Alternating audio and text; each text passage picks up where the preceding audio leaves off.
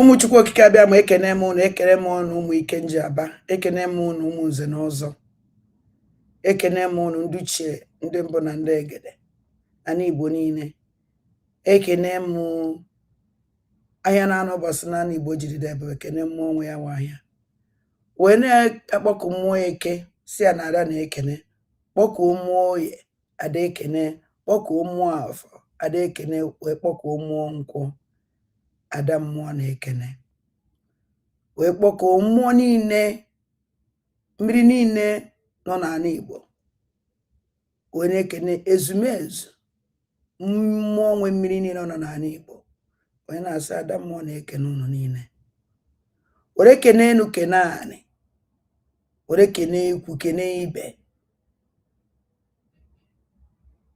wee kene ezinụzọ, kene mmụọ niile Igbo jiri ebube, kene mmụọ na-emere Igbo ya na mmụọ Igbo na-emere ihe, wee kene aja na Igbo nna, wee kene mmụọ eji wee bibe na Igbo, wee kene Chukwu okike abịa ma ezichi m, asị m ga-ekene. Ana m ekene gị n'ihe ọma gị niile, obiọma gị niile, mmasị gị niile n'ebe anyị nọ, nchekwa gị, obi ụtọ gị, amara gị, udo gị, ịfụnanya gị, ezichi m ndọ.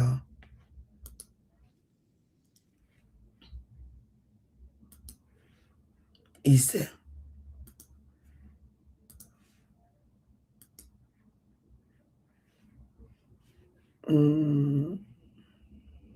Elizabeth.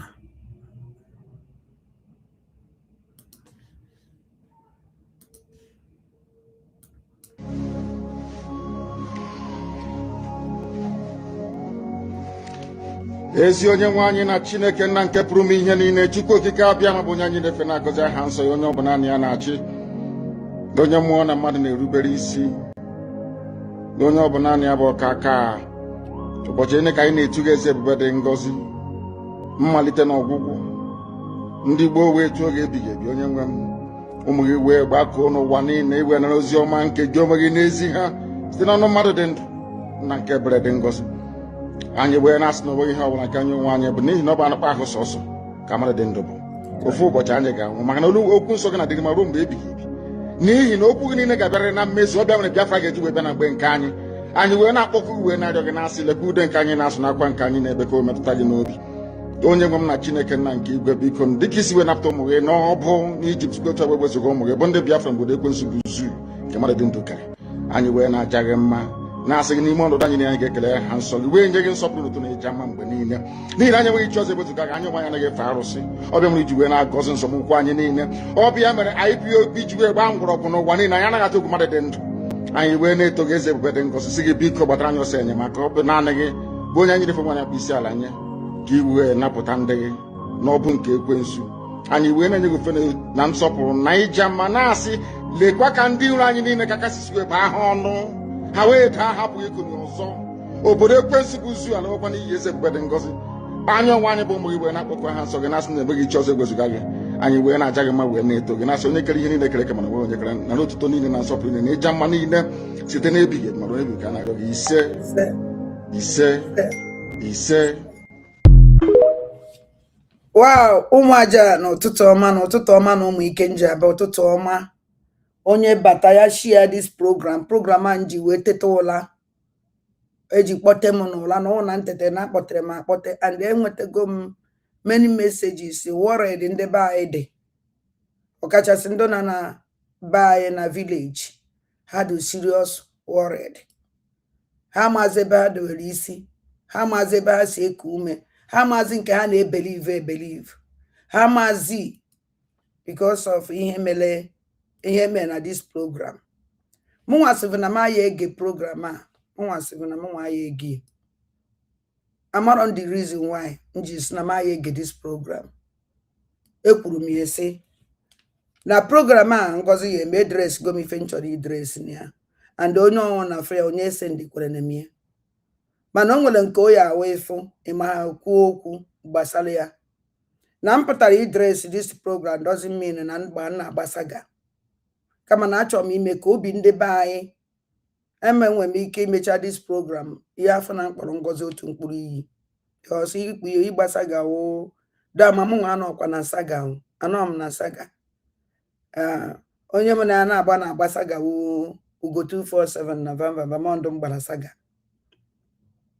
agwa m ha gwagwala ha onye nwe saga onye gwara m gwagwala gị onye nwe saga ugo 247 mee program kpọọ m afa abịa mgbagwu dibo nke gwagwalakwu ya ondo anyị nke na-agwa ya eziokwu nwere ihe nke o mere ji nye gwa ya okwu onye nwe ihe ndị mmadụ kpọrọ saga mana afọ m ya azị saga amalọ nka m esi na enwe m ike mgbe m gbara saga mgbe achala ugo na ya mgbe ahụ ka m gbara saga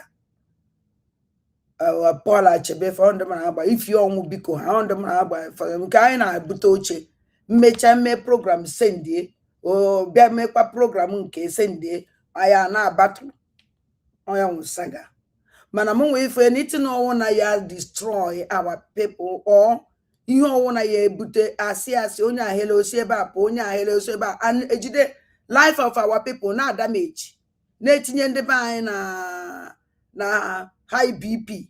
I can never keep quiet. Mma pụta dress enya in a manner everybody may understand. Ejere in Finland from ọbata obi one-on-one ọhụrụ dat na unu chọọ onye unu ya ege ntị karịsịsịsị ya n'ihe niile a na-akọ na social media ụmụ nwa ka unu ya ege ntị because I see him face to face 45 good minutes oye m na na abọ face to face like this, no demarcation of anything, no game ọkwa nke asị no na onye nwa na outside ya na-ekwu uchi telephone, nothing like a telephone, nothing like glass demarcate, no, just no nwere something just height ya do na nwere ike ịmafe aka ọmafetakwa aka height ya just like this ya we ji we dimeji we just something height ya on aka ha ya osi iji we gosi onye bịara abịa na onye abịara ịfụ ọgwụsịa ihe ma bịa kọwaziri unu n'eme ebe ahụ dị ana achọ nka nkọwala unu even ji we kweda na the only thing nwere ike ikwu na this program today gbasara program mpụ na alụla na Ngozi Olabeze mere, and I like the program o mere, I like kamia because no so na Finland law Finland ka Ngozi Olabeze bịara galo ndị be anyị na this woman enwe ọkwa conscience, and this woman actually stop tomorrow, and the reason Ngozi ji wee pụta were this nonsense wee pụta because na Ngozi Olabeze amalago na mụ nwa kwuru okwu, and ife Ngozi Olabeze chọrọ otu amekwu much ọ chọrọ ka m kwuo much, ọ chọrọ ịma something, ọ chọrọ ka ka nta isi mmọnwụ because ife gbọrọpa fagharị all of them gharị una ndị marafa jere njem a nobody know them from camp Ngozi amarafa ebe a nka si wee karịa fa, so there is no way ha ya eji sikata na n'imi any group ọsọkwa anya wụrụ esite ha ndị mara ha ije njem a, and Ekpa meji wee tinye ha na video ha mere ama m ife na-eme ya ga me nji special video niile mere ha nwa abata na that video, they can never know them. Fact ndị mara ha ije anọdụ na struggle a ha nwedu ana mgbe ọbata obi na ka na support mana ọbata obi enwe na nsogbu onwe onye nọ na any group ọnwụna ha na ora anyị siri nọrọ ka ncha niile si nọrọ, and ihe niile ha nọ na group ọnwụna no a good time with ọbata obi all of them. Now achọrọ m ikwu maka program a akwesịrị m ịla ụra abalị ụla n'ụtụtụ because ala m ụla n'oge ọrụ nke nji wee la ụla wee ebe 4 o'clock ka nji wee la ụla because when I finish a program our people used to call me ana m agbafu ume o nwere ndị anọkọtazi na ọnọdụ a so nke na-akpọ m ka ada gịnị ana m nke telefon m nwere ngefu nke ghara ngechiri ebe na akọwa ebe na. So this morning I wake him up because of this program wee je akọwala m ife Ngozi kwuru na program and say no that you are going to come na Ngozi Olabeze wefta law Finland the law. Bia gụọla ndị be anyị. Gụọla fa law ndị Finland o. Ọwọkwa Nigerian law. Achọrọ nke unu mee understand. Ndị na-agwa okwu a ndị ya eme understand this program a na ife a na-akọ kịta ahụ. Ndị n'obodo oyibo mmadụ system and ndị nọ America, anybody on Nigeria across of Europe, or walk under an African country, because I'm system of other place.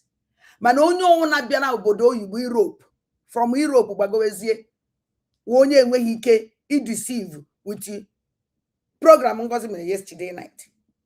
And I wonder the person grow that law who former European lap during time of Obatobie and Apo Christopher.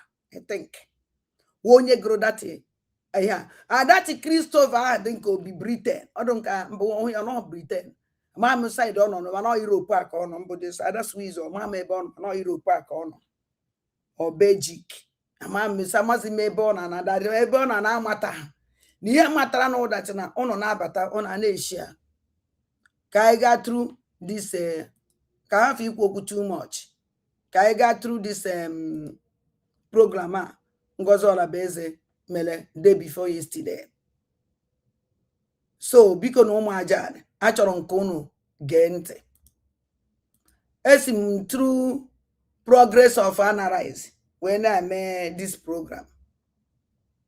Because side nke ka ọkara domanya ibe akọrọ ebe a. Ndị nke ọzọ na-akọ mama ibe ọkọrọ akọ.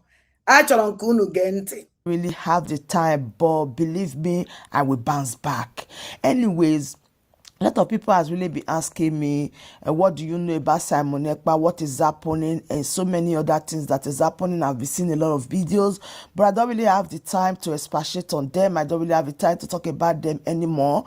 But today, I had the Deputy Prime Minister, while she was speaking, many things they happen. No, anyways, listen to what is happening right now. Dr. Ngozi Orabo is have this to say concerning the situation report from Finland and Simon Ekpa. Now, hear this. Imagine being able to build an app with your name on it, just by thinking about it. Meet Base 44, a complete AI creation platform. Describe what you want, and watch it take shape. You can plan, customize, and expand in any direction. From tools. Program of analyze. Program of analyze. Ewo kweni wo ne mesni po ke mana mama ha baga po e mana ejem school. Owo kwa mkpari. I chole bounce back, we bounce all back in a useless way. And the Adam ashamed of unu wa wondo bounce back. They share this nonsense and they be Italy. You know the Italian law. Man at this thing ngozi guleba or can loss ye me. Because all Europe law by work we other kind different. No the key for American name Donald Trump rigolo. Law change here Donald Trump be with long key in America. And that law obiara uti law the law obiara uti immigration ndị bikali ndị bi also gwara na America kana agbaluo today. Mana that also na agba na America ahụ nwere ndị anaghị agba ya no. Enwere ndị anaghị agba ya ọsọ na America ahụ etinyere that law and how immigration also. Amani jiri ntị gumele oche and unu wele chezo that no nwere ka mmadụ na-esi ebido n'obodo or carry some nonsense. Unu wele chezo no nwere ife mmadụ ya pa de mmadụ yesi we participate here n'obodo or carry deportation.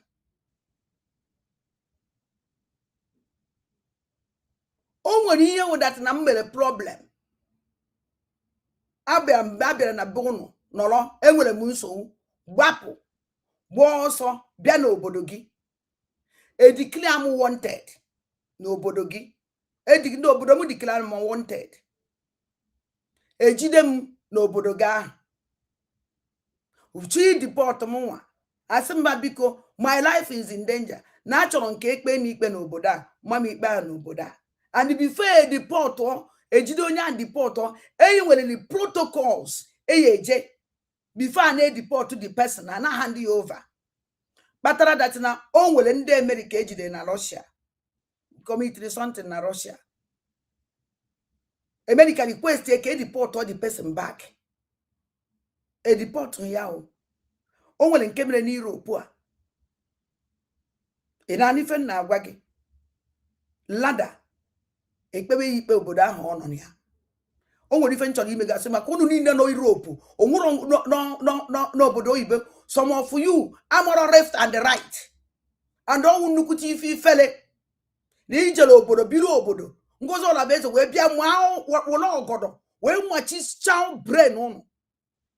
Onye ka nji sa dem sorry na gụnwa mgbe ịma ịnakporo ịnọketere nakpuo ka m wee na mgbe ịma ịnakpu mgbe ịchọpụta the truth mgbe ịma onye ngozi wee nakpuo ọbịa akwụkwọ unu ụgwọ setụrụ unu make a peace with unu ya unu nwa ife ọkọ unu oji unu niile yi wee chi akpa azụ unu wee chi azụ wụ na asị nke ahụ ebe aka unu ya atụ unu ya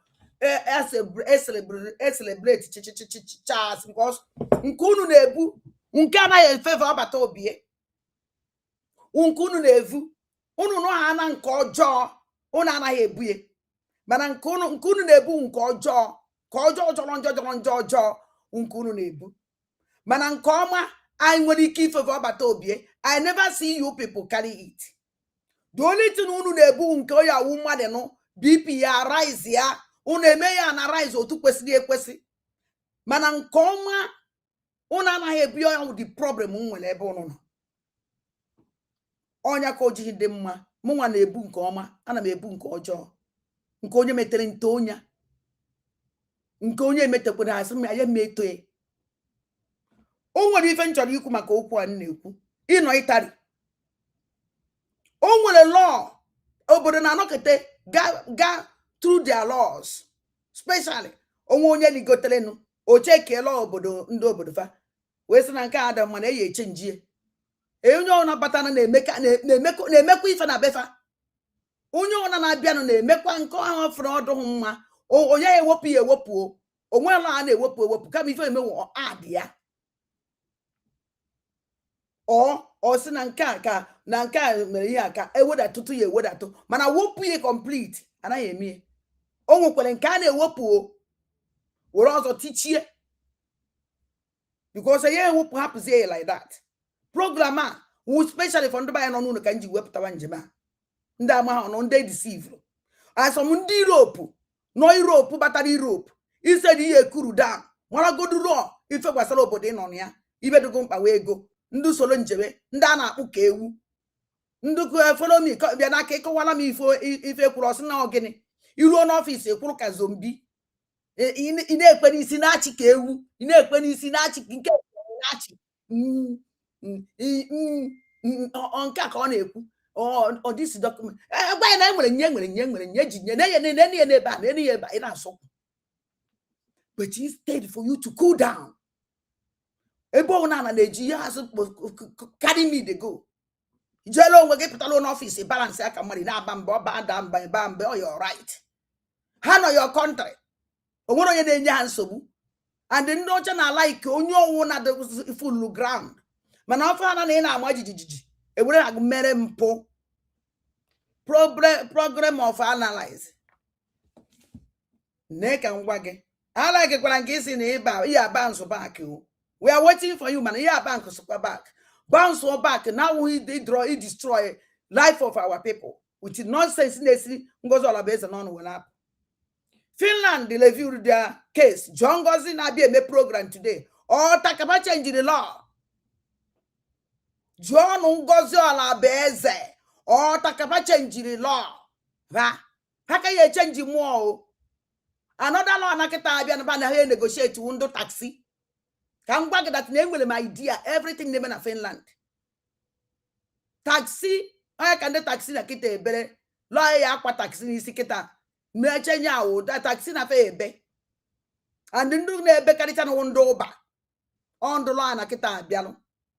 Finland changed the law for strangers na befa committed something na land ya anọkete anọrọ m na France Nigeria bịa gbaa ma na Nigeria na-enwe case na obodo a. It doesn't concern Finland. It doesn't, because all know what even committed or on a Finland can commit ye. Ebe ye deport here. Why you were deported at the beginning? Kona Nigeria je face ye problem ye. I was at and go jeta zenga nata. Finland they deport onya. Nivo or somebody are committing any crime. Are committing any crime. No, asukwasu. Somebody give you a life here, everything. What you don't know is bigger than you. Ama no maybe nibiji we ma pataka nkwu okwu. Ima na ejechana that this Finland nje ejechana take umoku. O gwara unu niile ghari. And do ekunu ne push you. Ka ama na mo ya bia tie mbua agbo mi beri na ni return da gbo ndu niile na eche ka mmenya nti. Awuro mo onye iberibe. Eso na ndị eji eje mba. Nke anyị chọrọ ka ọ pụta na public, nke pụta na public. Apart from nke pụta na public, any other thing unu na-esi unu aye esite anything. Nothing. Lada ọrụvodi na o nwere nke ịchọvụrụ iri ikwu because of kalata unu na-eme akpọchie nye nwere ọnọdụ nyochi unu aya anụ ya. Onye ka na-asị enwere confidence. Onye ka na-asị I have confidence on this person that if I na ngwara ya apụ outside. Onye nwe that confidence ya. Owo na ị na-emeke with somebody. Onye ahụ enwe confidence on you. Lax ya gwago okwu destroy ya gwago kọlọ gị ka o si eme. Ị mara that na ewuru mmadụ.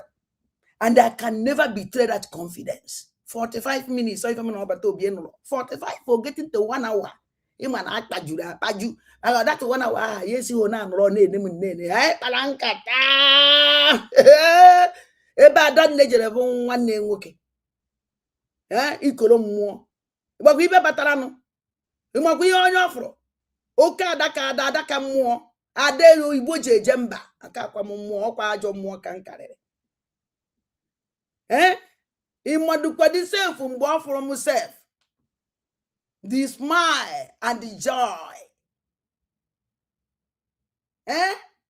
Na onye batara no nnukwu mmadụ batara nnukwu ada oke ada ka ada. 45 minutes ngozo na beze. Ọwụkwa 1 minute, ọwụkwa 10 minutes, ọwụkwa 20 minutes to 45 good minutes complete. Eti ewepụ. And we relax no bankata ofuma. Onwe kwa onye gbara ya okirikiri. Nobody. We relax.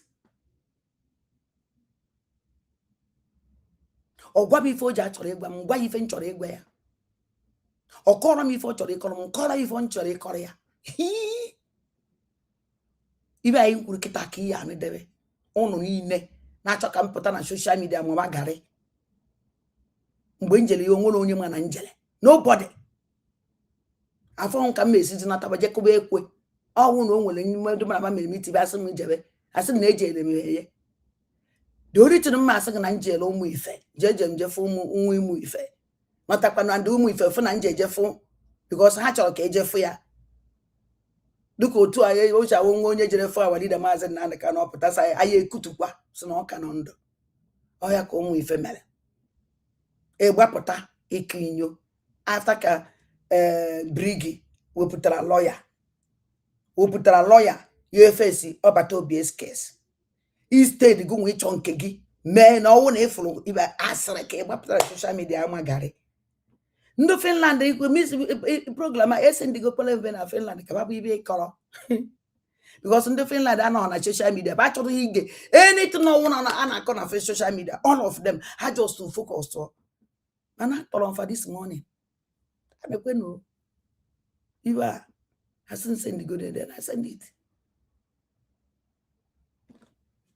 Nanya can wag Ngozi. Imara to the Kugu, Ejugo, Agolongego. Walango naba. N'iko ga-eju Ngozi Arabeze kwala ngwongwo gị na asị gị n'iko ga-eju ugo oge nkele kwala ngwongwo nụ na ba n'iku na-eju ugo Ngozi kwala ngwongwo n'iku na-eju ndụ Sabotu a kwala ngwongwo ndụ Sabo niile kwala ngwongwo Sabotu a niile kwala ngwongwo nụ na ba asị mụnụ n'iku na-eju ugo egwu na agụrụ ya new compose ya we compose cancer Finland nata on new message new music genunte Sava, if you're here, and Honorable Uche, if you are here, to highlight to Biafrans the changes that the Finland government has made within these past few months to ensure that they kill our Prime Minister Simon Ekpa. This woman come out before. Even a Finland declare me wanted. Now Finland na China.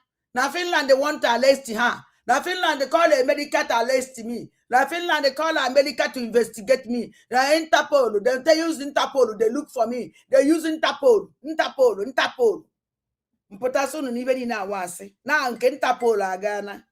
Na ye chom otolo nala ni. So na ya bi Finland. Ka bia go no na changes Finland mele na law. Yes, so Finland o mele changes na law. O mele changes na law because kaije njere Finland. Muna enwele mo mmado. Enwele mo mmado na Finland o. Onye ka nji we je Finland ba mmado na nsi je dete na ogbala fa hare mana echere na so na ba ka na obata obi na akpa direct. So ba ma ho ogbala fa hare o ya umekubulu everybody. Because we believe in I just they love them. Nana egenti ka okpozu uche ejebe mfo bata obie na prison. Ejebe mfo bata obie na prison. Mgbe uche jelu fo bata obie. Mgbe obata obie kano na ihe a. Mgbe ahụ ekpebeghị ikpe obata obie amabeghị ikpe. Ka uche jelu. And ojije ahụ uche jelu ahụ na uche nwere ike ịbịa gwa Biafra ibe ọbata obi gwara ya that day. Ọnwụ na o nwere ike ịgwa unu ife ọbata obi gwara ya. Ihe niile ọbata obi ejere court. Uche did not go to court. Uche na-abịazi akọwala unu. How can you call a persecutor bịa gwa Biafrans? Even law Finland. Kedu ibe unu chọrọ ka unu nweta ebe this man kwu nọ?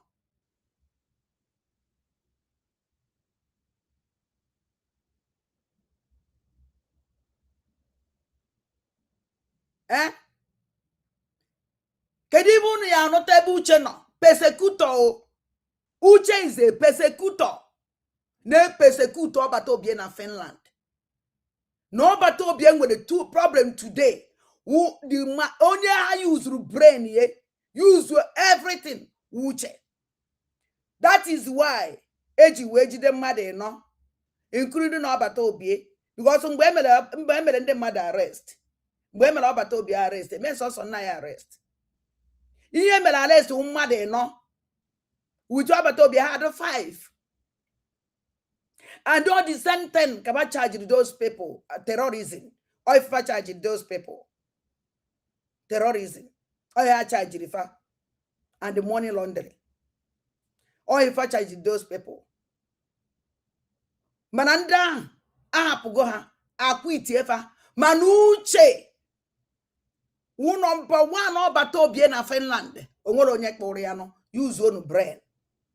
Kedu onye suru ndị ahụ imi? Kedu onye kpọrọ ndị ahụ? Kedu onye tinyere the name of those guys ejejide? Ajụjụ unu ya ajụ. because achọ onye ya ejide utu abata obi ewu uche ka ya ejide ana ejide ihe ejide ndị agha ma ndị baba nọdụ na social media anaghị ha apụta eso na any group ọwụna mana ba nọ na group na Finland.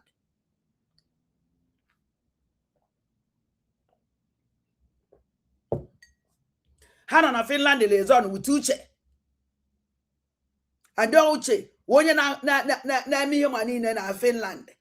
Uche wu European lep. Yes, uche wu European lep.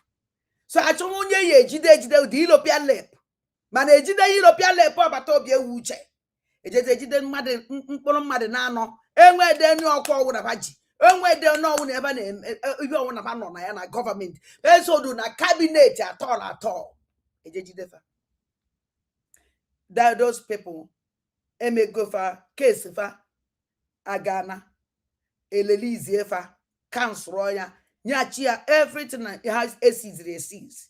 Achọrọ nka ndị wake spirit unu because maybe unu echezogo many things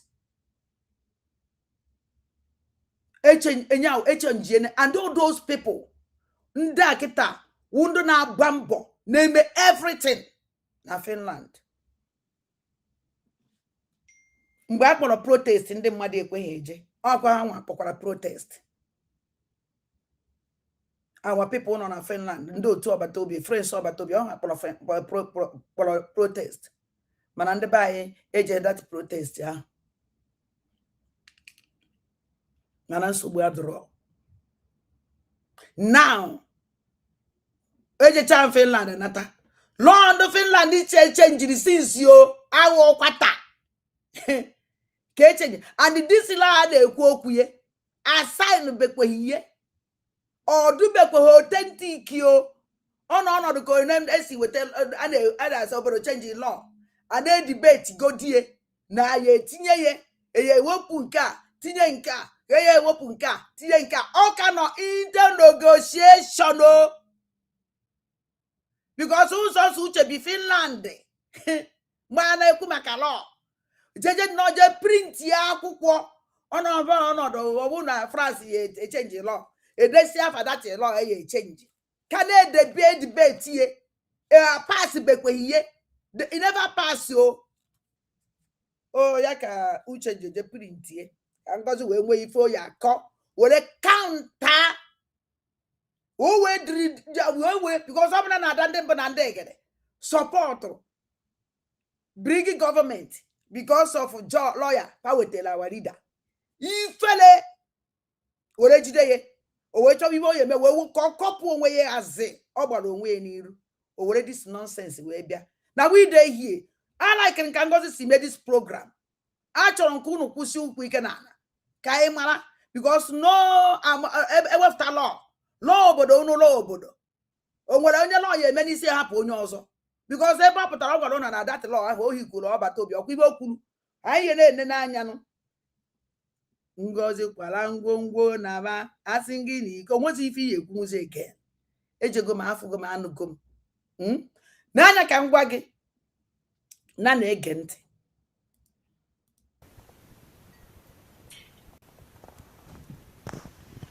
So ife this woman ji wepụta ọnọ ka ọ bịa gaa ọrụ n'ụlọ Finland mana ọ gụbekwara ha ụlọ ndị America America nwekwara n'ụlọ ewepụtara maka immigration na-ege ntị. Changes are geared towards and ọnwụ nwa nwere mmụọ eji afụ ụzọ aka ntụkọ ime ụlọ ọgwụ akpasị ọgwụ eji achụ akpasị ọkụkọ n'anya toke n'anya ụnụ ka ntụkọ ya ụnụ ka anya ụnụ sahe kunu watch a body movement of this woman kunu wefu na iyi na-erie nnukwuchi iyi na-eri ngozi iyi na-erie na-ege ntị. establishing rules that will make it easy and maybe legal for them to extradite our prime minister from Finland to Nigeria, where he's going to be killed. All of us are fully aware. Now, once our Prime Minister, Simon Ekpa, sets his foot inside Nigeria, the Nigeria terrorist state will murder him. They will kill him. Even in that plane, they will arrange to use to transport him. They will kill him. Oh, Nazia Nanya, cow number one appointer say. Him and if use private jet, where deport or where back in the nap poor. Ifeanyi awarida maazị Nnamdi Kanu na Kenya achọrọ nka Biafrans mepe their brain mgbe ọ na this woman na-ekwu okwu you think it wise chegedo echiche nke iji wụrụ mmadụ asị so na Finland ya wee ha ye deport ọbata obie eme plane na range eji wee deport ya eme no plane na range o eji wee deport ya even na that plane na eji wee deport ya mere arrange maybe not finish because Nigeria nwere flight o since as no Nigerian flight ka eji wee deport ya or na Nigeria ye wetezi no their private jet see Finland. Nke wasn't deport, not kidnap. If they arrange flight, private flight to take Obatobie to Nigeria, or was it deport? Almost it was all kidnap. Because everybody made plane arrange. Even that flight, Emel arrange. We deport here. That's how you made the flight. That is in can game on.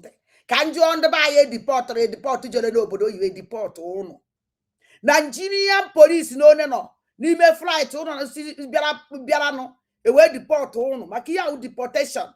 Oh, Metaos of China, Finland, that was in Finland. According to Ngozi, even Ngozi Neku. What was he deported to Nigeria? Huh? After got to China and Gao.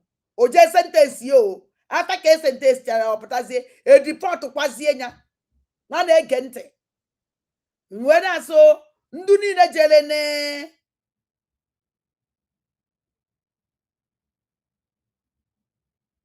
ndi ni bia keda fadi ike Chukwu owo na pon na this platform I will kick you out ina no owo na choro ino here ino imechi onu gemte I want to be by distract him, make kick go out. I had my church was on in a it doesn't mean anything for me. And what if on in a bad name, Nami Tramas and Poro? I didn't make you with in with a bread. Now, goes all the business now, Friday, may arrange. AG way deport or Batobie. I under Nigeria with Iki inside that flight. No was the Finland they deport, nor is Nigeria they deport Zobatobie from Finland. Nigeria they deport ya basic Finland. Deport to Zobatobia Jibwe. Nime hence man deportation. It is a deportation. Who Finland de bundu ye deport to hand diago over to immigration na Nigeria. Afube monye deport wala. Obu country.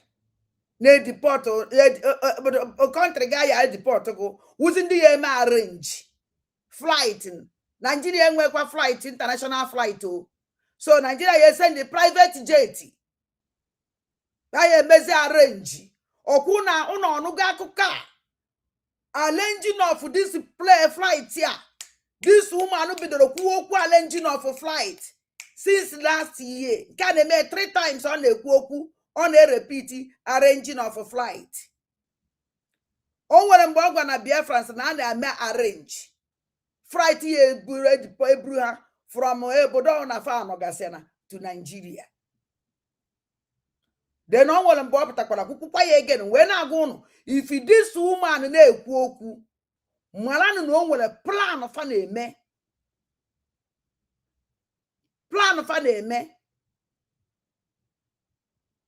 ọ pụtara na-akọ because ọ bụrụ na ụnụ watch ya ka nkike this woman out here eje anwụpụ ya ebe a because ọ nọrọ ebe a achọrọ m ka ọ nọrọ mana ọ achọghị ka o distract am. So ọkụ unu were na-afụ akakwa maka unu na-ege na ha nwere ike igbunye n'ime the flight nke awọzi kidnap because ọnwụ na Finland deport ọbata obie egbuo ya n'ime arrange the flight eji wee deport ọbata obie to Nigeria. Ọkwa Finland gburu ya because Nigeria sị na ha receive ya as ozu. Ọwọzi deportation o na ha receive ya as ozu. Nobody receive as ozu o. Achọrọ m ndị deport the deportation. Man do high profile deportation. Man do low distance deportation. Ubikonu. Uno no the deportation now with the arrange the flight. Arrange the flight as onye melegene. The only thing I know that na obato bie na amaziri ibe ya ejizizi aji arrange the flight. Emeno mi amano nka m na-esikowa ụdị akụkọ akọwa. Ibe ya eme that na ọnwụ na onye na-esi ọnwụ na ya deport ya ọ na-agba nnekọnne etinye handcuff with the police na abọ ịtọ ya esienu immigration ya esienu ruo Nigeria. Eluzie Nigeria unu na-anọ n'ime flight ndị na-eje uje na-afụ unu bụ anya onye a na-edeport onye a na-edeport unu amara a na-edeport ya ahụ ya bata with immigration ọ nọrọ na with them ihe nwere na-edeport ya na-edeport ya edeport. Nobody will know that na enwere deportee n'ime this flight anyị nọ ya na-ege ntị a na-akọ ya ọkacha ya this program of analyze mapụta. There are no two ways about that. It is clear. All of us witnessed how the Nigeria terrorist state sentenced our leader Onyedun Nnamdi Kanu to killing. They call it killing. Probably it would have been by firing squad or by hanging. That was the judgment that was delivered to Onyedun Nnamdi Kanu. Gini ka ngwala onu na ngozi ola beze mwa. That was the judgment. Fana nchani na akwara ngi na onwe ife na eme na omaro because this woman work with prosecutors. This woman work with ndị so ịba na onyanwa onye chuzuru ebe ya ebujo ba awalide Maazị Nnamdi. Ana m agwa unu ya na-agwasi unu ike onye chuzuru prison awalide Maazị Nnamdi Kanu no Ngozi Olabeze o wepụtara na social media all the ụzọ for tan nke izo oburu ụzọ wepụta ujigawa and the jigawa wee be the terrorist na kpamkpamkpa jigawa. Second o wepụta Sokoto o wepụta na platform ya after Sokoto o wepụta Kaduna Kanu o wee wepụtazie the third one Kaduna. Mgbe o wepụtara jigawa on side that na ndị jigawa na request Biafra nationality. I come out here, I cry because this woman nwanyị man amanya n'ife mwana ya mana mmụọ onwe ya nwere mmadụ ma mmadụ adoye ka nwere inji nwee wike standing na na-ege ntị ọ gwanago that na iwe normal na ife kwesịrị ewu igbu egbu or public execution. Okwu onye isi kwuru okwu awụ n'ụlọ Nneka Chimezie. If you people can remember, then Ngozi Olabeze wee kọwazie ya ọfụma na na-ege ntị and Ngozi Olabeze ma that na wadida Maazị Nnamdi Kanu na ya ama ya ikpe ọnwụ public execution. And Ngozi Olabeze did not raise alarm.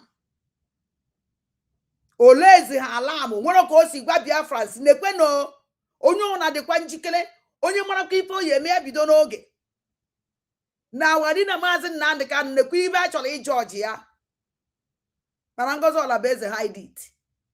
Ngozi Olabueze keep quiet after ka amaziri ya wari na Maazị Nnamdi Kanu te Chineke wee banye n'ime ọmụtọsọ maka na ngala ọnwụ na ọmụtọsọ kwuru okwu na ọnwụ na Chineke eje mmachi ọmụtọsọ ọnụ I wee sị gị na ọmụtọsọ wee kwuo public execution ona esi wee transfer that day ahụ ịma na ekwure different day ka awari da Maazị Nnamdi ka enweta na Sokoto ona ahụ unu ya that day ahụ nụfụrụ enweta na Sokoto ka eyele public execution before ndị Igbo amara dibe na-eme na ọ gafego before ndị Igbo amara dibe na-eme na ọ gafego Ngozi Olabueze nwere idea ọ gwara gị now that was the idea that was the plan Ngozi Olabueze ma no plan ndị aji and also good that in the Biafra and the leader of indigenous people of Biafra life here in danger. Ngozi Olabueze keep quiet. No after zika Chineke anaja nan Igbo na una amadi ife Chineke mele ndị Igbo. Una amadi ọrụ Chineke lụrụ ndị Igbo. Ba ije mwatawa moto sho okwu no bidetre. O ife ndị achọrọ ime awarida. Unu eche na wụ ibe Ngozi Olabueze na-ekwu na ya evudo agbata obie na Ngozi Olabueze ya apụta ebe a na-akọrọ ya ụnụ onye ya ekwuye onye na-agba nkịtị ebudachazie ya ọbịa sịgụ na ọ dara by surprise. Okay, na na-ege ntị. During the reading of that judgment, Nigeria state said they did not want to kill Nnamdi Kanu. They did not want to sentence him to killing. Because of the world reaction, because of what the world we say, they don't want to sentence him to death. And that death would have been by firing squad or by hanging. En Asie, on ne fait pas de détox, pas de cure au citron, pas de jus vert pressé à froid, pas de jeûne intermittent. And because of that, by firing squad or by hanging, because of what the world we say, they don't want to sentence him to death. And that death would have been by firing squad or by hanging. Reading of that judgment, Nigeria state said they did not want to kill Nnamdi Kanu. They did not want to sentence him to killing because of the world reaction, because of what the world we say. They don't want to sentence him to death. And that death would have been by firing squad or by hanging.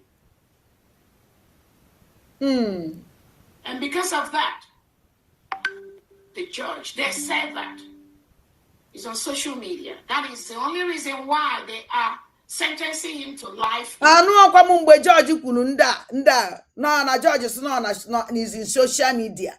Judge na court ya na judge ibe ka dey to egwu ibe word ya ekwu. Abube mu judge jidere onye si na o mere ibe wee chi sentence ye gụwagodu no ibe word ya ekwu gụcha ibe word ya ekwu were kwuo na bana na social media no, and because of that bana na social media ka sentence ye ha ndebay gini gini one nwaanyị a si apụta sand mmadụ isi amụrụ m na nwere ibe ọ na-akpụ n'ọnụ. I don't know. O ji awọkpụcha ha n'ibe ahụ n'ọnụ pụta ọ na-aka inyo ndị mmadụ some zombies enwere uche a na-ebelieve na nonsense and ibe na-ewukerecha m iwe na ndị na-ebelieve na nonsense nwaanyị a na-akọ ndị obodo oyibo mmadụ system na na-ege ntị Ngozi Olabueze ebe ọ na-akọrọ unu tori imprisonment, life imprisonment. Their choice, the Nigerian terrorist choice for every Biafran is to eliminate and humiliate them and kill them, starting with Onyendu Nnamdi Kanu. What is the crime for Onyendu Nnamdi Kanu? What crime did he commit? No crime except pushing for the freedom of his people. He has not committed any crime. The Nigerian state has been killing thousands of Biafrans on a daily basis. They murder many Christians on a daily basis. And you know that. And is so akagade here. And don't want anything he made to stop it. Even expose them. Yes, if you could wezo kunani ebu. Ngozola beze. Ya highest one 2025. Under your watch. And no time they come out on social media, Clyde, the atrocities in Yemen and Igbo. The Queen Nigerian state, good Yemen and Igbo. Never one day. And this in you, none against it. Ale.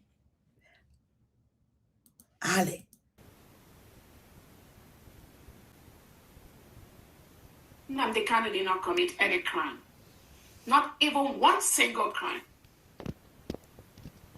Nigeria state colluded and kidnapped Onyedu Nnamdi Kanu from Kenya to Nigeria. When the Mogoro to DOS never say, shame, they shame me. Auto criminal group of Ekberima. I want to go there, but that's an I want to be see. The visit say, okay, forgive. But I shame with I shame why I forget about it. Have I go here? Na no level. Oh, when I share my shame, when I see wake with you, na shame one on a shame one. Unekuchiku ihu na shame ya une shame buchiku ihu na shame nka nke nda na shame one. And out now on our Prime Minister Simon Ekpa, who is being held by Finland.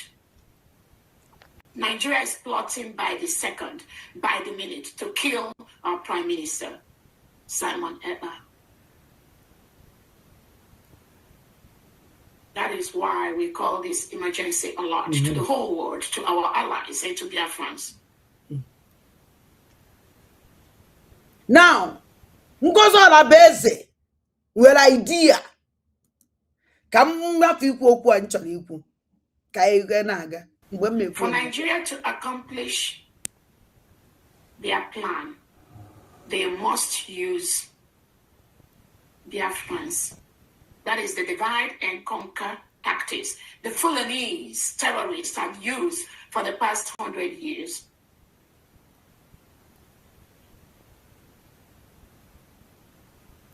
They must use fellow Biafrans. And that is why you see when the genuine Biafrans have restored their independence, continue to talk about their freedom, you have other Biafrans that are being recruited by the Nigerian terrorist state, trying to distort and disrupt that.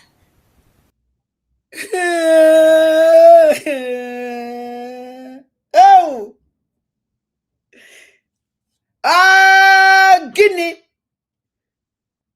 That is why Genu Biafrans declare rubbish. He declare rubbish. Nonsense.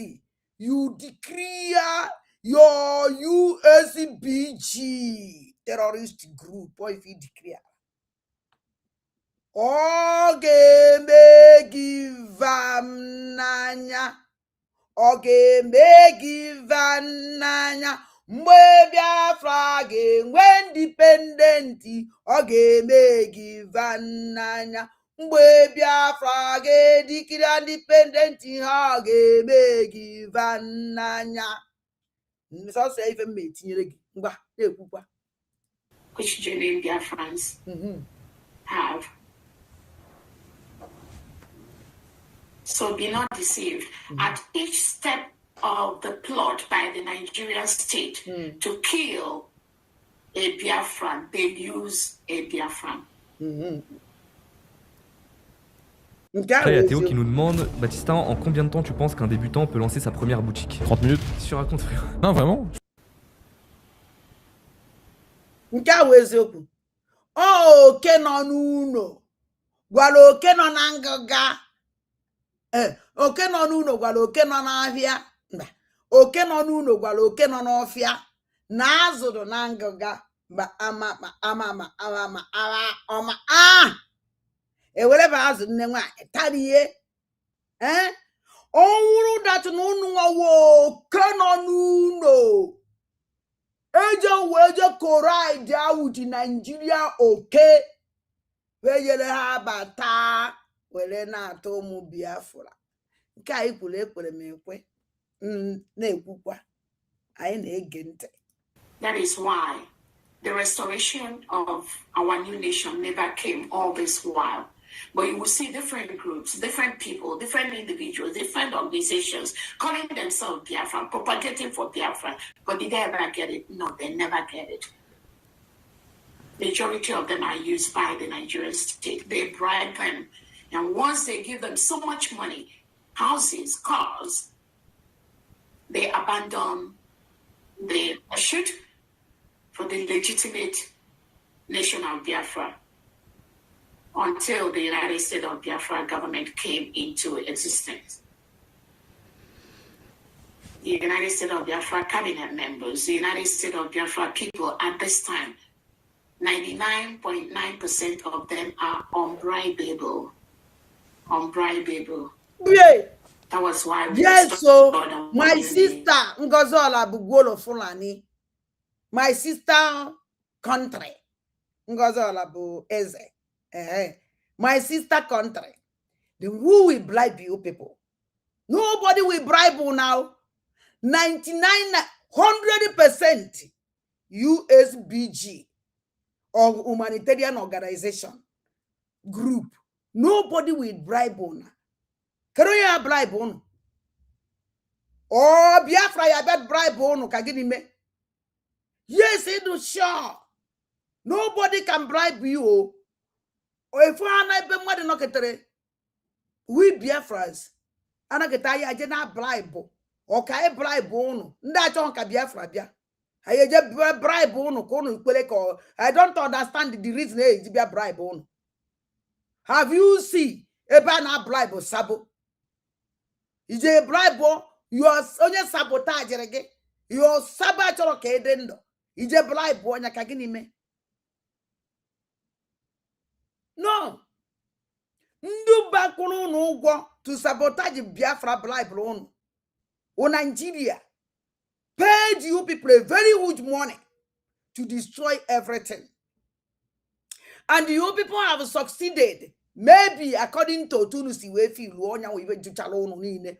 Nwoke unu mkpụrụ amụ gwa kpuchara ba ahụọ. Yọrọ godo. O makpusiri ba ahụọ. Unu ụmụ nwaanyị akpaala unu.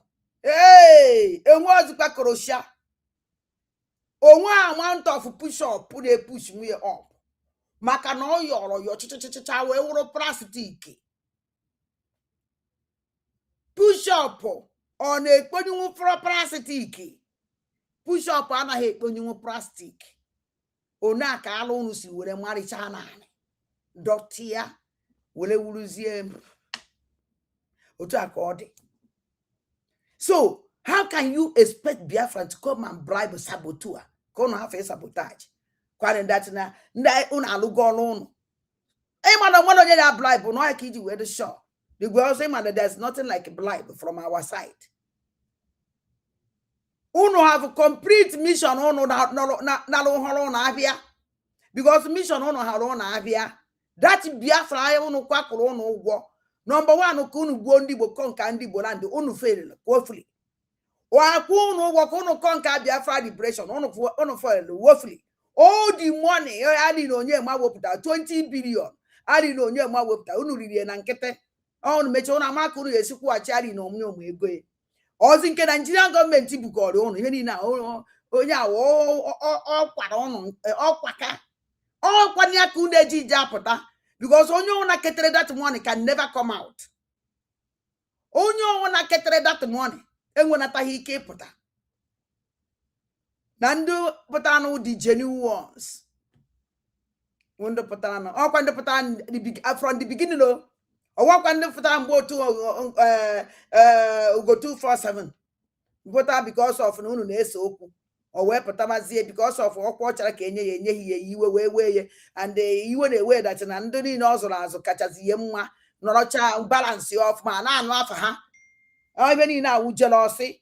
After my program, one and I watch a program, yeah.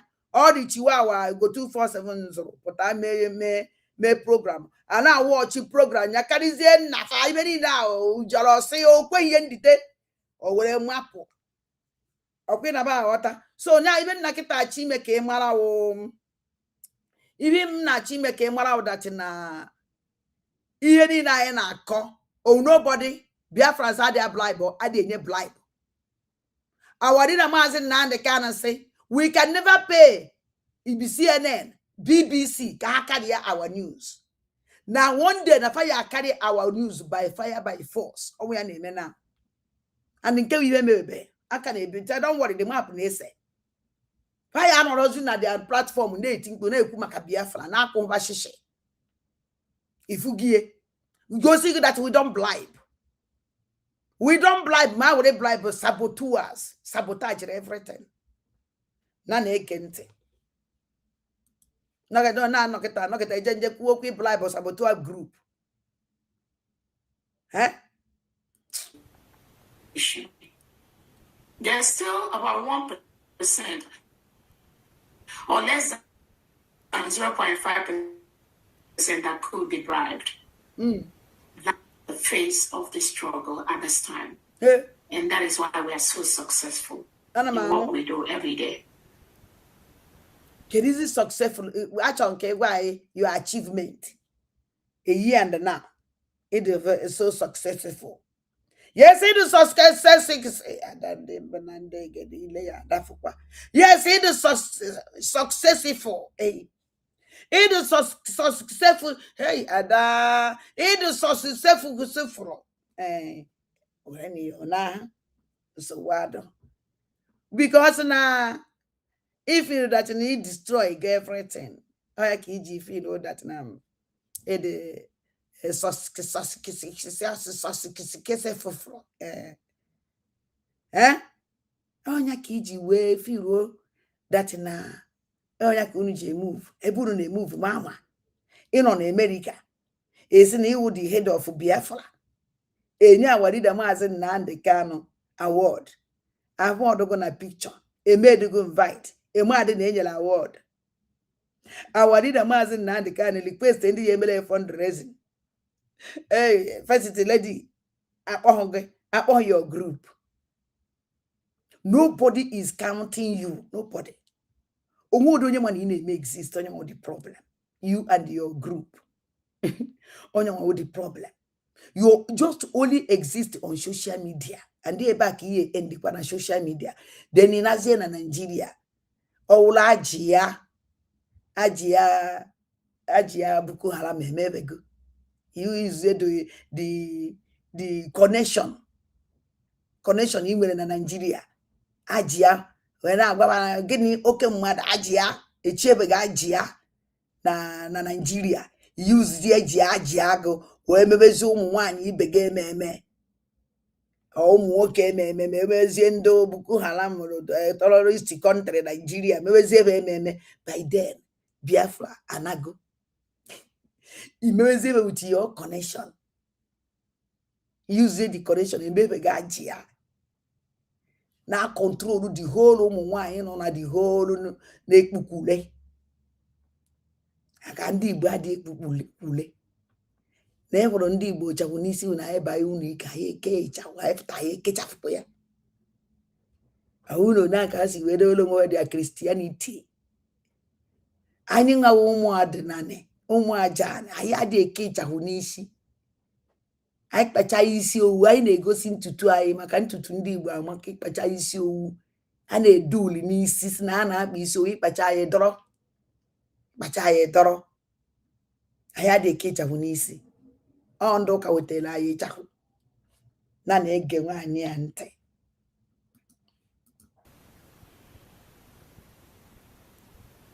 Right. So I'm going to call on Honorable Christopher to highlight us on those changes the Finland government has made between December or November 2024, 2025. Yeah, within a short line to make their law accommodate the killing of our Prime Minister Simon Ekpa. Hey! Oh!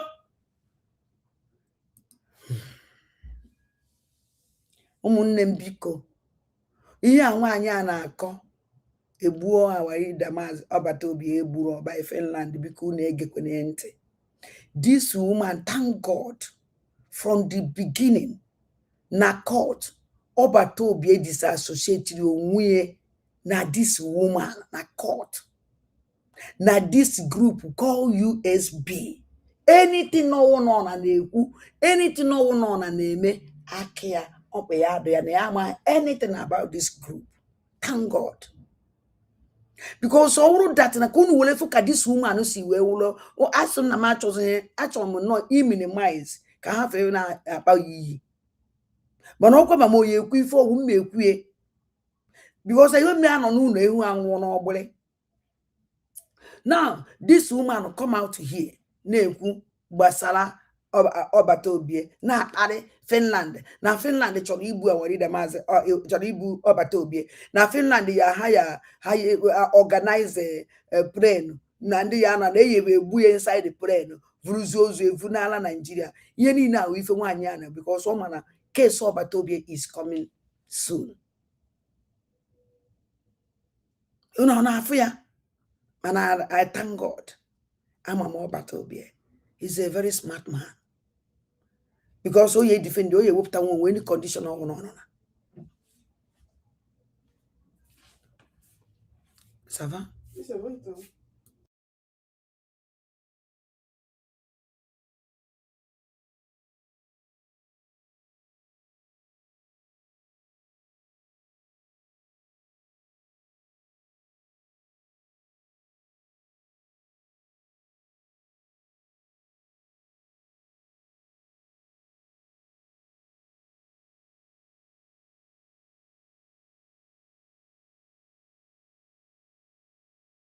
When I say killing, it doesn't have to be just straight killing. Any move to forcefully move any Biafran into Nigeria outside their wish will result to their death. That is what the Nigerian state does. Thousands of indigenous Biafrans have been murdered, have been killed. There are reports from several organizations, from Amnesty International, from different world bodies, from the Jihad Watch. Thousands of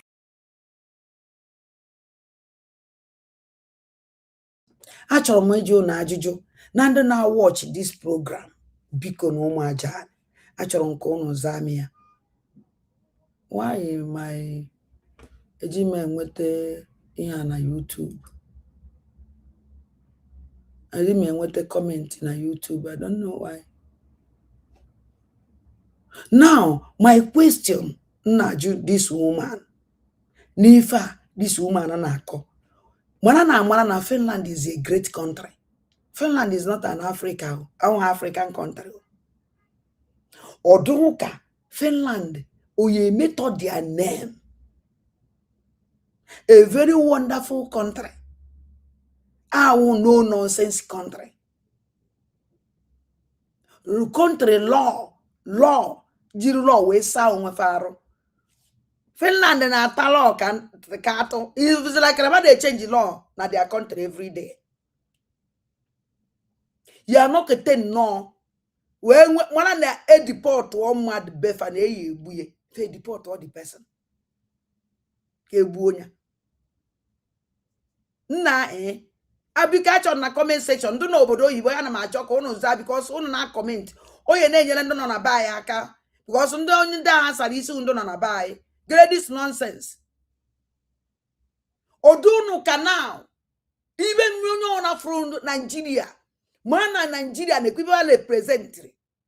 Odunuka, a powerful nation, like Finland. Oye deport mado. Even on you just ordinary a member of IPOB.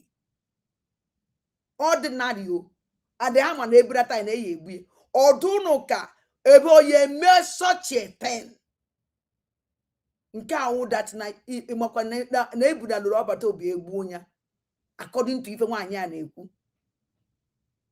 Mokwana Finland, here. I would yakoka, yet ha koyako. Nane gente.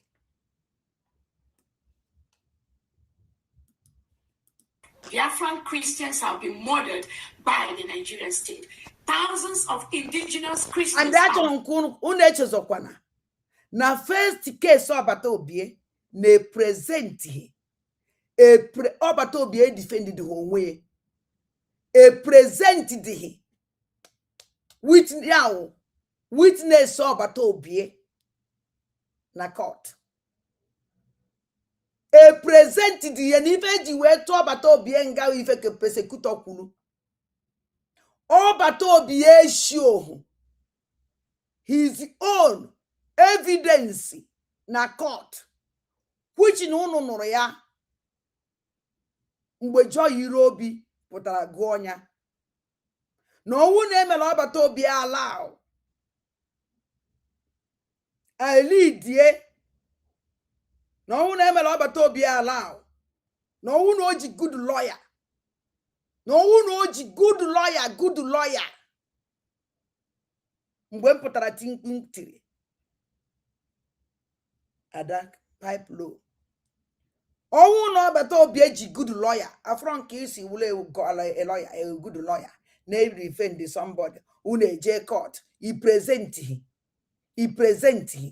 the evidence. A persecutor present yenke. Go on and get present in your own. Emma that an ephemeral band too bad. Esemuko, master na the lawyer that compromised also. Or to go compromised. The all the compromise and they could me go see that the lawyer have how to go compromised also. All the compromised because I never see such a thing. This a very big, a very high profile case. Keep presenting the witness, the evidences. Onya ne persecute woputara. He don't present it. Case yes, we know the case. Away 12 Obata Obie 6 years. Injustice. Away now amorom can see the possible. Because now the lawyer Adigo compromised. So 100% compromised. And again. Murdered as we speak every single day by the Nigerian state. This morning, early yesterday, in Kwara State of Nigeria, over 170 indigenous innocent children, women, I was trying to pass through the world, to pass to Finland government. The Nigerians are killing us. They are killing our people. How can you help us? He was crying out for help.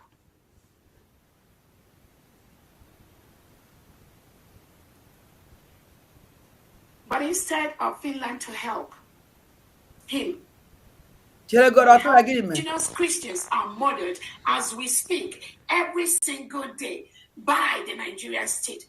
This morning, early yesterday, in Kwara State of Nigeria, over 170 indigenous innocent children, women. I was trying to pass through the world, to pass to Finland government. The Nigerians are killing us. They are killing our people. How can you help us? He was crying out for help. You was crying out for help. Well, Ngozola Beze na cry for help. Yesterday, they blew mad on them money. On a cry for hope. But Ngozola Beze have been crying for help. Mwafu nengwe to those 100 and something thousand Nimo State. Ofuebe. Do you see this woman tweet it? 100 and something thousand also came with the Nimo State to one place. Ebe kochala their particulars. Did you go on a base alarm? Now goes on a better than somebody have cried for Finland to help. You cry for Finland to help by how? By protest or by name on a social media now Finland every day by day. What can them put on social media who good about Finland? How do you call the help? Somebody call a country in a destroy na social media. They put bad against the social media. There is no time put on social media. Call on Finland, please. If they in our land, ladies Obatobie. The only thing they want to put in the Koku Finland, in the Finland, do Okwojo. Or women may cry for help. Cry for help in which way? Otesa cry for help, or Bodosa cry for help, or protest. If you flyer, Jenna Finland. Protest here. Which any nebulu, na bae. No life nda kobato bien itself. Please, release our prime minister. Na since age our prime minister. Na the killing kazinko. Nenko fu nka unkemele mbosido ta deti. Deti ibeni profly ebeni neti gasini ozunde mmado. Nkemele mbomele. No these things kobato bien na fight. Call stop war.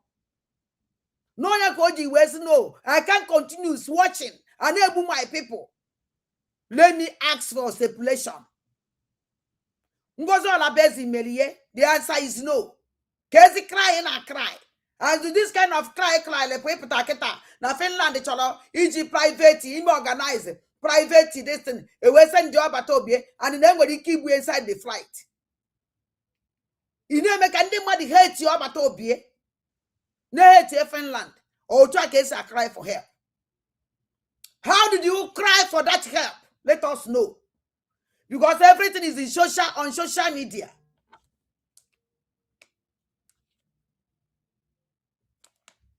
Everything is on social media. Tell us, how do you cry for that help? How? How do you cry? When we go Finland, I pleaded to you. Let us use this opportunity to protest. And I'm them what did you do? Or what if I now for that 5 days I in Finland, would even make that place? Or like I would use that opportunity we may mass protest. With your batobie. I'm one on that Laguna Uche. They don't want that picture of Batobie and Brian a picture of our leader Mass and Nandakan. I am one I be on Obu, bring horse on Obi. No, Uchun and Akon on Aqua. By you after that picture. Not knowing Laguna Uche, Finland. After that picture. Now you do well quite soon on Akon. I can't buy a picture of like that to Onyana Quaqua. Chileke Wesun on say. No, they're going to conclude. What they're going to conclude. Hello? I'm on live program name. I'm on live program. Or to Toma. There.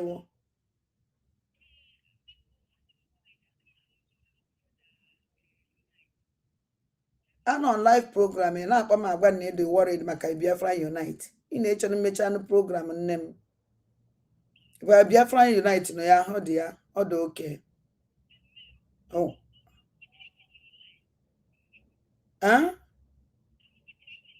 Okay. Mba Biafra Unite, how dear, what if I how dear?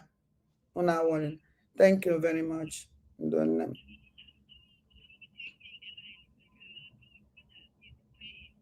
Okay.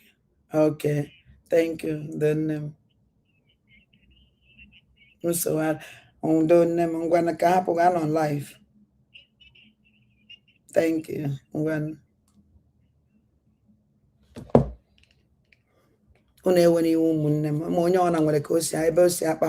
so now ana m ajụ Ngozi ka ọ bịa gwakena anyị ka o si prepare ka o si cry for help o si akpọ Finland for help On a call Finland for help or be on social media or not condemn Finland. Every time not be on Finland on social media or not by Finland. Every time not be on social media or not by Finland. Every time not be on social media or never Finland Igbo or to a case I cry for help. Or when find Finland the way useless country. How you just see way when measure batobie if I try him because afa how this woman they destroy na social media. Onya ko haji we sees nobody will protest for batobie because I won't they protest ever for batobie. The whole world after this now on the mother like Robert Obie like Rifa Batobie name.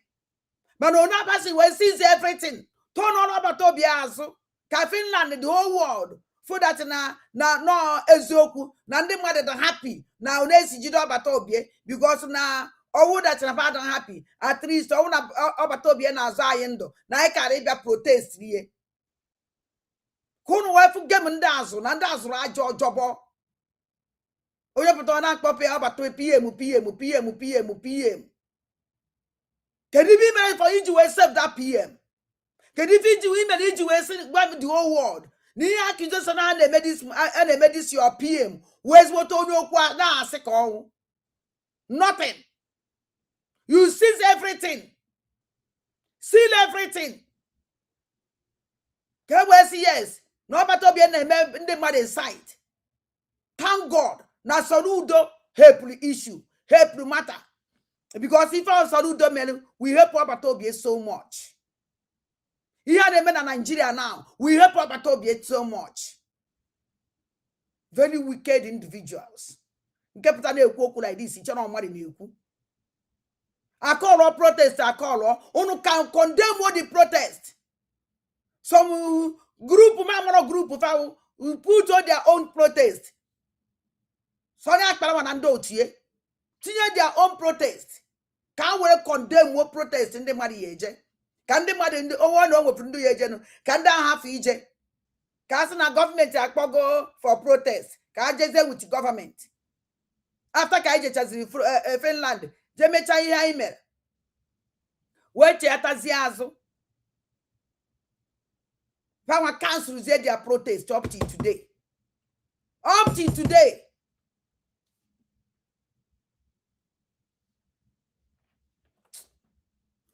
None again.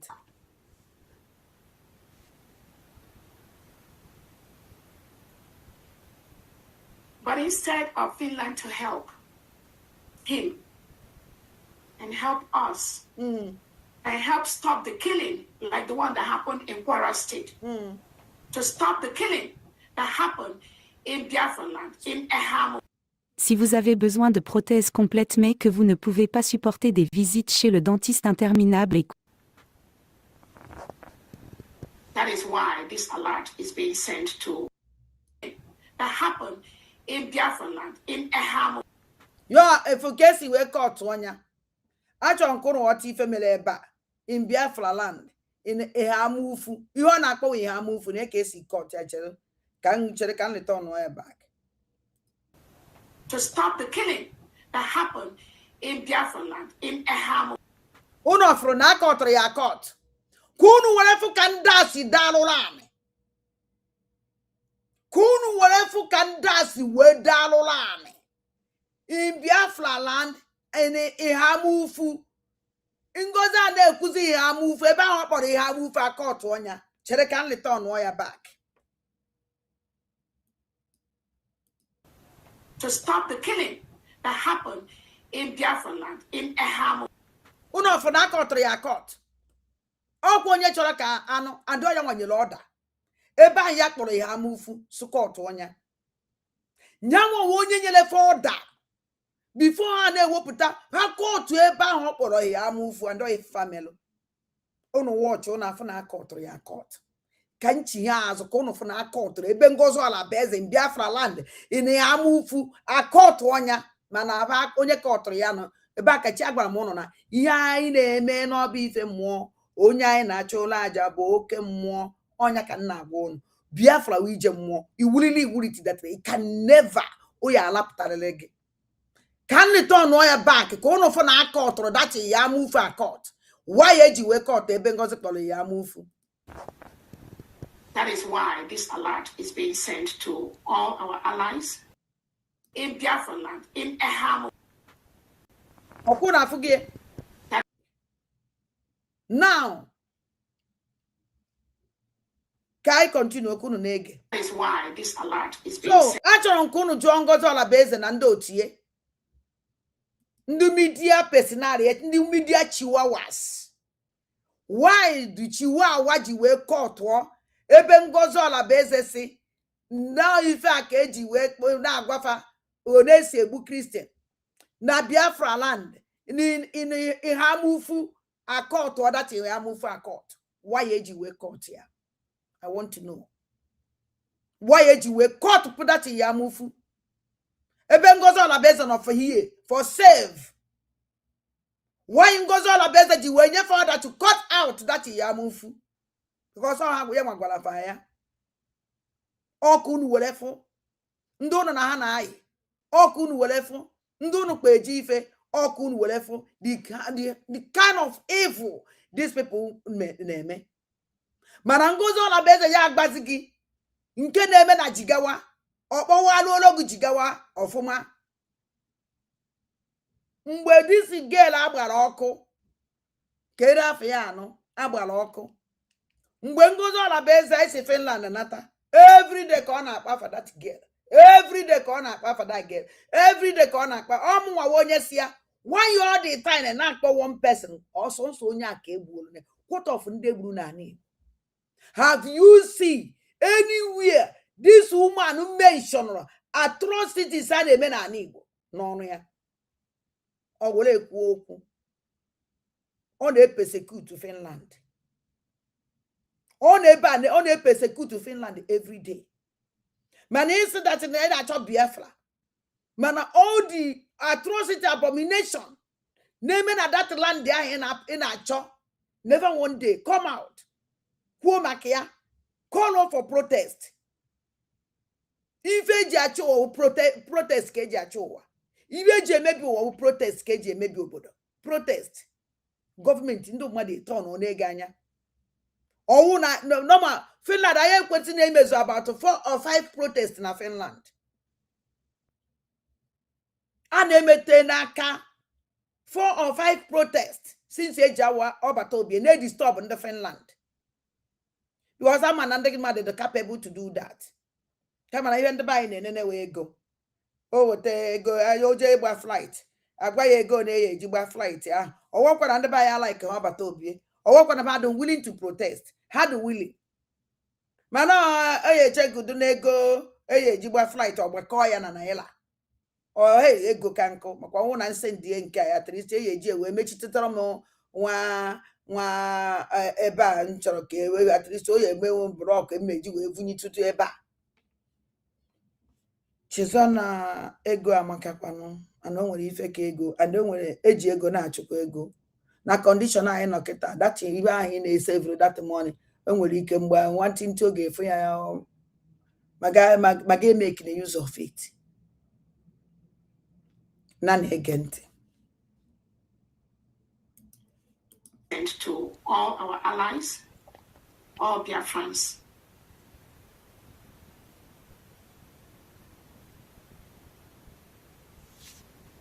And don't say, oh, why can't our prime minister talk? Oh, he has access to talk. He is blah, blah. There are so many things some of you do not know. Mm-hmm. But I'm telling you, after this first batch of Biafrans have shown their true self to the world and to Biafrans, then this delegitimized second batch of Biafrans in the name of CRC that was dissolved by the Brigade, Biafra Republic government in exile, of which I was the chief of staff. We dissolved it on November 2024. They have come out to play exactly that same role, that same position that the Ogen Kerry group is playing. Can surprise Yage. Let me surprise you. That is CRC for. Come on, no, nonsense because of that lawyer. Kangwazie ngi. Ihe. Onemo na ema mmadụ abụ si wee nwe contact. The reason why unu di believe. Unu di intelligent. Kai ijo. Kedu ife adande mbe na ndị egere ji wee jee Finland wee kpọọ ema mmadụ abụ na phone. No, ife unu kwesịrị iji onwe unu. Aja van na-ataka na-ege ntị. Na ibe aka ọrịa. Mana ọmụnwa na onwe m onye mere ihe. Makwana ife mere na otu si menya. Huh? Do you know the reason why nji wee kpe ma mmadụ abụ? Why you won't come for? Why you won't get killed? Ajụ yourself. Why you done them banana gereji je Finland? Wee kpe ma mmadụ abụ? Apa ngo ngozo ala beze. Let's get. Apa mo get killed. Owe wuda se ma mmadụ abụ akita. Ndisi ya. Ka na castigate ka ngwazie ngi.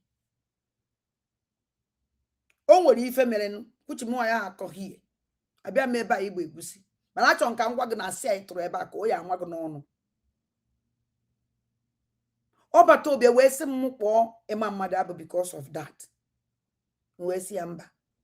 Ama ya akpọ. O nwere okwu ọ gwara m. Wee sị ya I promise I will do that. O nwere ife ya wo me. You can swallow mwa wa dandem banandegede. Do you even know Biafra? I can do any sacrifice. Or what anything. Oh, no, some poge. No matter even if I'm a good jelene, ma poge. Mana the only thing when you keep your cousin even make kuro. Ma poge. Ozia anji makapong gas straight na ya.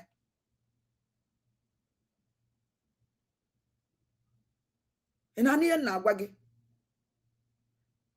Opori bịara kịta ebe a condemn ịma mmadụ abụ na ndị ochie. Mana ya ka ọsọ m kpọọ na phone. Onye na ụka van kwurie na mkpọrọ ịma mmadụ abụ. Yes, I call ịma mmadụ abụ. Andị ọbata obi ewe onye so mkpọ ọnya.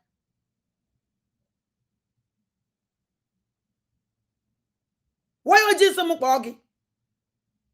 Why oji so m kpọọ oge nkele? You find how stupid unu niile do. Unu si akpari onwe unu.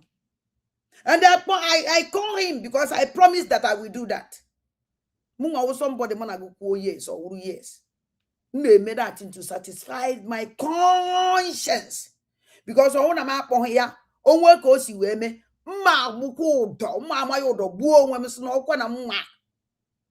But for me to satisfy my conscience and clear myself and clear every, make sure that na more woman and our boy. I do that. No matter how difficult, so because I will not go away according to your claiming now. Oh, yeah, last month, and then my pocket. Oh, who know again, Kelly, where's the way? Oh, yeah, last month, again, Kelly. Makana, awesome ponya. Na most spoke while a mamma dab and what ponya soon knows way. If I but to be a grand make a minute, that's all. And the one on wages some poor mother, your pico. Never something like that happen. Or don't possible. Ozi mozi, Jozi, that is the end. That is the end. And you put it the whole Biafra, man, a mamma dab no get a mamma dab no but to be an akpa, or secret. The whole Biafrans, they put on social media. For a mamma dam and a mamma dab no get an about to be an akpa. Our secret. Why you discuss with you no one? Ngozola beze. Why you about to be a discuss with you? Why you discuss with you again, Kelly? Ajuju Kanjoroge. Instead, isn't you a good person? Do you see that see Alicia put on social media now? We will see. Or if you go, Kai was it in there, Rio. Maybe I could get away so na Finland change the law. Lawyer you will persecute or Vuda Obatobie, Nigeria. A big babia France. Kabadokwa aware that in a year depart Obatobia Finland bring a new law. A you will depart Obatobia and Orona emissary. Can kick out on ma. Oh no, I can see how to see no. Where but they told the high profile lawyer to defend Obatobie, getting the camera. Fabia na social media, Biafra and the people banner. They show a very big, wonderful lawyer. Huh? If you're on social media, Ataja, Aja and Fulani, no walk Aja and Ibuna. Okay, Atanwe, the tie of what was Sageze. Goes all a beze.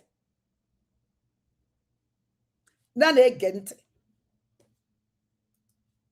They are playing right now as we speak with this same individual in Finland. That is why we have to raise this alert of this danger.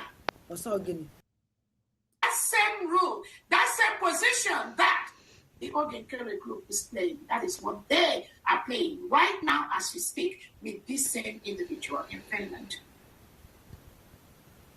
That is why we have to raise this alert of this danger, of this plot to kill the Prime Minister by moving him to Nigeria. Enano. Alule, ngazara beze, alule. All I need is werugwa. Akwe kunsekangora make wonyocho. Yes, but on yocho. I will. We got it as alarm. Why? Makanema meeting unu nebe, secret meeting unu nebe. Agana on the Finland. Oh no, Batobie pota. Beacon protecting our Batobie Kukamoku. To avoid the kidnapping. I can under Nigeria know how to kidnap. Unkangoza na beza gwana that they with a special flight.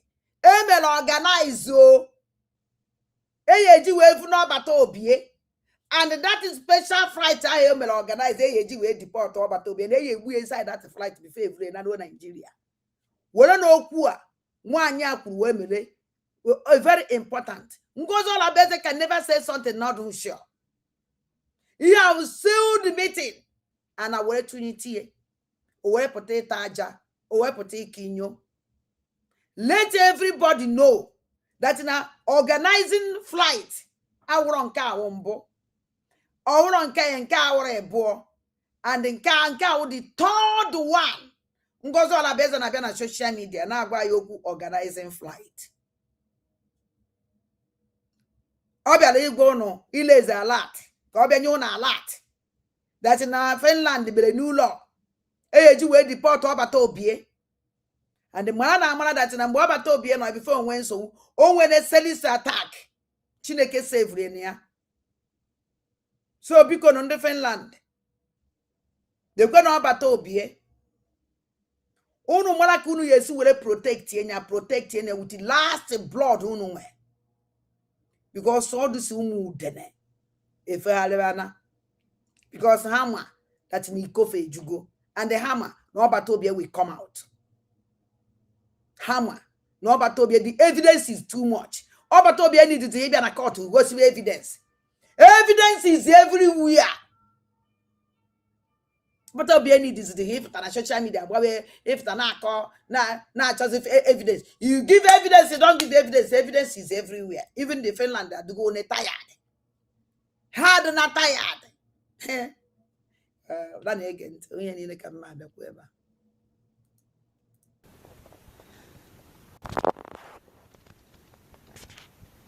On that note, I'll allow Honorable Christopher, if you can brief us on the changes Finland has made to facilitate the killing of our Prime Minister Simon Ekpa by moving him down to Nigeria.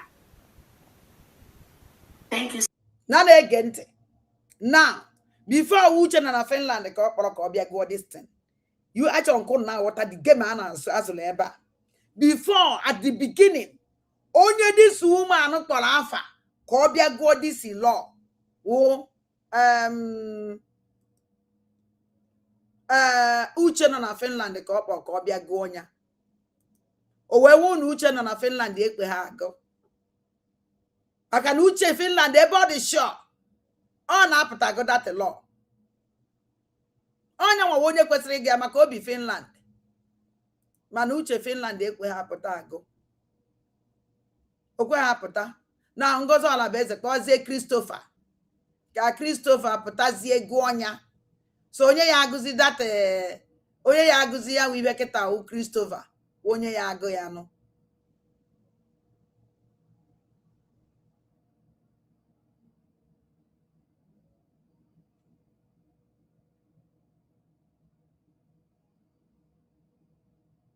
no mban onye ya akpọ onye akpọzi kịta ya bịago ya wo onye ọkpazi kịta ya agụ ya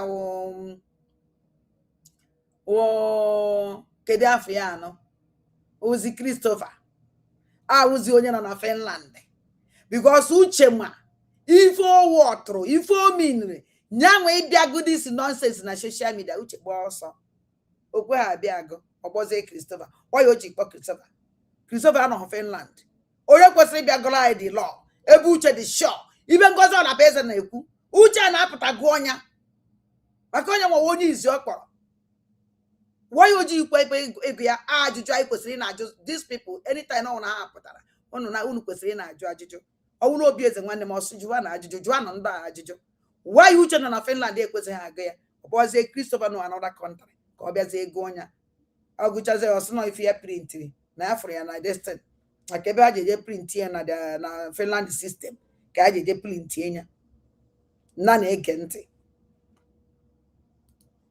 So much, everyone.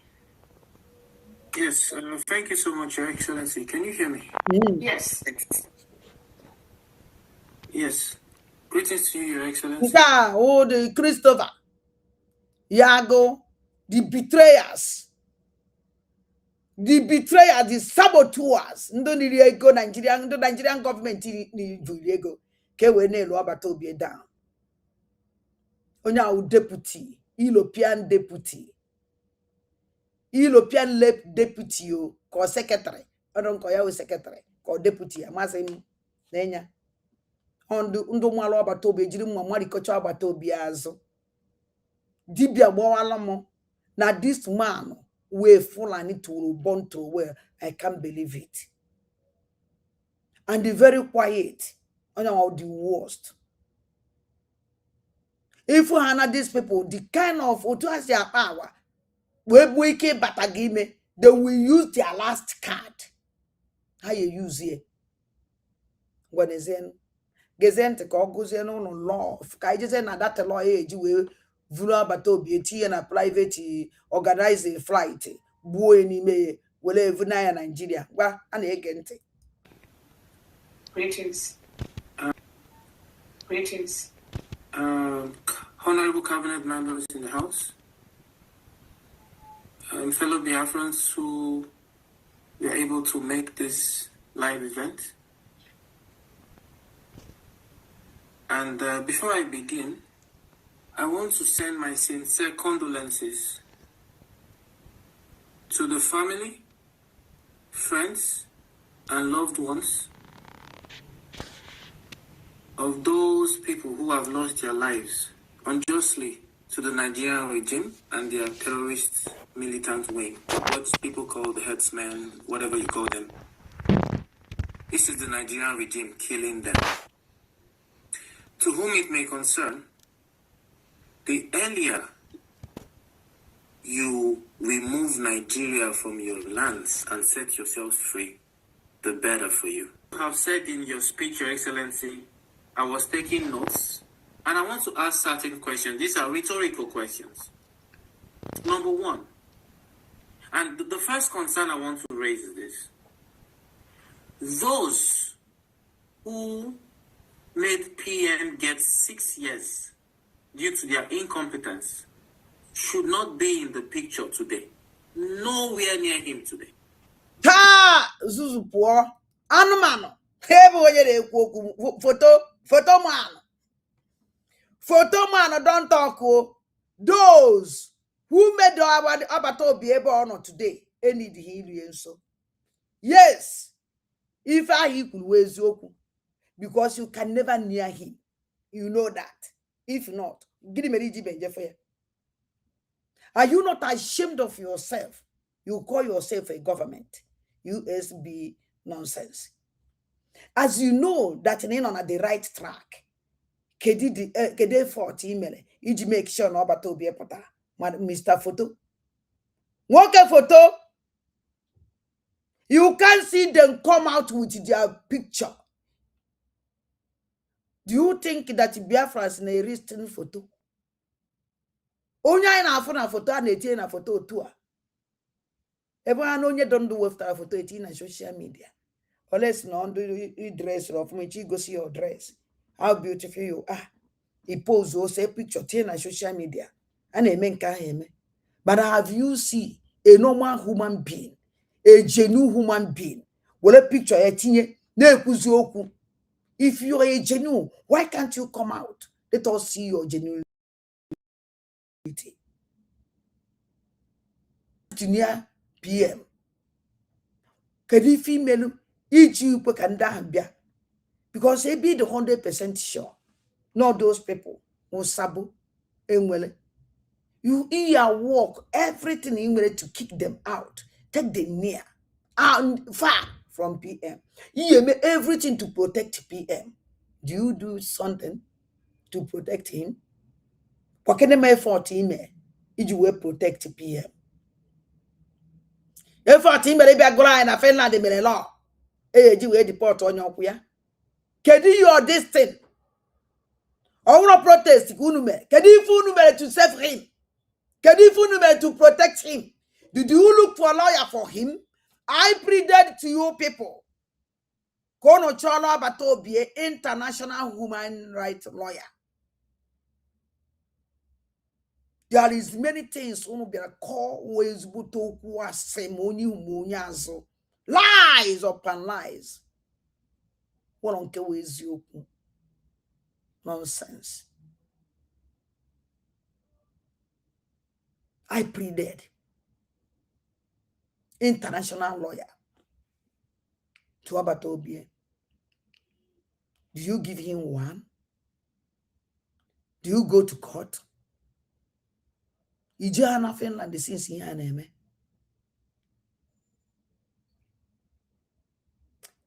But I bet you open a very saying. You know what a picture ge. A be the show of yourself. About a be one disgrace. A be one terrorist. A be one Fulani. A be one bandit. And I hear say when he came pota. No as a camera. Well, I watch Gina Kago. I'm one now on a pokui be walkum. I'm one now war. Na pokui be walkum. You can condemn somebody, but you won't kill me. Oh, would you name something? When I condemn somebody, I say yes. I'm sorry for you people. None again dance. Law. Now, who were the injured parties in this case? Vous êtes vraiment le meilleur manager de l'histoire de cette boîte. Comment j'en suis arrivé là? Monday.com. Je vais vous la faire courte. Was the Nigerian regime or its representatives invited to be cross-examined in this case at the Finnish courts? Why did the Finnish ambassador to Nigeria say Simon Ekpa was hindering bilateral relations between Nigeria and Finland? Why this case was ongoing? Now, what did you do where you had that as a government you claim to be? What did you do? Oh no, you bo. Can you feel me? Okurokwa na last year. Corner 2024, not even last year, 2024. Kadat embassy ambassador Kurokwa. 2024 kedu female about 2025 unu so unu full government no the original one kedu if unu mere iji we encounter that thing that ambassador kwuru nothing about na 2026 because of Adande jere Finland big government wepụta lawyer unu gbalapụta ka unu mee ndị iwe na-akpa control ndị one damage control ibu unu pụtara damage control by ikwuto Finland mana agwa m unu na Osimi ọ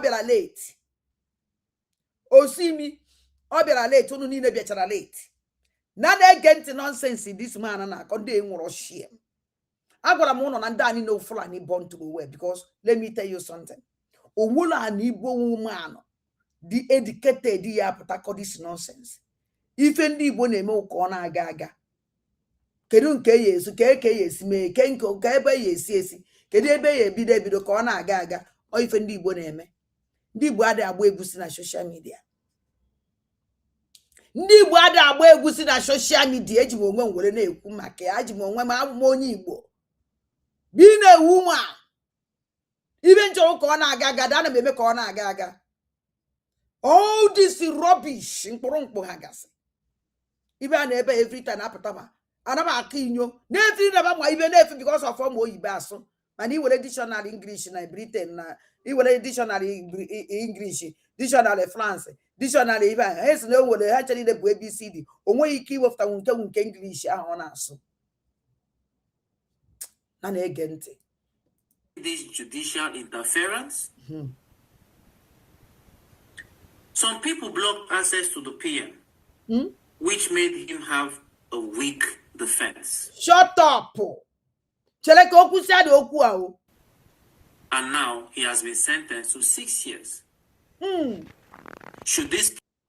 Some people block access. A government.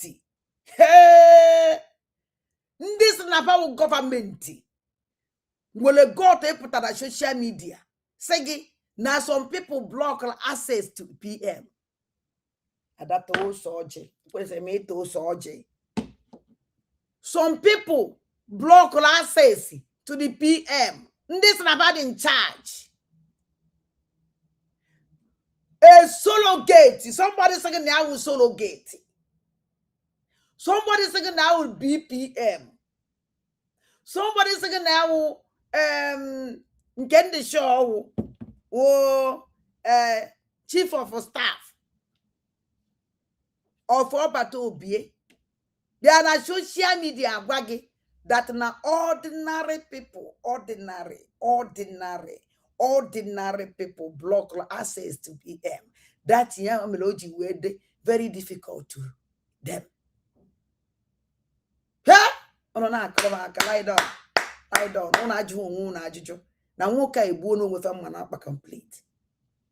How block access to PM? Yameloji did very difficult. Muwa no maybe I bronco no keke, bronco no kori, bronco no calf, manage for Abatobi na agent Jeffrey. Agent Jeffrey shows you that nobody block access. You do know why? Obatobi don't want to see them. Otoji didn't know. How Ruzie discuss with them. That's again that nobody block access. Now some group of people block access. No, I go anyway, George, if I George. When nobody is giving this Ngozi order. Emma boy Ngozi Kamakona boy man many afi boy Ngozi goes boy and goes because anything can welcome in Ngozi. Fear because na Mowalu and Powalu. John Ngozi. You know about to message you know about Obiezi or will encourage. Because Obatobi send the message to him, to her, several times. nwere nke o mere. How can be mere message o sendiri gị? Kedu ife ịchọzi ga gị na ya na-abụ kọwakwazie? Ebe imepere ọnụ sị na ọnwụ na ọ pụta na gị na ya na-abụ ya nọ na round table. Na ọnụ na lazie na land enyezie condition. Ọnwụ na okwute condition enyere o wee nwee ike continue. Otu so na akparawa si wee sị na ọbata obi pụta na ọchị join fa na ọ ya join fa mana ọ ya na-awụ ọkụzi as a Biafra. Na ọ was as a prime minister.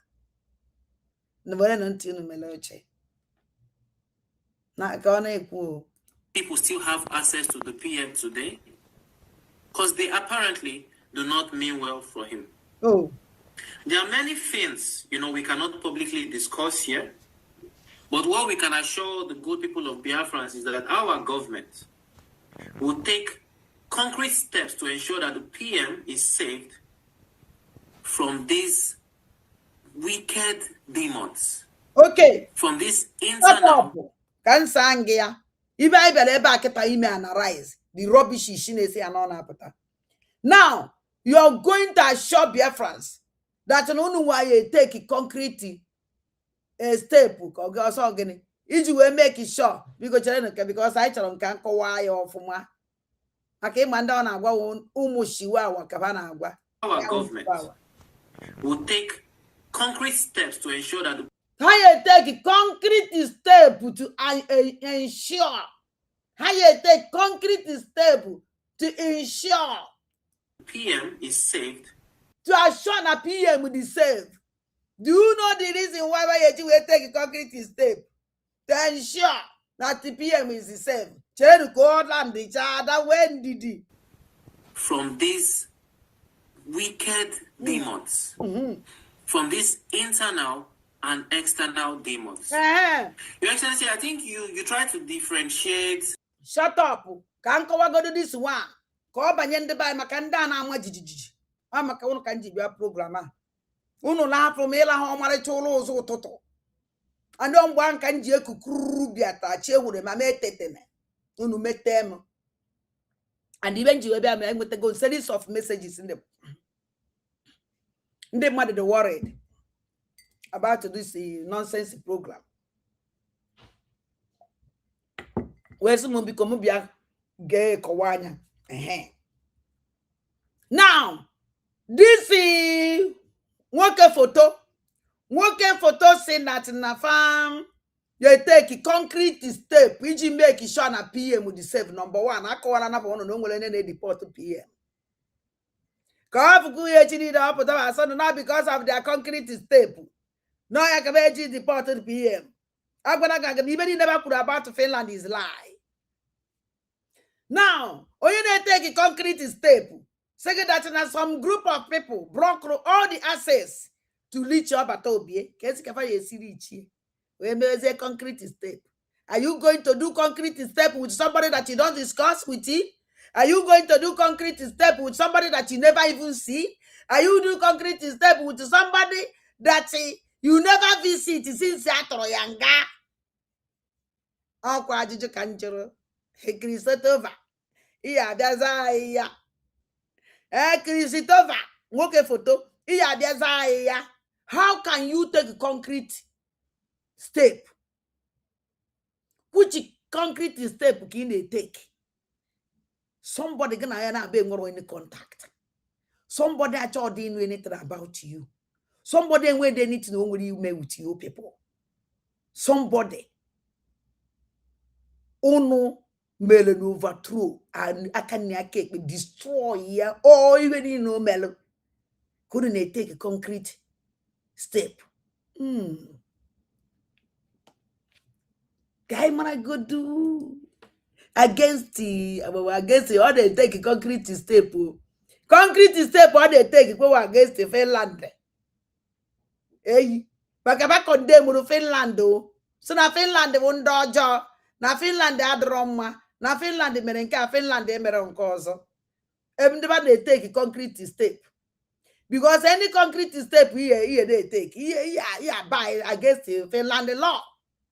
Yeah, not get be no country concrete step without follow law for Finland. who and who. Which na this concrete step, Christopher, na group here chori take. Persecutor can never take that concrete step. Because persecutor be obubu. Abamado mo be ozozo. Then can leach abato be a lawyer. Iji we made that concrete step we have actually ime. Kai malano their proposition. When they came up proposal, how you will complete this concrete step. This group and that group. Please remember, a particular people created this demon, this embarrassment called Unkere, right? These people created that demon. And they are the ones you're calling CRC. So whether you say CRC, BGC, Unkere, they are all the same people.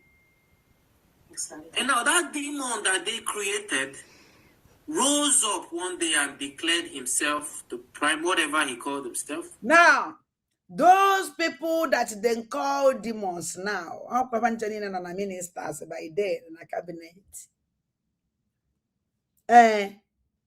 How are demons? Kita. Madam Bobana Ngozi na meeting. How demon? Damage control. After 2026, kunu vukwala were bia ekpo mmadu demon. Ka wa wakporo ibe wokum ekwugwa me ozo. Never great. Are you not ashamed of yourself? You call yourself a government. No a good position. No are in charge. So now could you see when we take Biafra? No, ya no another country. No Biafra. Jewala. Biafra without protection. Even government as you know what we claim. Uno in charge of everything. Another demon, according to you, if you magazine the man of the saga, and was the neck of mud afa. But only on American, now see medicine and even or need stop on the buy. I come na phone won't be a coa, that's an A deport or batobe, unity in the mud high tension. Only the BP highlights because of this program. And all back because of that can come more life. Now can come more our people down. Because the only person on a good position to calm them down now, Moa. Do you know the reason why? Because I saw about Obi. Ogusia. Oh, when I'm out for here, I said maybe. The only thing that she make a malo, kono malo. Those demons are enokite eba na akpoma the demon. Owu ni the iman e di genu. Yela akpoma the demon. Otu anno na amo adande mba na ndegede. Unu niile, awu demon. Do you know the reason why injis unu niile awu demon? Because namunwa mele unu niile overcome. Because na ejichi kodata unu niile like this pichie akalele mono. Because unu accept amwisi. Because aye mekwe. Owo kwa na ndike kari unu. Mana aka Chukwu Di Ya. Ife na ochichi enwero mmekọ. Kedu ka isi wee sị na iwu government? Na iwu the choosing one. Na unu the right one. Na unu ji everything. Ma nke enu ma nke a na unu ji ba ncha niile. Unu were na akpọ ndị enwere anything vaji. Enwere anything vaji. Na ọba nwa window block unu ije fụ ọbata obie. Bezie back of her names, Christopher. Nwoke photo. Bezie back of her names. Unu niile ka na ajụ ajụjụ. Kedu nke imepụtara? Ndị SCRC mepụtara something. Eyo ha mepụtara. So nke a mele this lawyer all the cow all that their daddy. You will be with damage control. Ke control o wele damage ko I wele damage control over. Aduko ya do possible by a lie against the Finland. Calling Finland names. Kanjodo nange. Onwolo onye ji unu. Onwolo onye stop unu.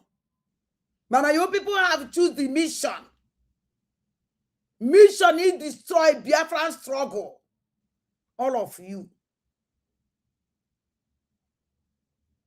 You European lep. European lep deputy or if you call the secretary. Or don't call secretary KO. Amazami be wa bien chonema. But even more neighbor go to no. Because after Uche Finland or Wologoma, I'll go on number second before Adobe. Oh no, not to Europe. Obatobia when so not capable to hold Europe hold Europe tight. Quachiri. Bokurota the whole Europe. Quachebeka Bujikodota Kukwazasa. Una don't capable to do that. Makara unu jidere unu hijack Europe. O una no nsolo wolo nsolo no na condition uche no. Obi ogunwa no. Pai. All this nonsense, even in Apatana can never touch Europe. We know to Yarufa no go area. Europe Yarufa no go area. No, don't touch you, don't go, don't enter. Uno chui yala, you are not allowed in the America. Now I go through this Europe, you can't enter it. He kie, une quechiri. You poke not on them, make a family the reality.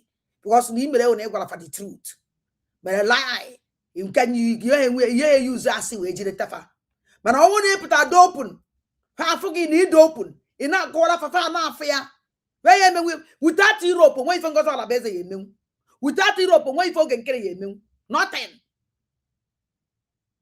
You know, let bad be where we see the social media be a parent mad. We won't go na parent mad. Okay, photo.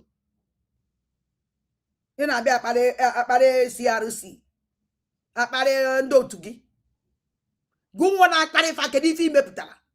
CRC enye no one goal. How much go kwa one big point, a heavy max one.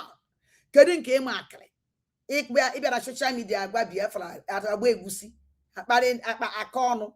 Are you not ashamed of yourself? They say that no one would in charge.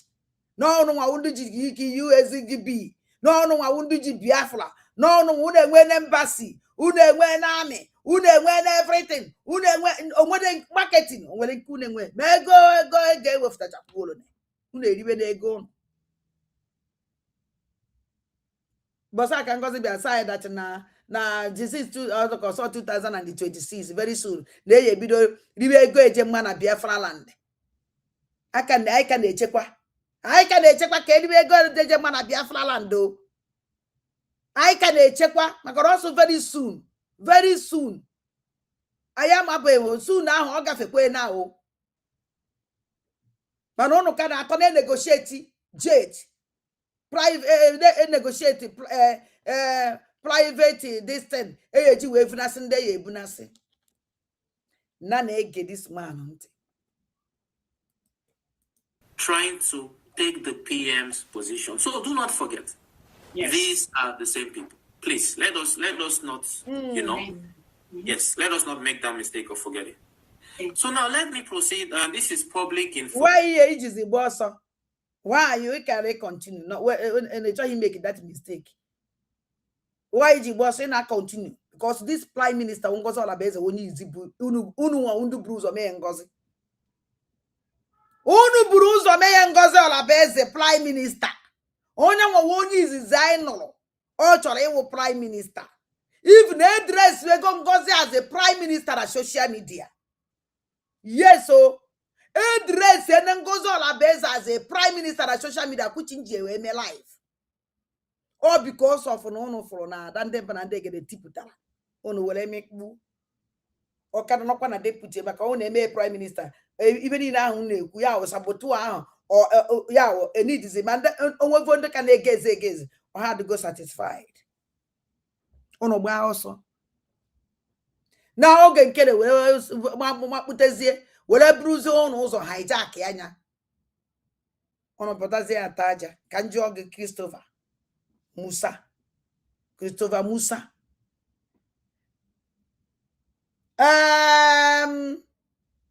BPM Ngozi Olabezo onye mere BPM? Did you vote for her? Did you discuss this in BPM with Ngozi? The answer is no. Enorianante, even na cabinet Ngozi Olabezo. Enorianante, me angure kparege na nkata. The answer is no. Ladder, we call a meeting. Ngozi Olabezo, me onwe ye ni everybody deputy. BP, not the deputy, BPM. Oh, deputy, no, you know.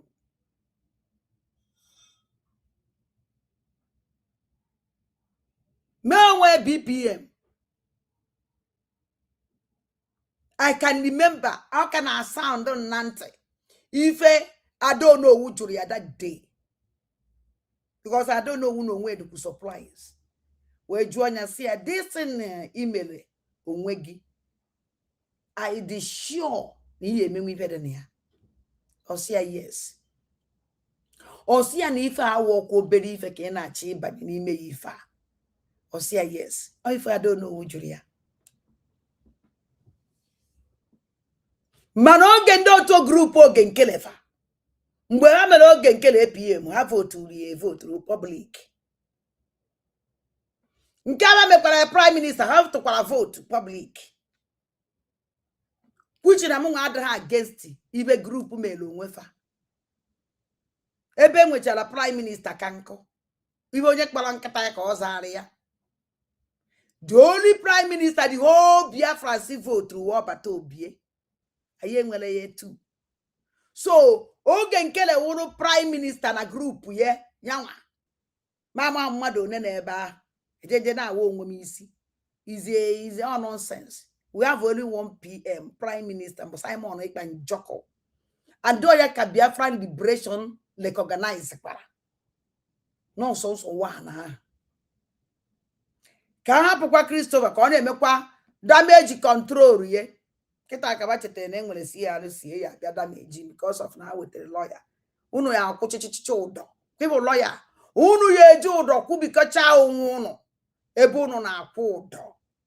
Ngwa na-akọ ka m tinyekwa na self account eyedi na-etinye ego eyedi na support that lawyer. Unu ya akwụ ụdọ na na-ege ntị ka damage control ba ji wefuta. You want to say something, Your Excellency? No, I just wanted to say thank you so much for reminding me, because those what led to the Prime Minister not being able to have those that blocked let me just use that word, those that blocked the Prime Minister at the initial trial that made him get 6 years in jail. Those same people are still there now, surrounding the Prime Minister, pretending to be looking for attorney for the Prime Minister. So again, I wanted to just highlight that it is the same people as the one with the fake brigade, Elias planted by the Nigerian state. As those ones have gone, after they gave the Prime Minister 6 years, the same continuity, the same group that put in the ones that colluded with this person inside Finland to knowingly or unknowingly to distort, to suppress, because they go in there and tell them bad stories about we, the genuine Biafrans. Hey. And what do they start doing? They start blocking us. They start blocking, not that they're blocking me, I have access. They start blocking genuine. Chelenu. One break. Umunne meti ni mona account biko onye ejire. Uno no ibe Ngozi kwuru. Amono no capture. Them broke Ngozi Olabezo. Those are in Finland. Broken. Unu nekwo na asusi nso. Ngozi Olabezo automatically auto no na testu tamola. Auto no go way to Ngozi Olabezo na cause tu. Man obezir underground segi though I have access. Cheleno kanton wanya ngozo na beze neba na akoroge that na block rofa. Obiekwaze with low voice singing I have access. Shows you nobody blocked them. That this woman is lying. Cheleno kan le ton waya back kono no. Ganunte. Gone after they gave the prime minister 6 years, the same continuity, the same group that put in the ones that colluded with this person inside Finland to knowingly or unknowingly to distort, to suppress. Distort, nanege two.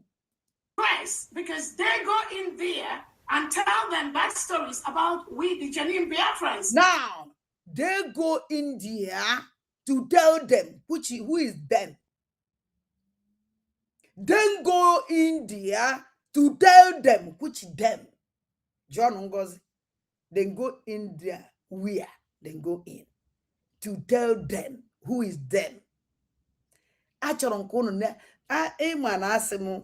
Oh yeah, I can ask na ana make any chineke because this program I forgot me because I don't want to go into it. I don't want to talk about it. I don't me at all. Mana I thank God. You want na chineke choro ka me to akona ade. Achoron kunu gente the lies and the deceive. Ngozi ola beze ji werebia genunte two. Nanege two. And what do they start doing? They start blocking us. They start blocking. Not that they're blocking me. I have access. They start. Uno They starting blocking us. Not they're blocking us. I have access. Can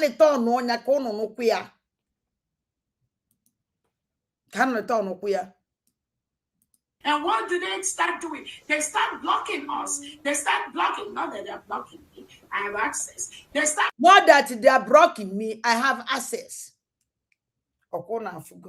Nobody blocked this woman. Now this program and the whole people say no, and nobody think twice.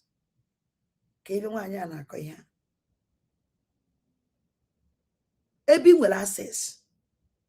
You lie against them. Why the I say? No one have block again. You will access. Why can't you do something with it that you access? Why? Ngozi. Why you just throw your followers and say? Because this thing okay photo. Christopher Musa second.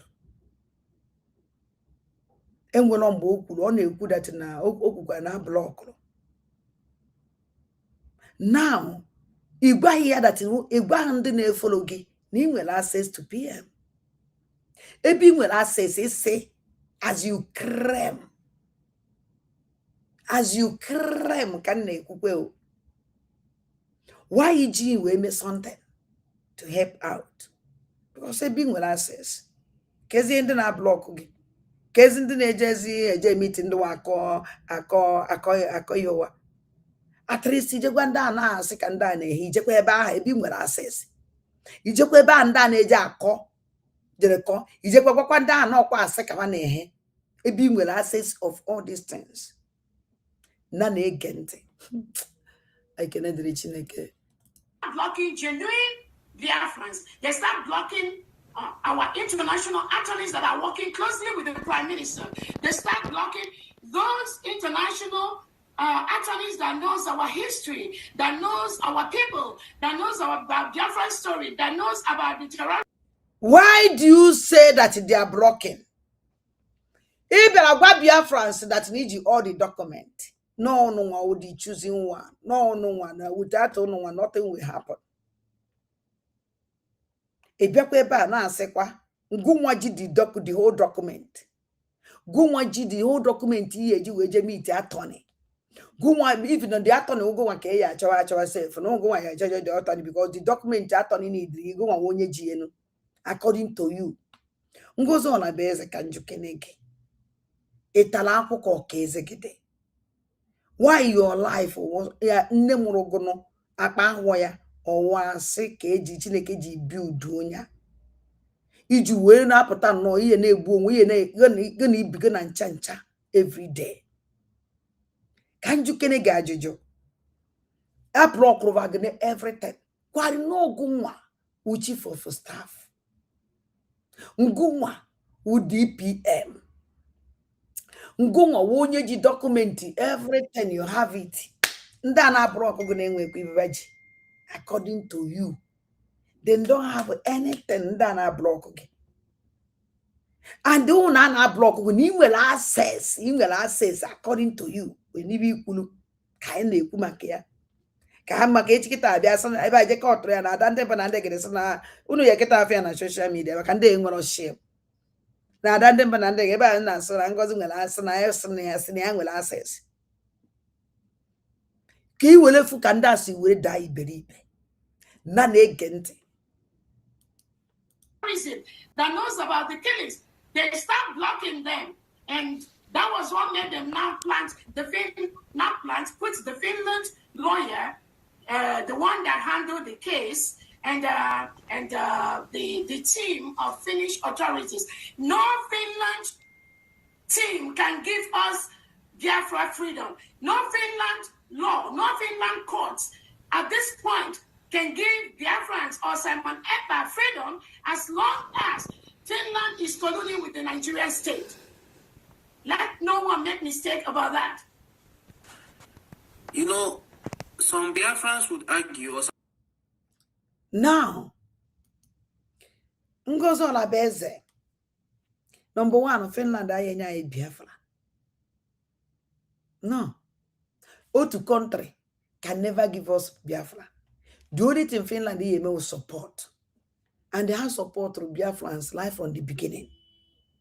Life from the beginning. Before zombie criminal terrorist, ndo Fulani jemi itienya, wuti ogwu ndo Fulani gworo. Bi wuti ogwu ndo Fulani gworo. Unu jemi itie that ogwu anto the man. I from boss unu jemi itie. I from Boba mere the deal. I from Boha no koritara onu.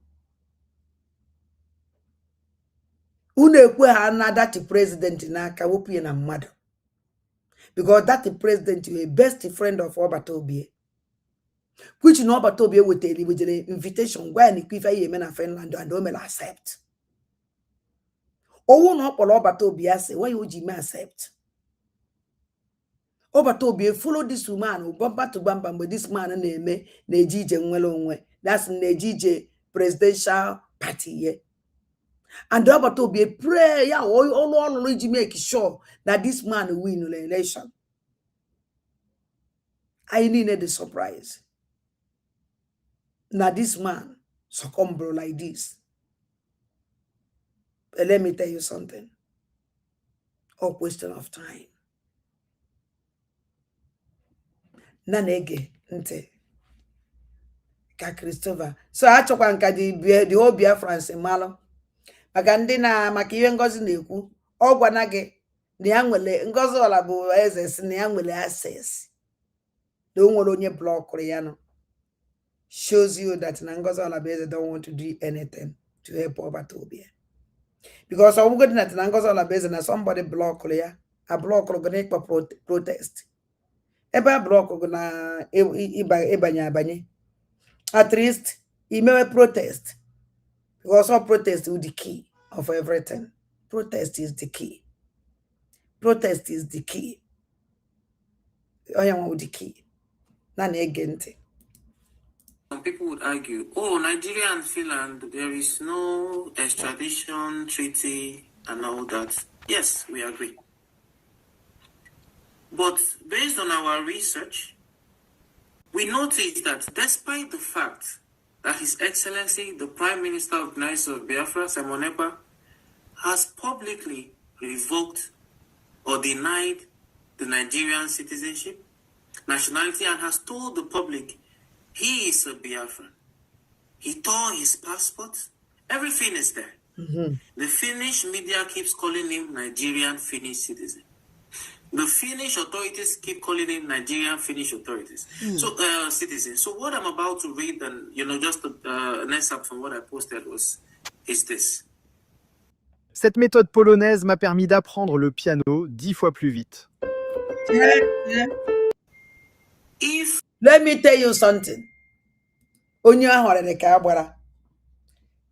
There is a country, every their citizen.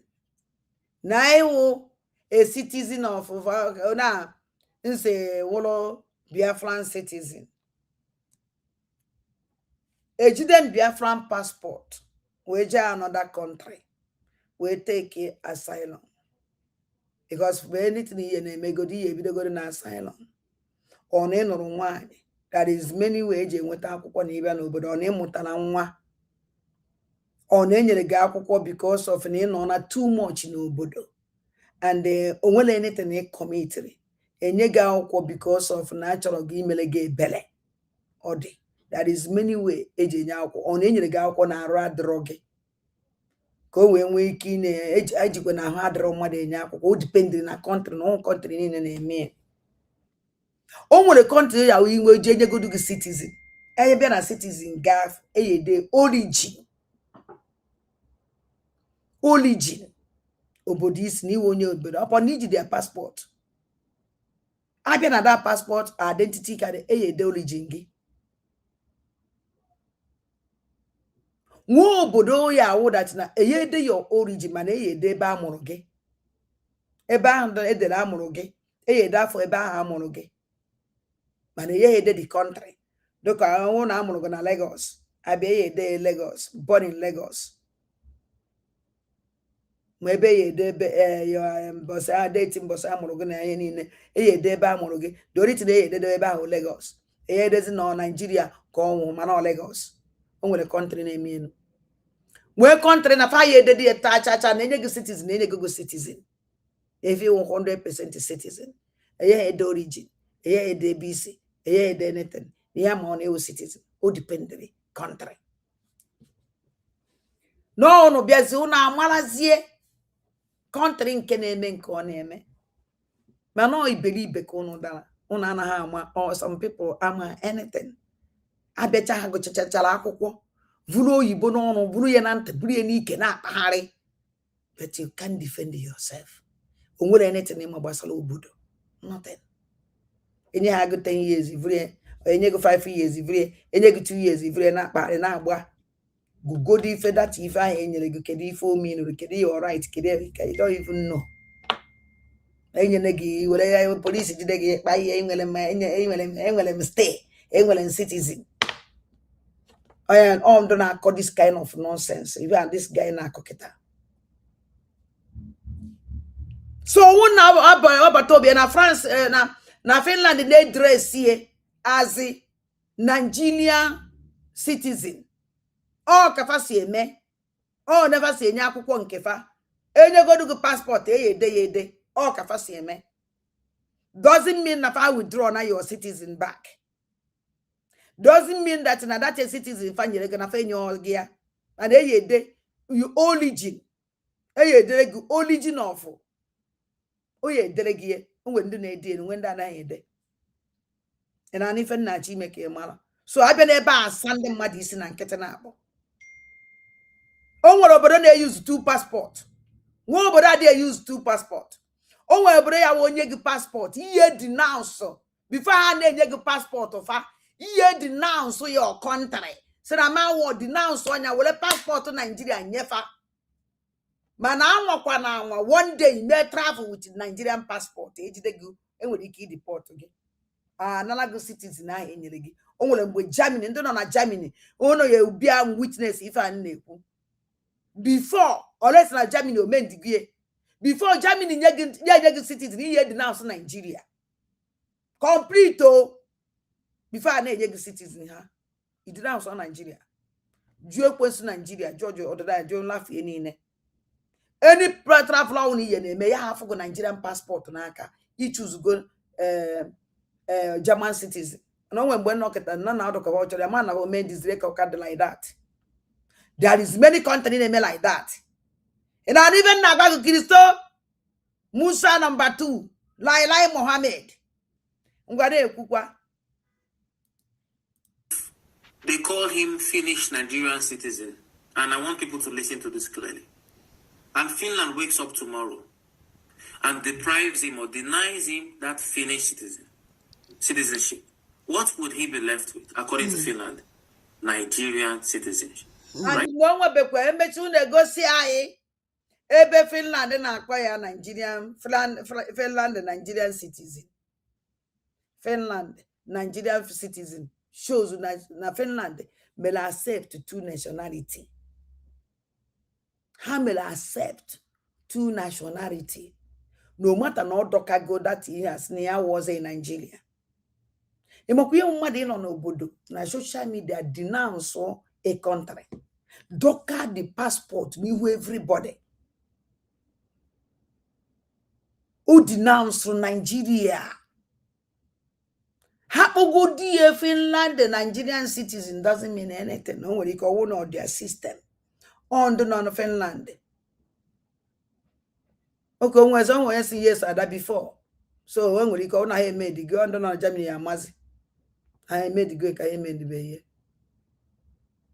Okay, what I go? Like this country, no, how may I accept to double citizen?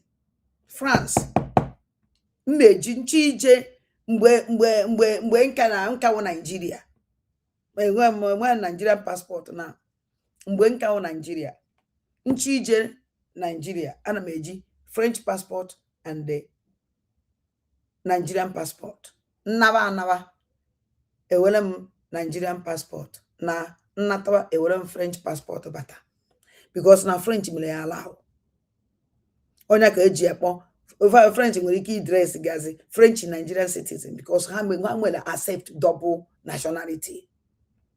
Ha will accept double nationality. Kana aine gekwa uke wole fo kanda si abia na social media na asa brain na asa nwefa brain na eche na na asa ndo na nda amadu mi va bu n'obi and the people are negent. Anyway, yeah, one of the first follow on. And that would actually give them the right to deport him to the so-called Nigeria. Okay. But thanks to the government, and now with the permanent mission to the international community, the Finland unit would fight this and ensure that this impunity does not stand. So now, regarding the law you talked about, Your Excellency, let me read this. To the international community, the Finland unit would fight this and ensure that this impunity, according to Finland, Nigerian citizenship, right? And that would actually give them the right to deport him to the so-called Nigeria. But thanks to the government, and now with the permanent mission to the international community, the Finland unit would fight this and ensure that this impunity does not stand. So now, regarding the law you talked about... Not the Jamo Yibosoleba. Amazon na Finland unit. We fight this to make sure that this impunity happen. I remember understand the Oyiba. That is why Finland unit we fight this to make sure now this impunity happen. Oh, na nkawa even wataleba, even wataleba or that na Finland unit, yeah, Finland and the Finland they fight. You fight, you make sure that na this kind of impunity, deport to see about Tobie. Amazimoto si wuru no Finland unity ya fight is here. Ebe fa no geba. Ahota mo yiba biko munne mo no o na makota ya ofuma. Some with a comment section some no even mean no. because oyibo a ghọtacha m ya onye ka nji chọka unu sụọrọ m ya ka nghọta ya ka unu kọwala m ya ka nghọta because Finland unit a fight to make sure that this impunity chere ka anyị gekwa na oyibo ọfụma. Right? And that would actually give them the right to deport him to the so-called Nigeria. No, because of one Batobie, Finland Nigerian citizen. No, the Finland right. Yeah, the Finland ikike. Iji wele buna Batobie na Nigeria. Genunte. But thanks to the government, and now with the permanent mission to the international community to deport him to the so-called Nigeria. But thanks to the government, also we tax the government, also we tax the government.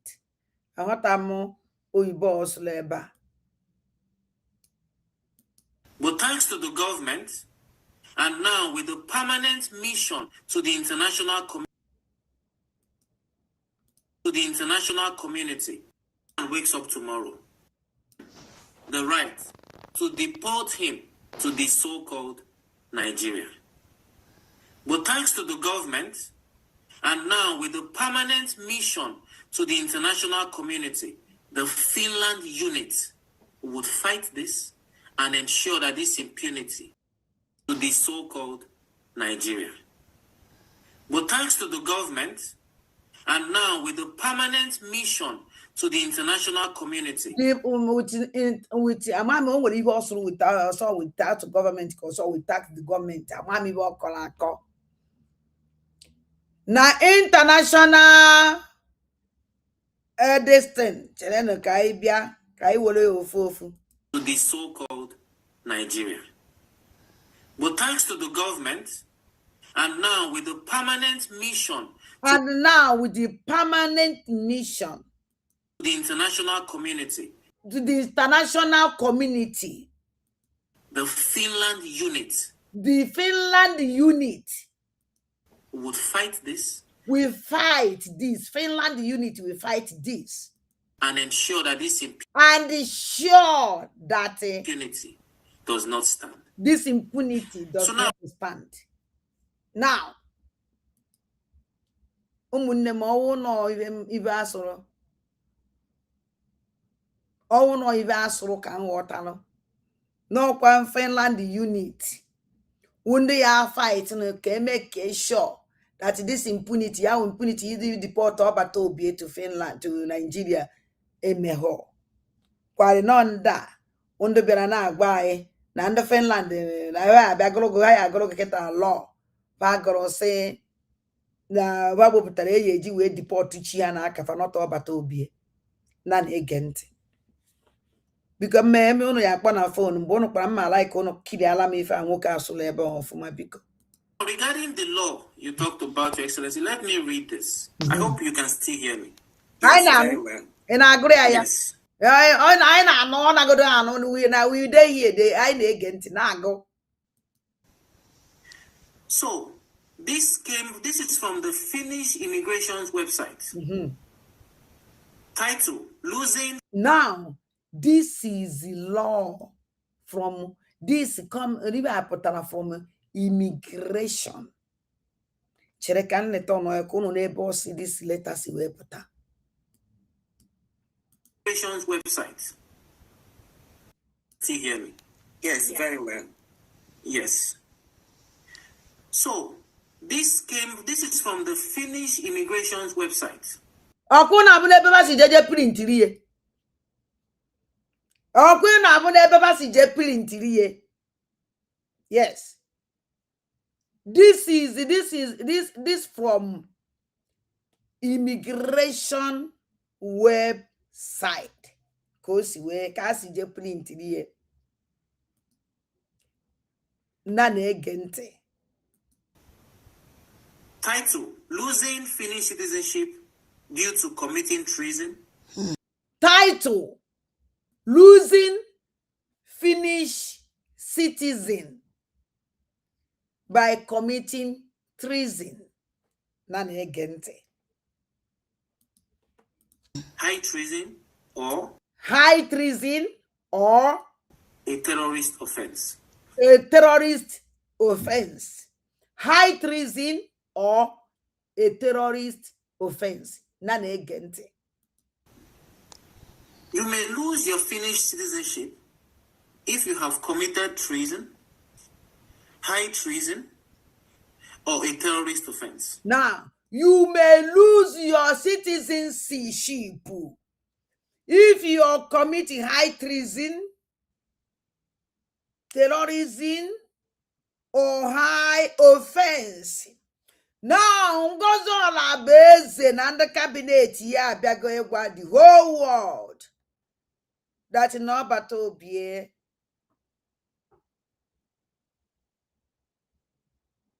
amanka mmesi kpo ya choose nkono complete zedim okwu within on self.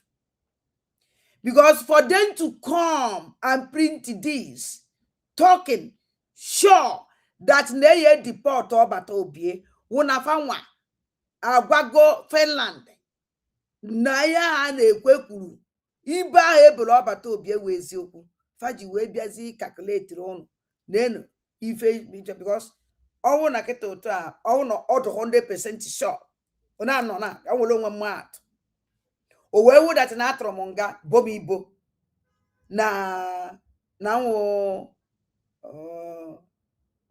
na m committed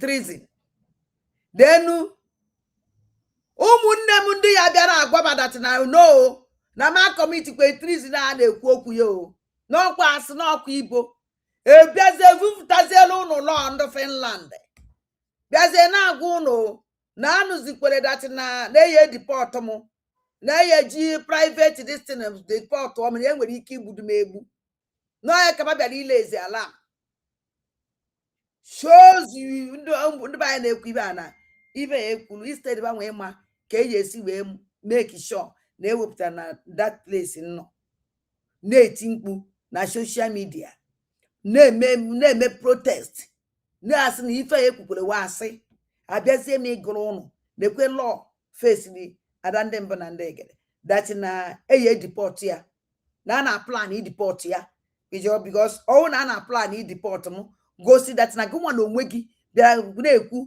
that na plan deport m believe go that na aha ekwuru mere ijizi eti mkpu ka ha fe deport m ijizi eleze ala m ka ha fe deport m after ka njechara nga na-ege ntị.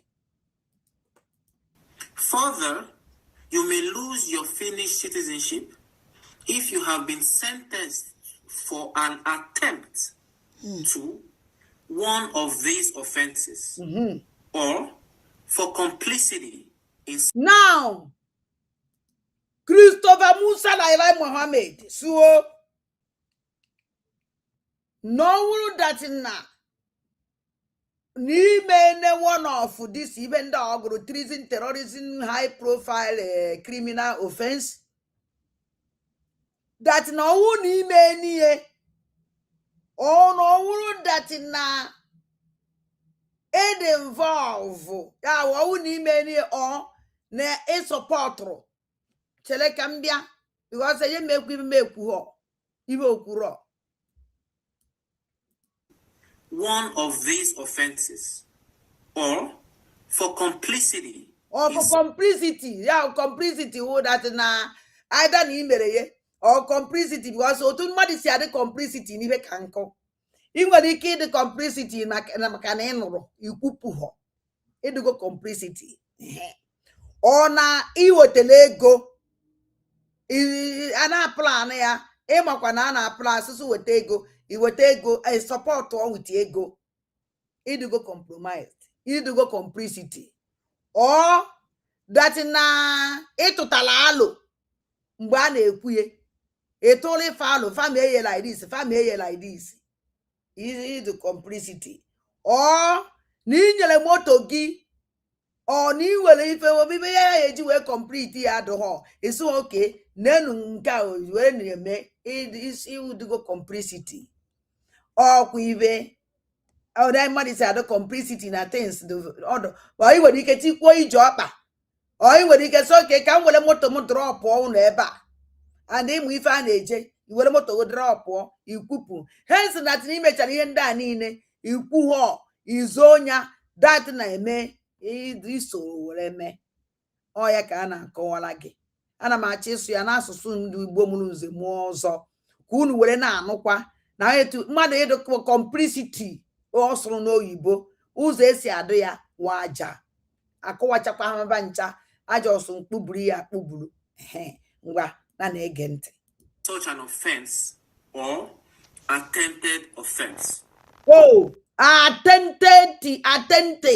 attempted ono unu esi n'ọta mụ wee kwa abịa na-asụ ya ka ọ na-adị n'ụtọ na ntị.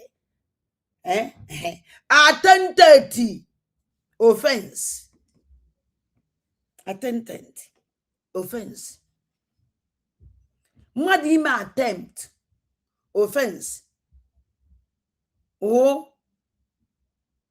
and nke ka m esikowa ya kịta n'asụsụ Igbo mụrụ nze mụọ ọzọ.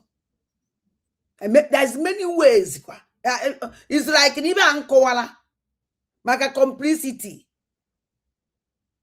Or bachani no dissenting on what even diche.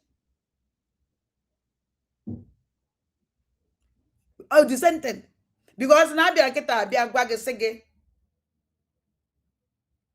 attempted offense. Mmadụ bia kita enwe m ike na ọlụ onwe m na emere onwe m ibe mmadụ abịa.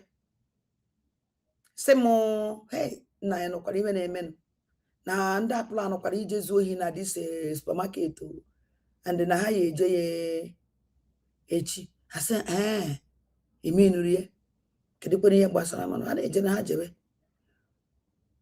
also na that attempted offense ọnọdụ mmadụ isi na mmadụ jere nga because of na ohepụ mmadụ na anwụ ọwafe ya ebe ọ dabi gafee onye ahụ eje nga ọ na-efere ebe epụtara ebe accident mee iwuru onye izu gbapụtara na that accident ahụ instead iyi agba moto iyi agba brake save the life of that person e continue na-eje camera capture gị iyi eje nga ọ ya mmadụ ime attempted offense. Many things ka esi many ways ka esi eme attempted mana ndị a na-asụ n'ọbụchi because na mgbe ọsọ complicity ọ dị sentence nwere ibe ekwu na complicity the same thing ka ekwu na attempted offense. Ya tabukwu ile ebe ka ụmụazị anọ ka meele nkofe. We would recall that the PM was also charged with something intense. So all this, he falls under all this category. Now, on this same immigration website, it says lower threshold for loss of citizenship. Serious offenses, including terrorists, treason or high treason offenses, punishable by 6 years imprisonment, may lead to the loss of citizenship. Now, fellow Biafrans, how many years was the PM sentenced? Bam! Adagabe! Then that lando. Amarayamazi. No bato bie. Pako waziri hai. No, no, this man, no, you're not that intelligent. Hey! Na brain and that with that. Every map, president. Segidema pa, land is joge. How many now? 60 years. 60 years. And though you make a loss to your nationality or just like Biafrans, how many years? Go back to be so that after 60 years. Or go now for go. All ya kabaji we decide there conclude that no bato be na ya to ya 60 years because now these criminals go that ni ba ebe no bato be wezu. Then I do ya defend bato be. Follow Biafrans. How many years got to bato be 60 years? Because na be believe go be go. Kunu whatever do persecute bato be they have come out. Hey, show go themselves. With this man who could hear. This is like Mohammed, Musa Mohammed, dear. Christopher Musa Mohammed, like Mohammed. This man ekuchaga everything. Amazụ come ife ozo unu chọrọ ka unu okwu. Now, ka anyị jụzie nụ ndị bụ ngondo do you ezigbo recharge? Kedu ebe ọbata obi edarị adai? Ọ darị na ewu biko na achọrọ m ibe ahụ question anyị ajụ ndị Ngozi Olabeze na cabinet ye Christopher Musa Lai Mohammed II ka njụọ gị. Ihe niile egosisiri ebe a niile now. Kedu nke ọbata obi edarị na ya? Ọ darị na terrorism? Ọ darị na complice? Ọ darị na ndị ya ibe gosiri na-agụsị ka nkụ? Kedu nke ọ darị adai? Ọ darị na ọnụ n'okwu ha? Ọ darị na o wetara ego? Ọ darị na o wetara motie? Ọ darị na o jere ije ọkpa? Ọ darị na o kwuru okwu ọnụ? Gwa anyị nke ọ darị na ya. Because ọbata obi, don't forget to incitement dịkwa ya. And if you can akọwagodoro anyị terrorism attack, ka ka na-akọwara anyị. Hey! Ọwụla ọgwụ ole. Gwakene m ka ọbata obi ya esi wee talk with these people, these persecutors. How come? How come? Achọrọ ajụjụ ka nna ajụ n'ụmụ aja. Na ibe niile this man sebe chichicha wee sị nọ 6 years. Ya onye jere were terrorist jere were bọmbụ gbuo ndị mmadụ 6 years. Eworo that na ikwetere ekwete ịnọ ka akpara nkata ikwupụ 6 years. Ọwụ that na ewere ka isi were nye aka 6 years. Ọwụ that na o nwere ego itiri na 6 years. Ọwụ na ịnọ na ikwu ekwu 6 years. Ono is the me 6 years imprisonment. Ọwụ kwa m kwuru n'ọkwa onye Musa Christopher Musa Lai Mohammed number 2 onye na-ekwu enu. Hey! Ụmụnne m cheleno ka return all this thing back. City in such an offense or attempted offense. We would recall that the PM was also charged with something intense. So all this, he falls under. Because gini will not charge intent. Gini will intent. Because you know maka bika mami ba intent yo. Because kawana no intent mami ba Emma because actually can ma the call na phone with 1 second gwa mi ba intent. Or intent wa ton because you know maka unu talk a program complete you know maka actually me gini will intent. Ama mi ba e mekweti ma because achọrọ m mmadụ nyere m aka kọwara m kedu ihe bụ intent na asị na ọbata obi na-achaje intent kedu ihe bụ intent ọ atọ ntị amaghị m ya m aka ebe m ama biko intent ọwụ gịnị biko nyere m aka biko and onye nwe ya kpọọ m biko I need help. This category. Na ya na achajiri ihe ọsị na unu echezọkwara na achaziri ọbata obi intent na all these categories. Na there's a Muslim intent in all these categories, all these categories. Because we can let on was also charged with something intense. So all this, he falls under all this category. He falls all this into all these categories. Now naturally intent, he falls into all these categories. Yeah. Ngwa. Now, I wouldn't know now. The mother and a terrorist in Finland. At least Finland is citizen in a Joye Gaho. I wouldn't know now about Toby and all 100% Finland is citizen. Je community terrorist that over 6 years after I often will be a VJ. Unlock nobody. At least a gay in video will danger myself. A boy, I will muddy me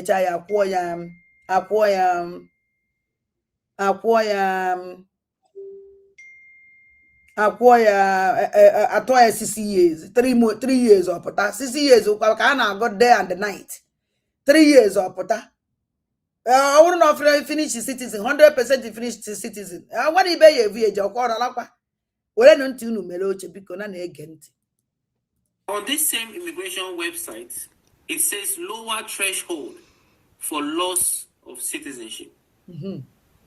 Serious offenses, including terrorists, treason or high treason offenses, punishable by 6 years imprisonment, may lead to the loss of citizenship.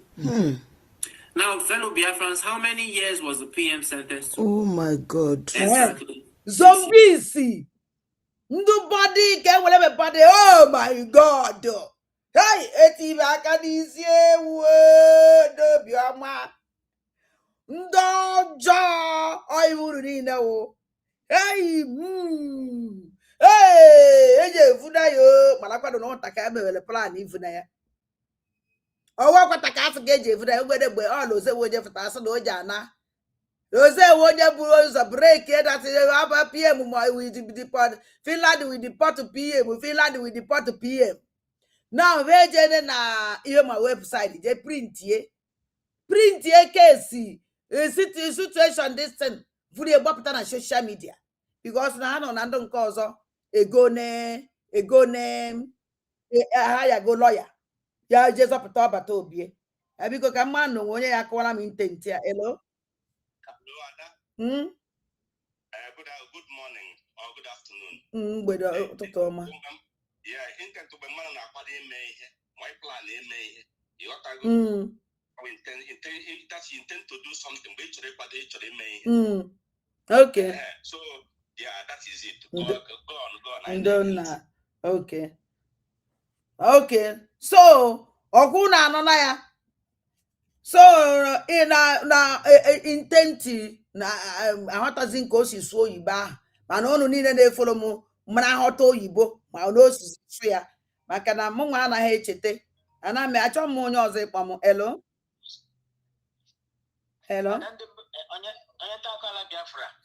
ụtụtụ ọma. Yes, intention or purpose or just like ihe ahụ kọwara mbụ. Okay. Intention Okay. Yes. Okay. So achọrọ nke anyị jeghachi azụ na data ya okwu ahụ. Would fight this and ensure that this impunity does not stand. So now, regarding the law you talked about, Your Excellency, let me read this. I hope you can still hear me. Yes, very well. Yes. So, this is from the Finnish immigration's website. Title, Losing Finnish Citizenship Due to Committing Treason, High Treason, or a Terrorist Offense. You may lose your Finnish citizenship if you have committed treason. You lose Finnish citizen no one commit this offense. High treason. High treason, oh. Or a terrorist offense. Or a terrorist offense, oh.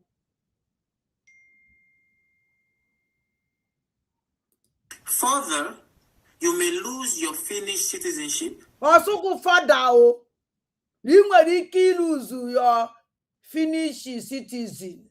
You lose akwụkwọ ndo ya awa akwụkwọ eji enyerebe gị gwa gị na ewuru go onye bebe.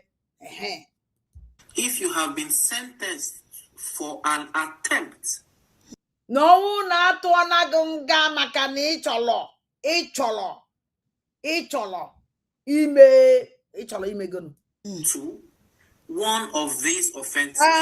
Na ya atụ gị nga na ọwụrụ na imele ofu ibe n'ime ibe ndị a. Ndo nwa m Chimugozi ego. Eji m aṅụ mmiri. Ndo nwa nke m. Na-eji atụ gị nga n'ọnwụ n'ime ibe ndị a niile ekwula ebe a. Adị n'iyi elu ụzọ akwụkwọ eji wee zabata gị sị gị bụrụzie onye be anyị. Na-ege ntị. Or for complicity in such an offense. Or gụnwe iso na ime ya wee da ya wee iwu. Gụnwe iso ya wụ na isoro inwe iso ma many things ka esi eso ịkwado akwado ikwu ekwu ịnọ eme mitinye ịnọ kpaa nkata ya ọnyanwụ na iso attempted offense.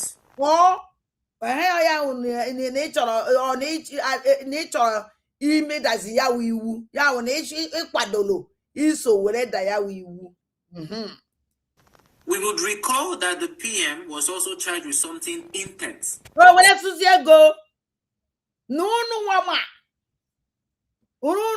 chetele n'ọbata obie na amara ya ikpe na ya hụ na akpa amara ya ikpe maka ụdịrị ibe ndị a niile ngwa.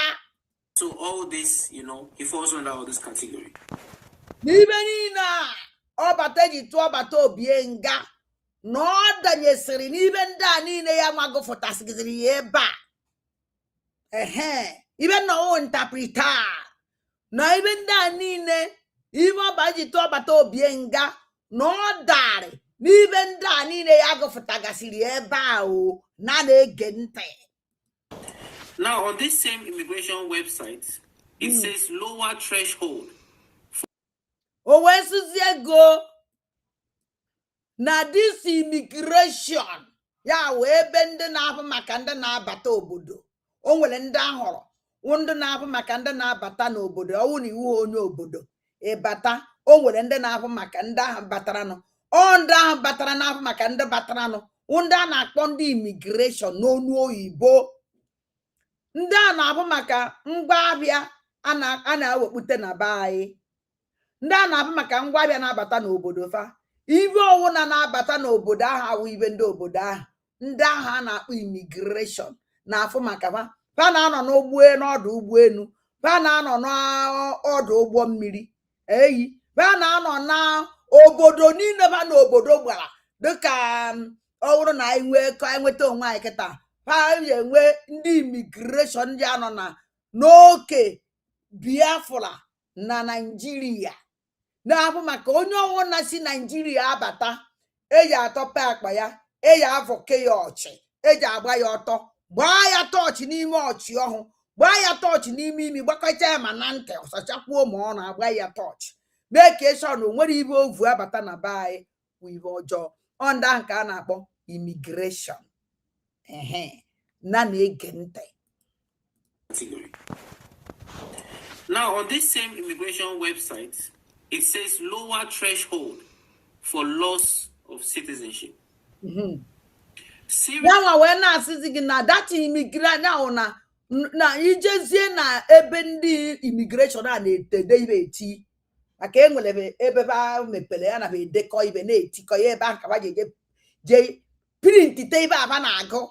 Ọwakwa na enyere be enye o, ọwakwa na akpọrọ ba meeting o, ọwakwa na akọwara ba ebe ahụ ịkwụ ụgwọ enye gị keesi ọbata obie na ọnwụ na ị chọrọ ịma ife na-eme maka keesi ọbata obie na ọnwụ na ọpụta ha post onye itinye ego inididi mmadụ ịkọrọ gị maka ọbata obie keesi ọ na-esi ha esi ahụ eje inidi ịbịa na social media nọ ịbanye na the website ịkwụ ụgwọ enye gị the whole information ama ị chọrọ maka ọbata obie case. So ha jere na immigration website were kwụọ ụgwọ were nwee ike iprintite ibe aba na kịta akọ ọkụ maka mgbe ya asị na ndị Finland immigration kpọrọ ndị USB were na-agwa m ibe iwu ọbata obie dara dekwa ibe na-eche ọbata obie maka iwu ahụ dara nobody called them.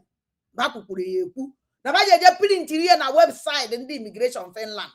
Ichi printi nke ndị France ịba na website ha printiri ịchọ iprintiri nke ndị America ịba na website ha print all free all ibe dị na public. Ụfọdụ free of charge, ụfọdụ na ihe akwụ ụgwọ before enye gị access ịba before emepele gị ụzọ iwere ịbazi n'ime were nwee ike iwere ibe ị chọrọ. Eyi otu a ka ọ dị. Ngwada na-ege ntị ọ dịkwa surprise na mụnwa wee literate wee na-akọrọ ndị gụrụ akwụkwọ ụdịrị ibe a. Ọ dịkwa egwu. Ngwa na-ege ntị o. Serious offenses, including terrorists, treason or high treason offenses, punishable by 6 years imprisonment. Werezie gosugo na treason, high treason terrorism, or high profile crime. Nibe ja togo 6 years na ma park ngwongwo njebe Finland or gini ka na akodo. At least njeba committee even France. Eji France citizen njeba birim. Committee crime even France bako wona baba yesi France vuru njebe bozo. Na ebe aha makakwa. Nga na da ata na akọ. Omadi na eje njurumoyi na Finland. Onye onwe na even na aga straight ona one way. Onye onwe na even na aga straight ona aga ihe emekata onye so na ya no na anu mmai. Ihe emekata onye so na ya ukoro ndo angaro ma na la ni. Onye onwe na isi de onye onwe na takọrọ isi onye onwe na ono that place. Aba nwere ike mmadu jeje gbuo mmadu were bomb je gbuo mmadu 6 years 3 years pụta. Na ọdọ nka moja akwala ngwongwo maka atrisi eji m ebe ọndụ banyị n'ebe ahụ ụnụ abachabeghị ọgaranya ọndụ banyị n'ebe a na-ata abụbụ na-alụgbu onwebe n'ọlụ ebe tesa nsọ 3 years na ịfụta ọwụla enukwute ego vute okpụrụ bụ gburugburu aka na-akọ mba ya ma akwana na ya ọ gịnị ka a na-akọ na-ege ntị so ọ na-agwa gị that no 6 years Kai onye na committee terrorist so high profile crime high profile treason 6 years maximum 3 years fota onye awụ onye Finland 6 years 3 years ofota na akparị onwe onye awụ onye Finland na enyere gị nationality Finland ebunago Nigeria o ebunago Ghana ebe obodo ọwụna isi ebe a nke ya enweta onwe gị ọwakakwa ngana na-ege ntị may lead to the loss of citizenship. So n'ibe ndị a niile ọwụ na ịkọba iche ebe ndị a niile na o nwere ike ime Finland ọ sụkwago n'ome ọ sụkwago n'ome maka ibe ọwụ na-ewere time na o nwere ike ibe ọwụ na-emegide isi gị na o nwere ike achọrọ nka ndị ala ahụhụ ụlọ anya si na-enye m nsogbu follow this program kwụsị inye m nsogbu and ọ maka ụnụ ka m ji wee pụta maka achọghị m ịkọzi anything gbasara this woman. In fact adịgo m tired ị na-akọ anything akọgo nye for 1 year kịta ka m na-akọ maka this woman adịgo exposition niile mmemme maka this woman emesigo m adịgo m tired ka m gwakwa ụnụ eziokwu ọmụnwaye na-enye ụmụ chiwawa okpoje na social media program ha na-eshi ala m mme program fa eshi anya and ọbata obi esi na ọnwụ na ya nọkata ekwu maka ya eme ofu ibe ndụ Irat agbunye isi ekwuekwa maka ya ndụ dị odog of sellout ebinyekwu maka ya so nọ ọfọdụ m anaghị apụtazi na social media ma anaghị ejizi m eme program ma anaghị ejezi viral mgbe achọkwa m ofu ibe kọọ ka m were because achọrọ m ịdụ active na social media ada ndị mbụ na ndị egede everywhere ọ dị m mma na arụ because ha na-eme m popular so maka onye awọchị m ya onye awọchị na this program ya awọchị m na program no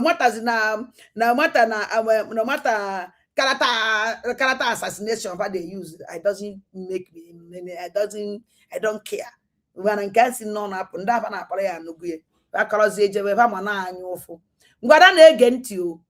Now, fellow Biafrans, how many years was the PM sentenced to? Oh my God. Now, follow Biafrans. How many years go about to be sentenced? These people, no ever go give go cha. Kaimana the idea of Biafra. None again. Exactly 6 years. Thank you. On the 17th of December last year, Finland actually amended their laws. This may directly or directly not be because of our PM. I do not have verifiable evidence. But we can always last year, Finland actually may lead to the loss of citizenship. Now, fellow Biafrans, how many years was the PM sentenced to? Oh my God. Exactly 6 years. Thank you. On the 17th of December last year, Finland actually amended their laws. 17th December last year, 2025. Finland amended their laws. Ngozo base blankete. This is Mohammed Musa II. Christopher Musa II, Lai Mohammed. Photo man. Were chete ya na ngozi were chetezie ya na 6 February 2026. Because na dande mbana ndegre Finland. Because na ndị brigi wofutala hayala international powerful lawyer. How much ever you were for that because if I were a very big blow and they had a lose because all their plans na Biafra land high fail woefully. How we church ever you how we was what up character assassination. Or everybody imezi. Manaba mwana kaputala character assassination ha buru wefa. That buru when you need a baton against them. None agent. This may directly or directly not be because of her PM. I do not have verifiable evidence. Why? He have verified evidence for Taba. Waiting you mother. Me man mother BP. When you not me for a time age up phone elube. Waiting men the mother BP. We call solo mother abalamba yenu. Konya na kwa me fa. Hello? And then one on live program. Oh yeah, when I follow no macaroni follow me, even a mother upon a mother naba or Kawanya. Okay. Thank you. Oh, don't name. So now, after how many months, goes on a basing with the idea. Now Finland they change go their law, which yes, now changing it all we better. No one will idea. Even if I talk, we change another law, no even do taxi now. One will idea. Many laws can Finland they change. Na befa. Now do taxi now. I want the taxi to pare. Okay, just in the oba. Maka law. I call my ni keketa. Now this is Christopher Musa. Rai Mohammed number 2 photo man. There are igwagi. That ni yama wa no makoba to obie kafaji we mendi their law kono woro na ye nwara any evidence ijima the reason haji we mendi law fa and yo atukwa no batobie wole nu ntunu meloche ato no batobie 6 years before e mendi this law ama no me understand. Couldn't wait for how stupid some people question they now put up for their character assassination. Before you now put up for character assassination, mind you that I done them and they get here because I will break it. I'm on one can see me. Now, this is law and na grono keta. Law and na grono. This is law I do go because I will not do raw.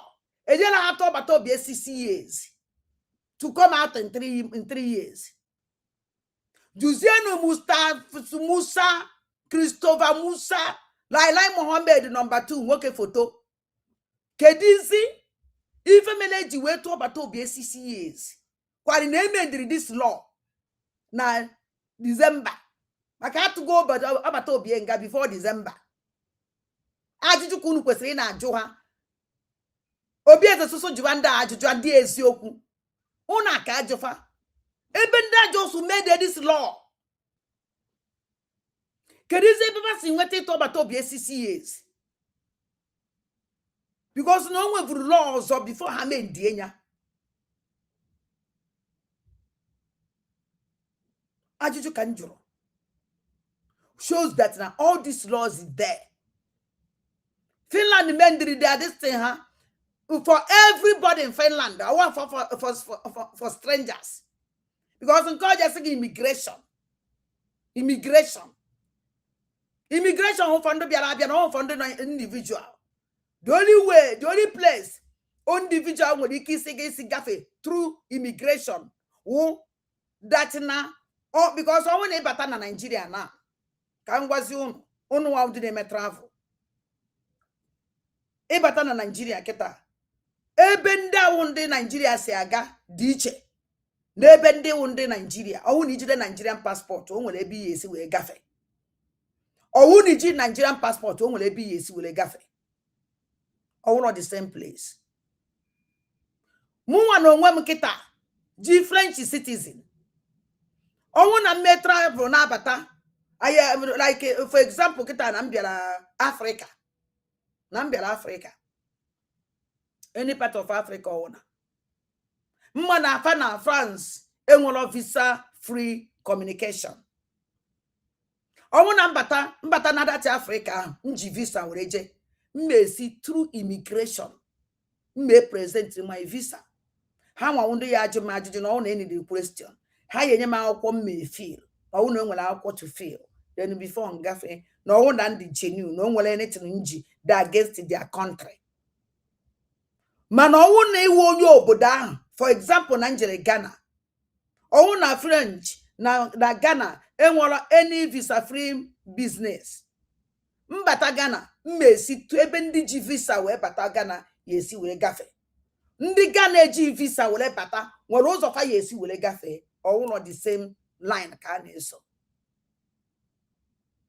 Now, I made this program for the immigration. The only thing concerned of citizens, 100% Finland citizen in this case, una ijelo obodo or make business, make cargo, and the Obasango airport is nothing concern you in the airport. If you concern is that's it. Email cargo, nata. We are just na duwa. Ije wele that in email cargo eba ki enwezi in business within the immigration. Because a bank I have he bubata no bodofa. Ebi what he can encounter within the immigration. No one way citizen. Finland is citizen. No one in abato obodo. Ije obodo also. Look at later you na Africa. Where would they go to bush meat? We take us standing down here. We every question. Where batana airport. I pass ya through that tunnel. I we went to Ochi and Apa. Who never don't me but an oboda. Ha park go one side. Mbanki je free immigration. Keko we be ni me pelefa ba. Ka fi be ni me. Owu no nka de hemme bata na obodo. Esi zienya. So gani ye je be oboda. Owu no nke ye nye gi fine. Iya ku because ye de. E bridge go the law of that country by EG ha we bata. Onwere ogwu ya akwu ya. Owu na ekuzi ogwu ahi jele ya nga. Also say for age and immigration. Now, this is Lailai Mohammed. Anna about Christopher Musa number 2. Lailai Mohammed, Mwangoke photo. Beba wagi second ya do sure. It is sure of the immigration law. No, because of Obato BKG made dear. Kono maka Obato be. Why is it not sure where we put on social media? Will I cheat in the mother of oh my question. Why? You're not sure, and then when and the buy with a cafe, our people think one way. About when tiny Baba, Wakawa, whoop even down back or whoop now. When tiny, if I'm even garbage or you were a cabane, and don't want him maybe travel. You will him understand all these things. Nandu when he understand all these things, when you be going to travel. When idea all these things is may exist. When you know your way, coach, also get out. No one attack me. It didn't show. Manibia go why that no but to be a deported. It do quite show you come out na social media. So maybe a lazy alarm. That no but to be a deported. Neither neighbor you before na do na arrange private plane, special plane. Na arrange special plane. You will be in Nigeria. Then when we keep we inside that plane before another Nigeria. Na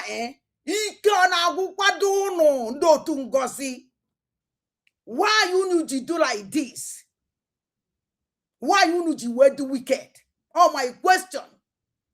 I do not know why you need to do wicked. Musa Lailai Mohammed, Christopher Musa, Lailai Mohammed number 2. Okay photo.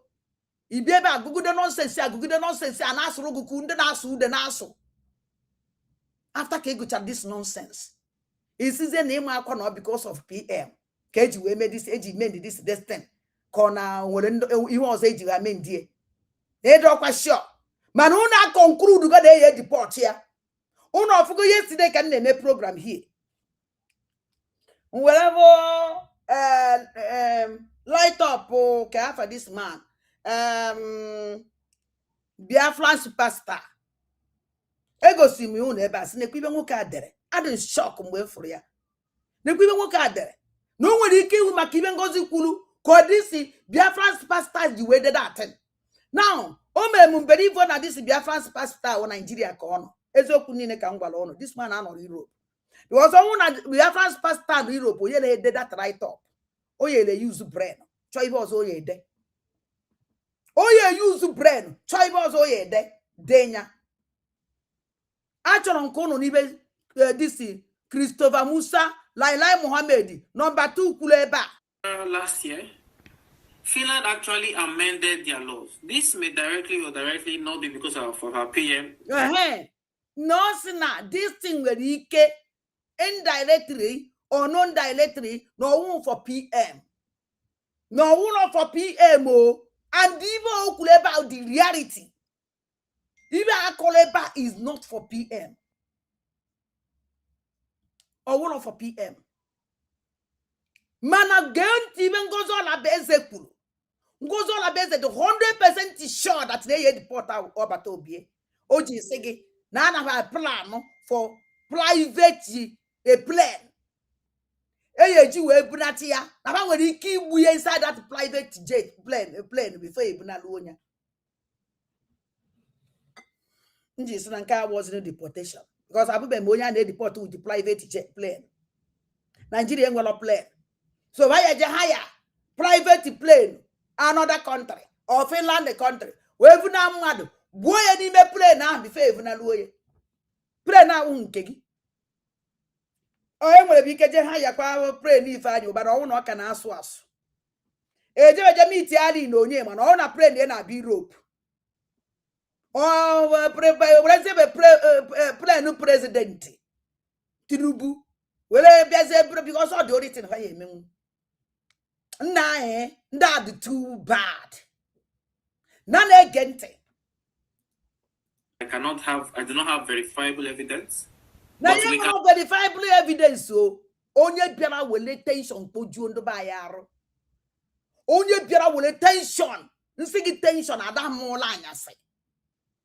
Now the thing can is no to ngobelolawa choro ko blue isi na wa mketa. Ngobelolawa choro ko blue maka phone asa gitere phone ebe na convince ndị mmadụ adabiko kedu ibe a na-akọ asa ya evuna top but nsa akọ ebe no na akụkọ asụ nọ ngozi nso biko ibe aka nkọgidere benji we di iri na 4 wanti ntụla wa vulu mu phone mu mete ma ọkwa na mma mgbanyụ sie phone and ibe mma na emeskita adugo m tired at least ka half mo no because Chineke jukwa.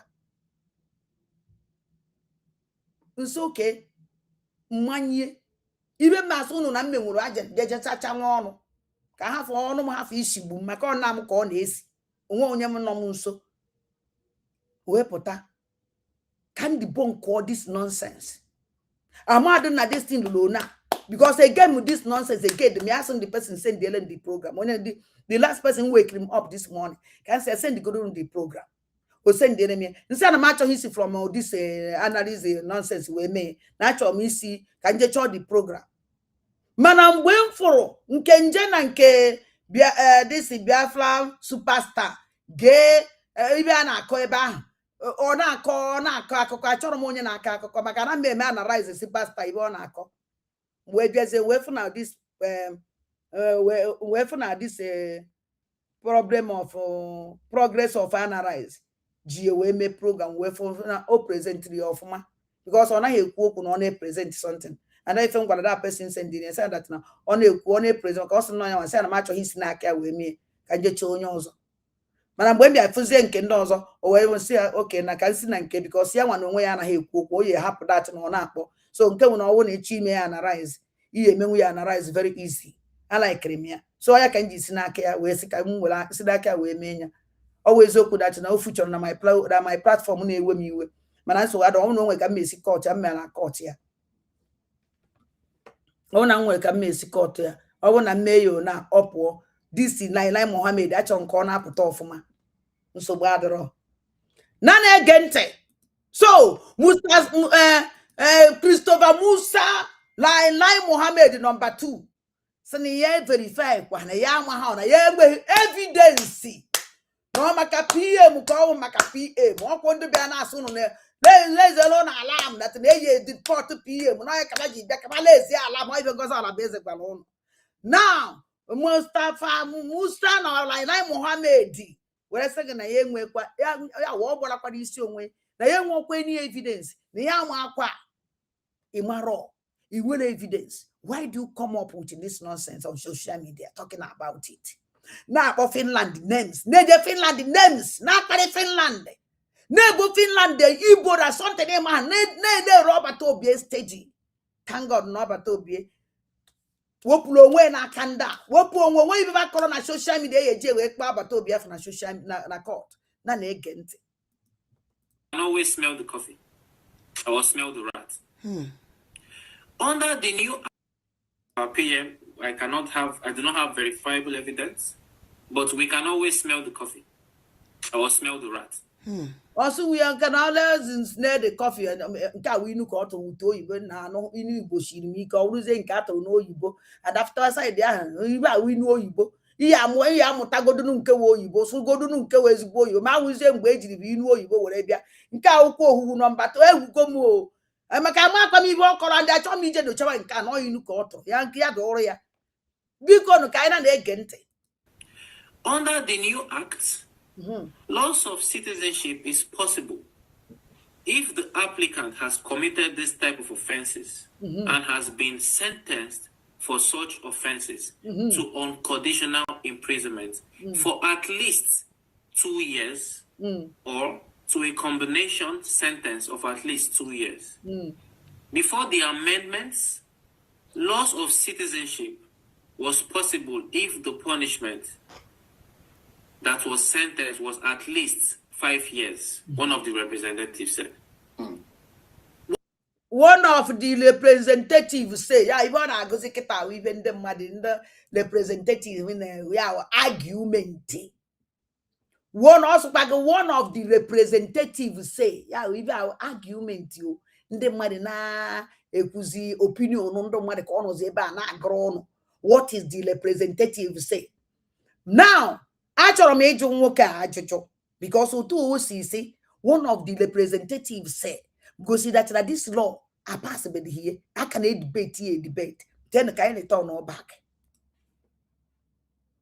Because ịma ba ya asụ nke alụrụ ana o nwere kaba na-esizi edowe ọnụ were asụ ya mana abịa na nke ya ebe ji na-ele ọbata obie atuwado ya etuwado eya asụkwara gị ya na broken English ka iwe nwee ike ịghọta ibe asụrụba mana abịa na nke nwere ike ịtọ na against them ihe dị ha ghọta ugbo asụrụba mana achọrọ m ime ka famara na ife anyị na-emewe ihe mmụọ aja na Igbo na anọ ya dị mmụọ Igbo ji debebedo Chukwu okike abịa ma wuruzi ihe onye ndu ya nwa na-esu stamp osu ha na osu sigo na na-ege ya ntị. Loss of citizenship was possible if the punishment that was sentenced was at least 5 years, one of the representatives said. Ọkụ nụrụ ya gekwanụ ntị ebe a just genụ ntị because ya nwa na onwe na-agụ ibe a na-eze isi onwe ya ọ na-agụkwa ya na-eze isi onwe ya o ka ya wo nkwu sị na ibe ya pụrụ ka ya gụrụ and o na-abịa esi bụ ya ka esi gụ ya na o nwekwa mgbe ya ji sị na eti ya ewepụ na na-ege ntị ka unu wee bụ ndị intelligent guys na na-ege ntị offenses and has been sentenced for such offenses to PM, I do not have verifiable evidence, but we can always smell the coffee. I will smell the rat. Na also na be smell na you had on show mana about always na kwesịrị ina-esi oke ya nwere kwesịrị ina-esi ya ina-esi oke ma na be esi oke n'imi ana be esi oke na nwere ike ina-esi oke ka we nwe ike amamoso iwu ike ka we nwe ike ibu the lat ka so gini we are always made the lat and the amamo never also even also not true so shows you that na pa na ya hu adicha sure mana odum jo ayi adin jikele oyibo okowara ibe nko oyi a unu oturu oyibo minuru che ka ni ton ya ka owo no na no di no na anu ya. But we can always smell the coffee. We can always smell the coffee. We can always smell the coffee. Ana be esi ozu n'imi. Ha ye na esi ozu n'imi. Ngwa tukwa ozo. I will smell the rat. And this smell the rat. Hey, na nda na mekwe ncha. Ana be esi ozu ba ye na do always na esi ozu. Hey, ebe na do always na esi ozu n'imi. And na esi ku oke.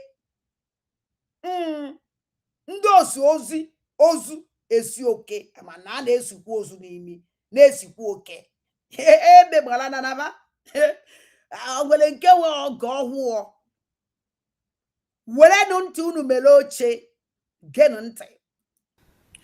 Under the new act, under the new act, also under the new act. Ya uno pulu omume ọhụụ. Loss of citizenship is possible. Loss iwu ndị obodo. Ya iwu ndị nwe obodo ndị obodo. Isi na iwu ndị obodo mere gịnị? Smell the coffee. I will smell the rat. Under the new act, loss of citizenship is possible. Under the new act, under the new act,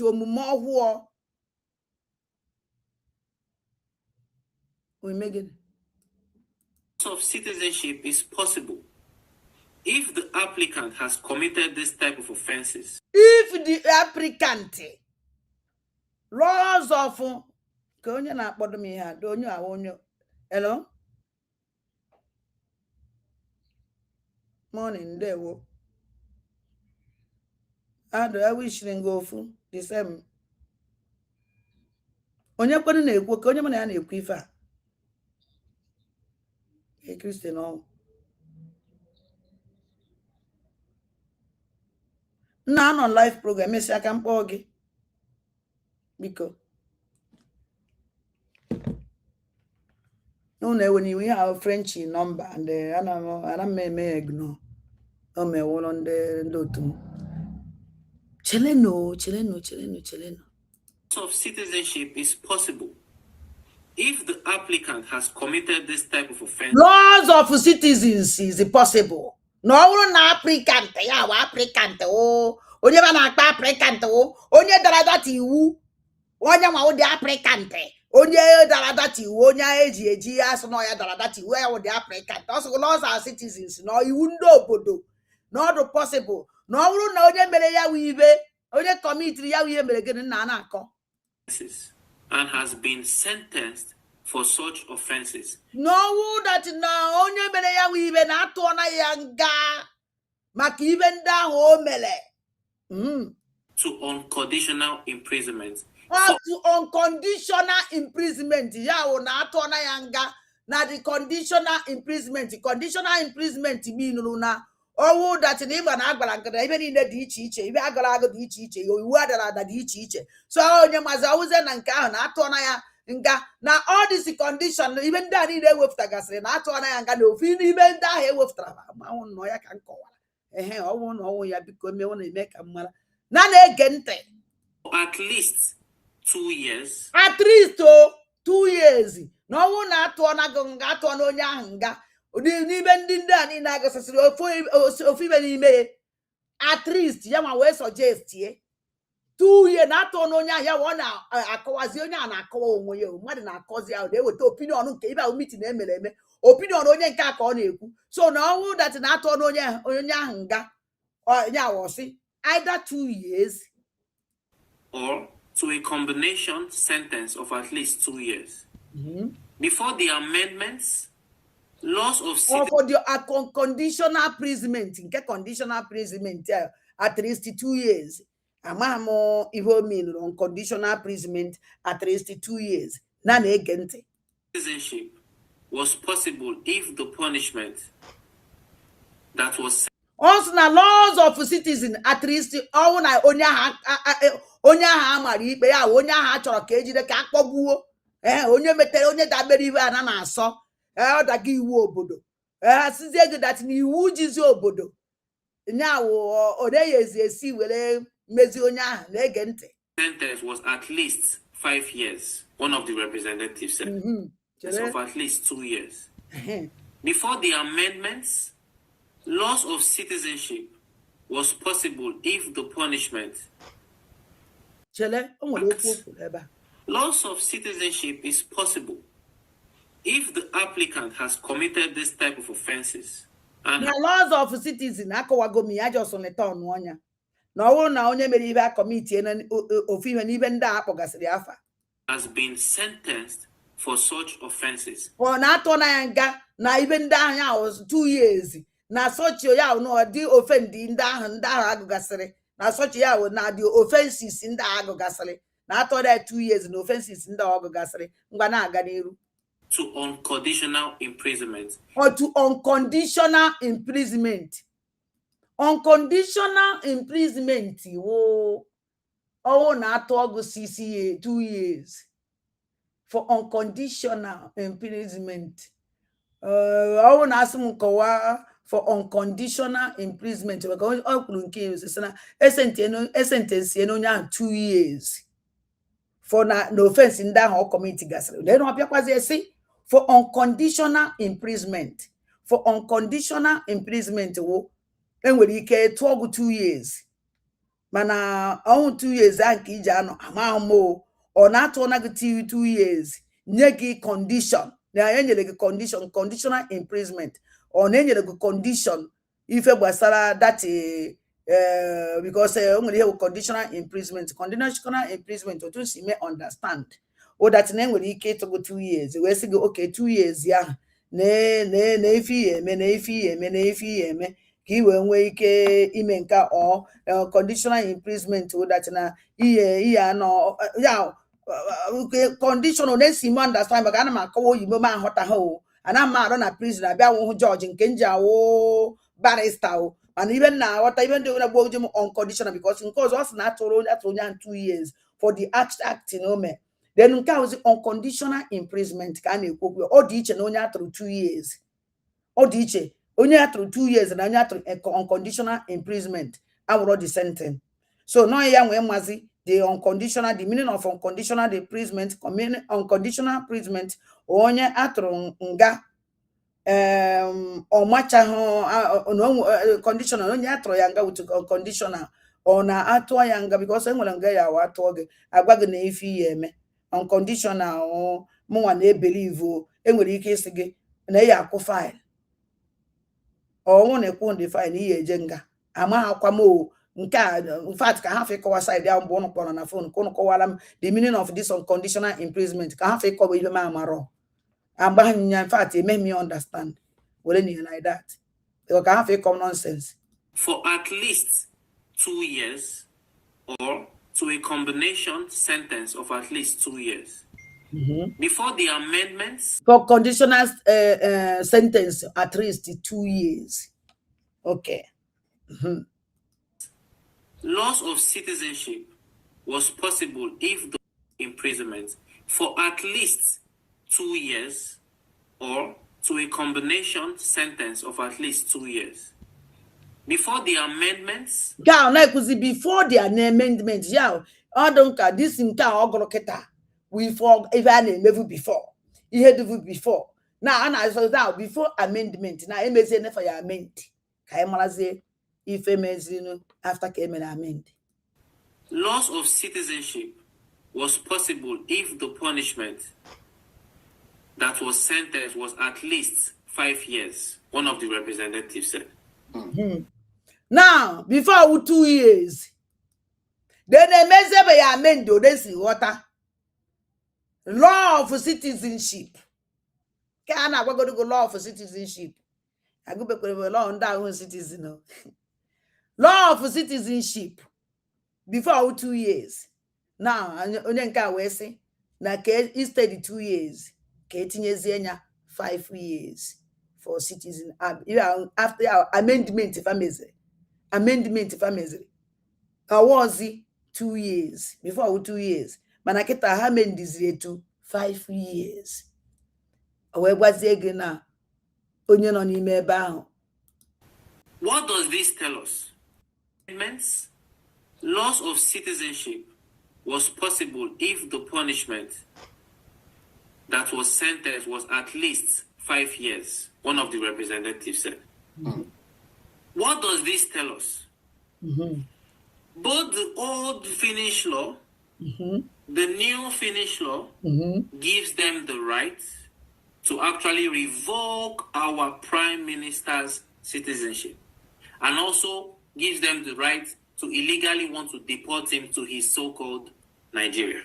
Now, onye abịaziri ebe a na-agwazi ụnụ, ọ na-agwa ndị otu ya.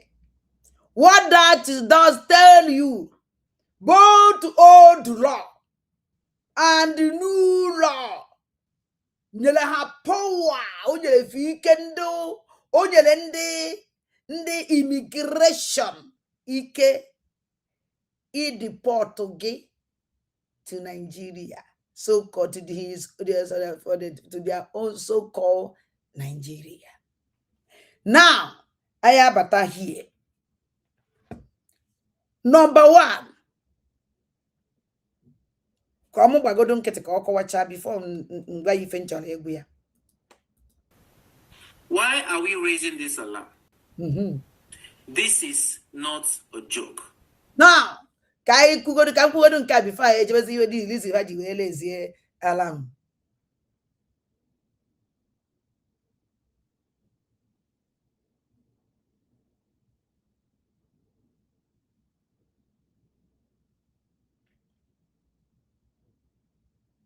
Na comment ebe a de o tara akpụ iji gosi ndị a na ọhụrụ sọsọ dị intelligent. Now, anyị abịazie na okwu ndị akwụ. Ka anyị banye na categories of ọbata obie. Enwere citizen, nwekwa citizen. Nwekwa citizen. Number 1. Ọbata obie dare na citizen. Ọ daghị na citizen. The reason nji so na ọbata obie dare na citizen. Ọbata obie is a military. Ọbata obie and the military ya enyere medal. Decorate ye with medal. Ibe ọbata obie na-arụ na military nke ye, gbara ibe mmadụ mwegidere na military, decorate the person. Enye the person medal. Awụlụ obere ife. Ụnọ na-afọ ọbata obie otu ihe n'isi, otu ihe na-akwụ ya. Ife ọbata obie na-arụ na military otu ọgba before banyezie politics wee resign off from military. Ọbata obie is one time win, one time this thing na community other culture. Amanka me si we dress here na obodo ahụ ọnọ, side ahụ ọnọ. Otu esi asị na onye awo local government chairman, onye awo atụrụ ya vote, and the Finland voted for him. It's not by appoint. Ono from mgbe ejiri wee mee mgbe ọ na-eme ihe campaign. And o chitara the destiny ọfụma patara mgbe ejie anyị nọ na ndị Finland mere protest. Finland protested for ọbata obie. Mana sọnsọ ndị protest nsọ anyị nwa. Now, go see that no ọbata obie ahụ ordinary citizen. Anabekwe meje na ọtụ ọ na ọnụrụ nwaanyị mụta nwa. Onye Finland mụta nwa with that person. Ejebe side ya. Mụnwa na-ejegodu na the high profile destiny. Ọbata obie is a high profile. Mgbe anyị jere Finland, ọbata obie bịa with security. Mmadụ na-abụ. Security mmadụ na-abụ ka enyeli ego si that na ọhụ obele mmadụ. Half child that Nanda actually crippled this man. Try to young war on Finland. And the man na mala that na onwepe any case na Finland you offend or committed in Finland. He did not or commit any offense. But that na mgbe onye mu ihe ma na eme campaign onye nwa budi campaign n'isi. Oh that no but obia commit go something. We no na that party. Oyela resign. Oyela resign. I say I resign or because oye butrafa ajafa. Man no but obia no that place. Follow the testing, participate in everything.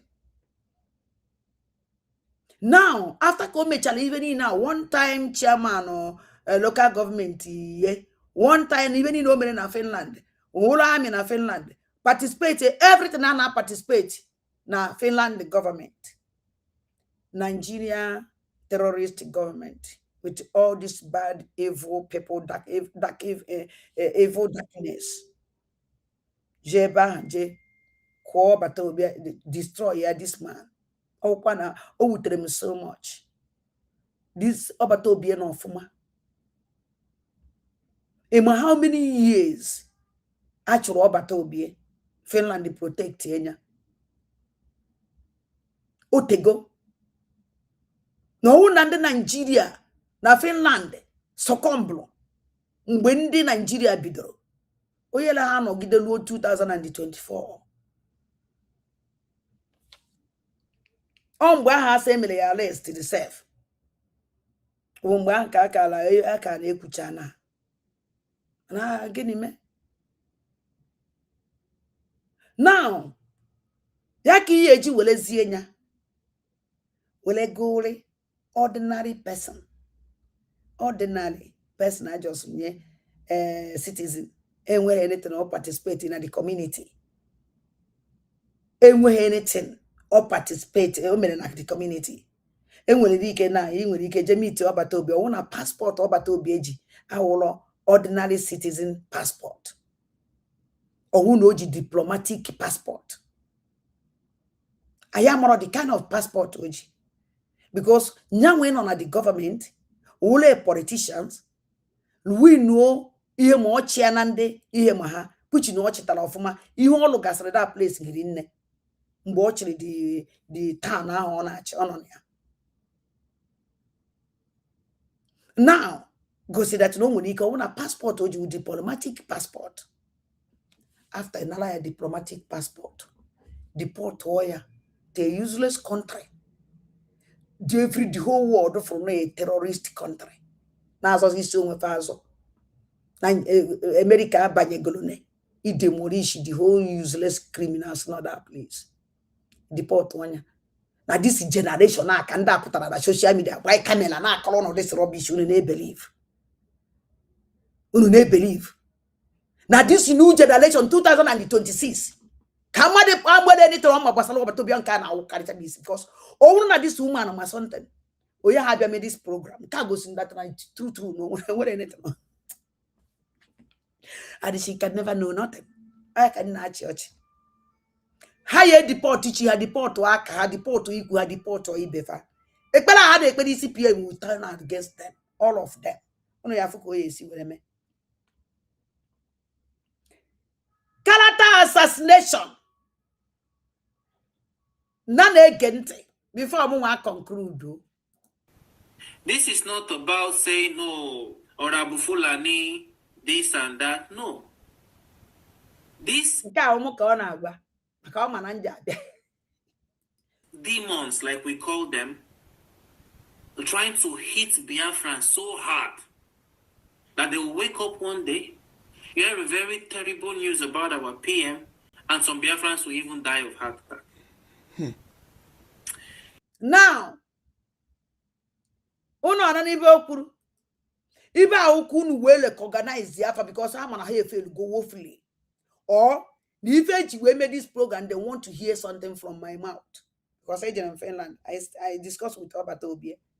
Camera because I tell even Kai TV make a tapo de kupoye. Now that Namje Chala don't want to no van when you for Maro. I just smile. So if I tell know everything, Kai TV, I can't remember this evening. Now I'm putting my money for the money key to a right. More, ni Jemje na Finland. But ode always see where chapata, ni ama di Jemje na Finland. No ga ofuma, no way Lizzy Yaji so no ga ofuma. What's na ya clofa? Lizzy Yaji we say no ga ofuma. Man, I may JJ go is nonsense or California with the problem. A JJ go is nonsense. If also I call off, I don't care. So maybe no pata. After made this program, I don't even okay, can doesn't call nonsense. On one anything on the yafo, on why you anything on the yano, can you call?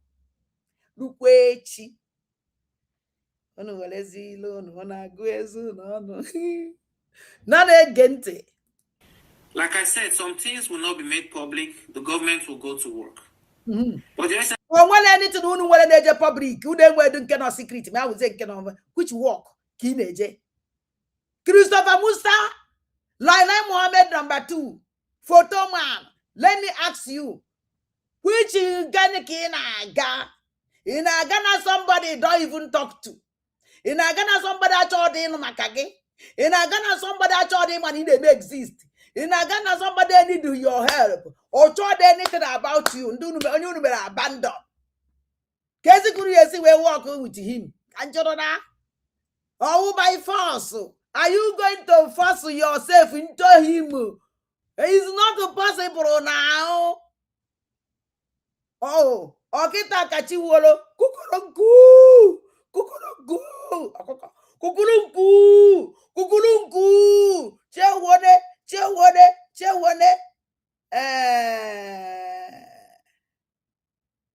Onkana po, ndi ndo na se, Badly shao, tete, Jeworugo, Badly Shaibana goes you tete, Jeworugo, Ndocho. Nane Gentre, ever back underground. Now, Lord, with somebody at Choge, I thought him and he didn't exist. So the young man anything Chicago Dafa. Anything on Unumela, and I'm about this group. I bet as any pass or better this group. Oh, Kuruna court, the Yama Hondono. No way bet you call on the other true, man. Not kind of a prison car from this group. Anything on a group, they may take him out. You know, I wouldn't even on the Mequadono. Even on the Mequadono. Even in now on a call you on the Mepono. Une hena sinka kembono kodorakoka. Asini nuno ekora kedinke mele kedinke wezioku. Ono potakwe he ozo. Akpona nke no Finland. Ko bia ku ogbo so kwe ha bia eku ewele egwo itere gi. Maka na egi riri ya bia no ya agbokwu oso. Ama onu uche ko bia go this thing uche ekwe ha fita.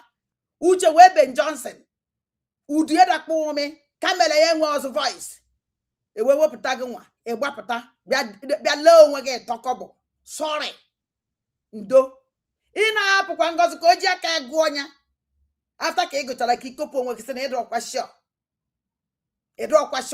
sọ ntịrịpụta na social media na-akụ ya na-ege ntị ọkwa ndị sị gị na ha adụ ọkwa shọ. If you permit me, I want to read something from the permanent mission to the international community that will be served in addition to other things, to the Finnish authorities. Can I go ahead, please? Yes, go ahead. Yes. Thank you. Only if he permit you. Christopher Musa. Laila Mohammed, number 2, photo man. Before I put out with Eva H or a car permit, go on and chatting the quick and honor ya goya. I better on social media deceive ndo umu zombies in a believe na go chihuahua on the deceive. Before I will put that, he has to permit him because I want to listen to him for and I'm an ya goya. No key will deceive a guy so can that number how they are not a permission. Key will go see and God nonsense. Now we get to whom it may concern. Pursuant to the November 29, 2024 Lati Declaration, we all know what happened there. And the mandatory requirements of the UN United Nations resolution. I would not mention the resolution number here. They will receive it. United Nations resolution. I would 9/2024 Lati Declaration. We all know what happened there.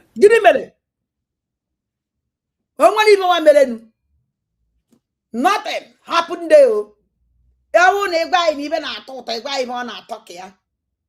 Because all of us know nothing happened. I just get gathering.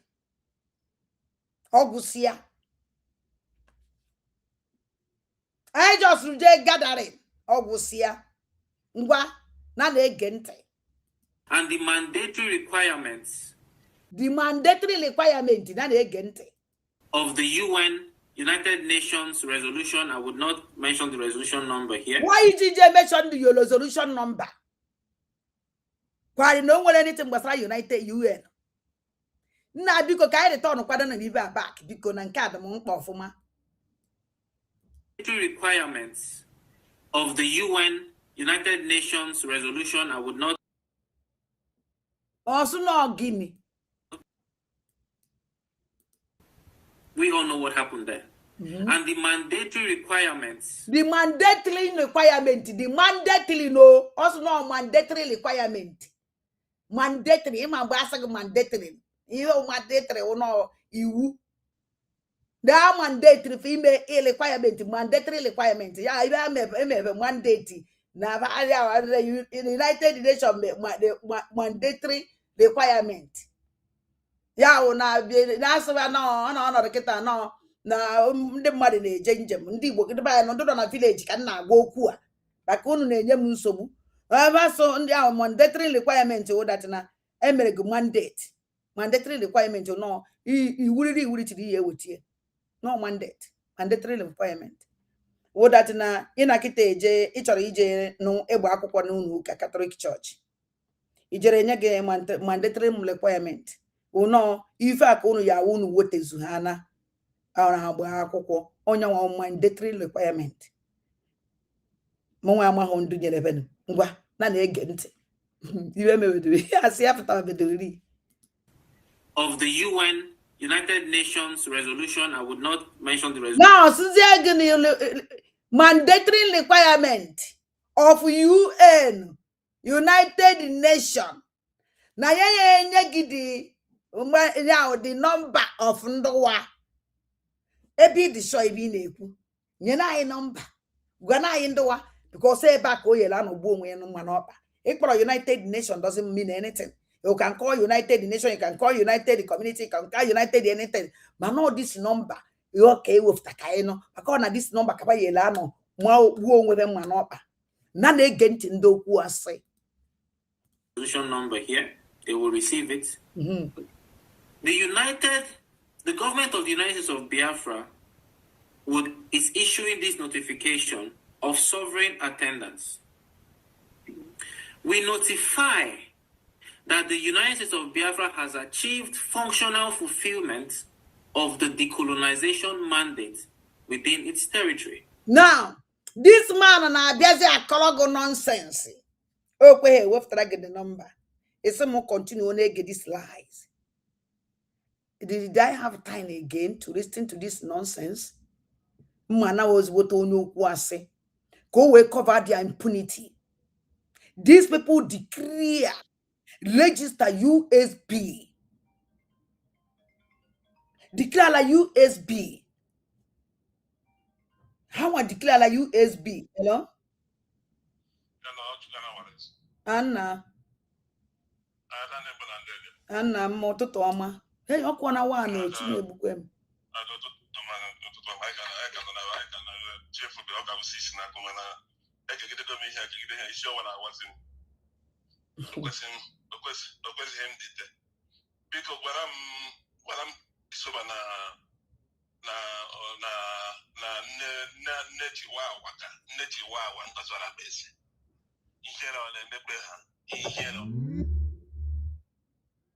Hello? Anna m na-ekwu.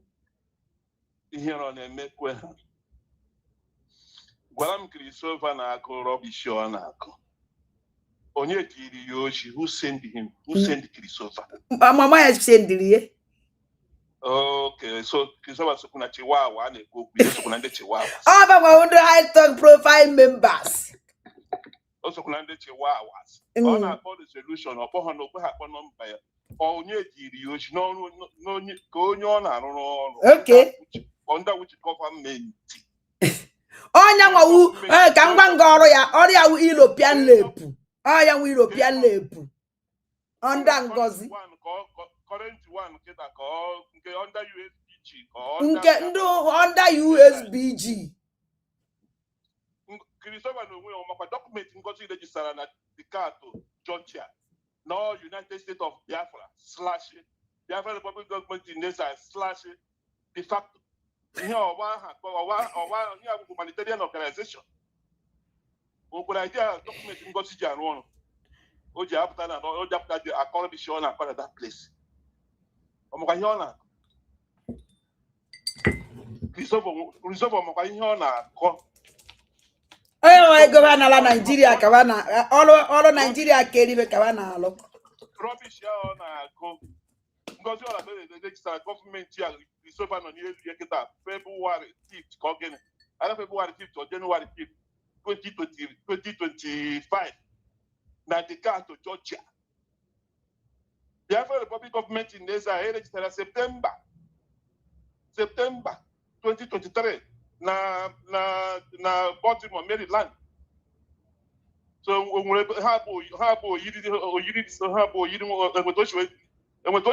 just match together.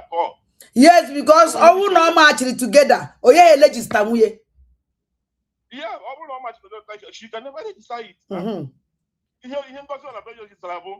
United States of Biafra / Biafra Republic government in Asia / de facto. Here we hear on the registration or register na Atlanta. And only register that is only register here, not be only register here, but the same person now hangere Martin and the Kano goodwill ambassador.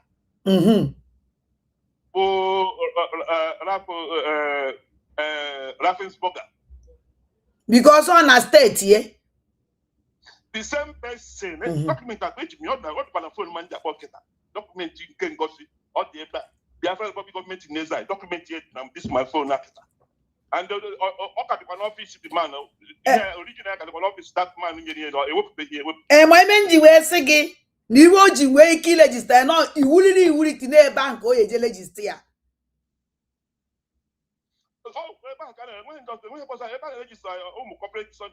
Secretary's office. Okay. Office of the Secretary of State where they register all those business things. Okay. All the bank all the charge. We also very have na the card because the card of the city. Every the office that I go to office here, office in Gosia. Yeah, I go to na social media. Yes, I go in a program. We have a hospital born and local hospital born and one go to make their place. Which is not normal or illegal. Or illegal, yes. Or illegal to use medical health center, local health center where they are on humanitarian organization, separate office.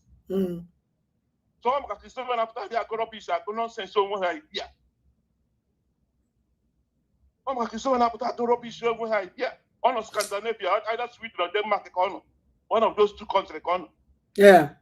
Either Sweden or Denmark or Scandinavia, and the Christopher on a stage, na Finland declaration. Yeah, on that place. On a stage. Yeah, on a stage, up to the stage, live and direct. Yes, up at that. So on a woman, but I just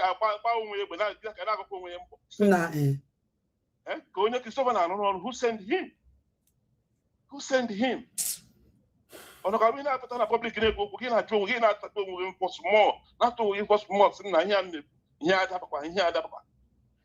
as again mentioned the number of the here 2024 declaration. Okay, we have made a declaration.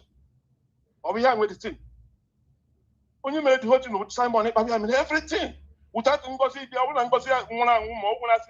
somebody cannot declare, cannot come to the state and announce that in a hundred. On a medieval what is safe, that name was here exist because let me tell you something. That declaration I maybe Ngozi Melu, I cancel ya. Chelunamu, iya Ngozi Melu, I cancel ya. Cancel send the messages. All the big profile people carry the way what this declaration no was the accounts will be. Onye kiji were otu mkpụrụ mmadụ batara that place. And don't want idea, all those things are on a record. Oh. I want to the cancellation. I want to say the message. Now this thing is cancelled. That in the message said the evidence here. Yes. The person sent that message. Yes. Something like that may happen. Yes. So why are we deceiving ourselves? Oh. Oh. Simon, Onye kaba na achọ kaba ya ụzọ ba ya esi wee piwuye. Because mama na apụta na prọkpọta ya agba n'ihu eri. Simon is not dead. Masin is not dead. All of them is still alive. And people are visiting and talking to them. Then why can't your madam go and visit Simon? The person only deputized. Is somebody in a home where you are the deputy minister, prime minister. Almost 20 to 2 years now, you have 1 second, you have not visited that person and sit one-on-one and discuss with that person. As only make it ties. Who are you deceiving? If you move out of the nonsense, because on your cognitive economy was Odum Makai caught on up where Kuchana. Who sent him? On a one and one, you have to go to the office document. Which document? Are you working on that Biafra Republic government in Exile? Or you are working on that humanitarian organization, which is United States of Biafra / Biafra Republic government in Exile / Ticato. Here we hear on the registration.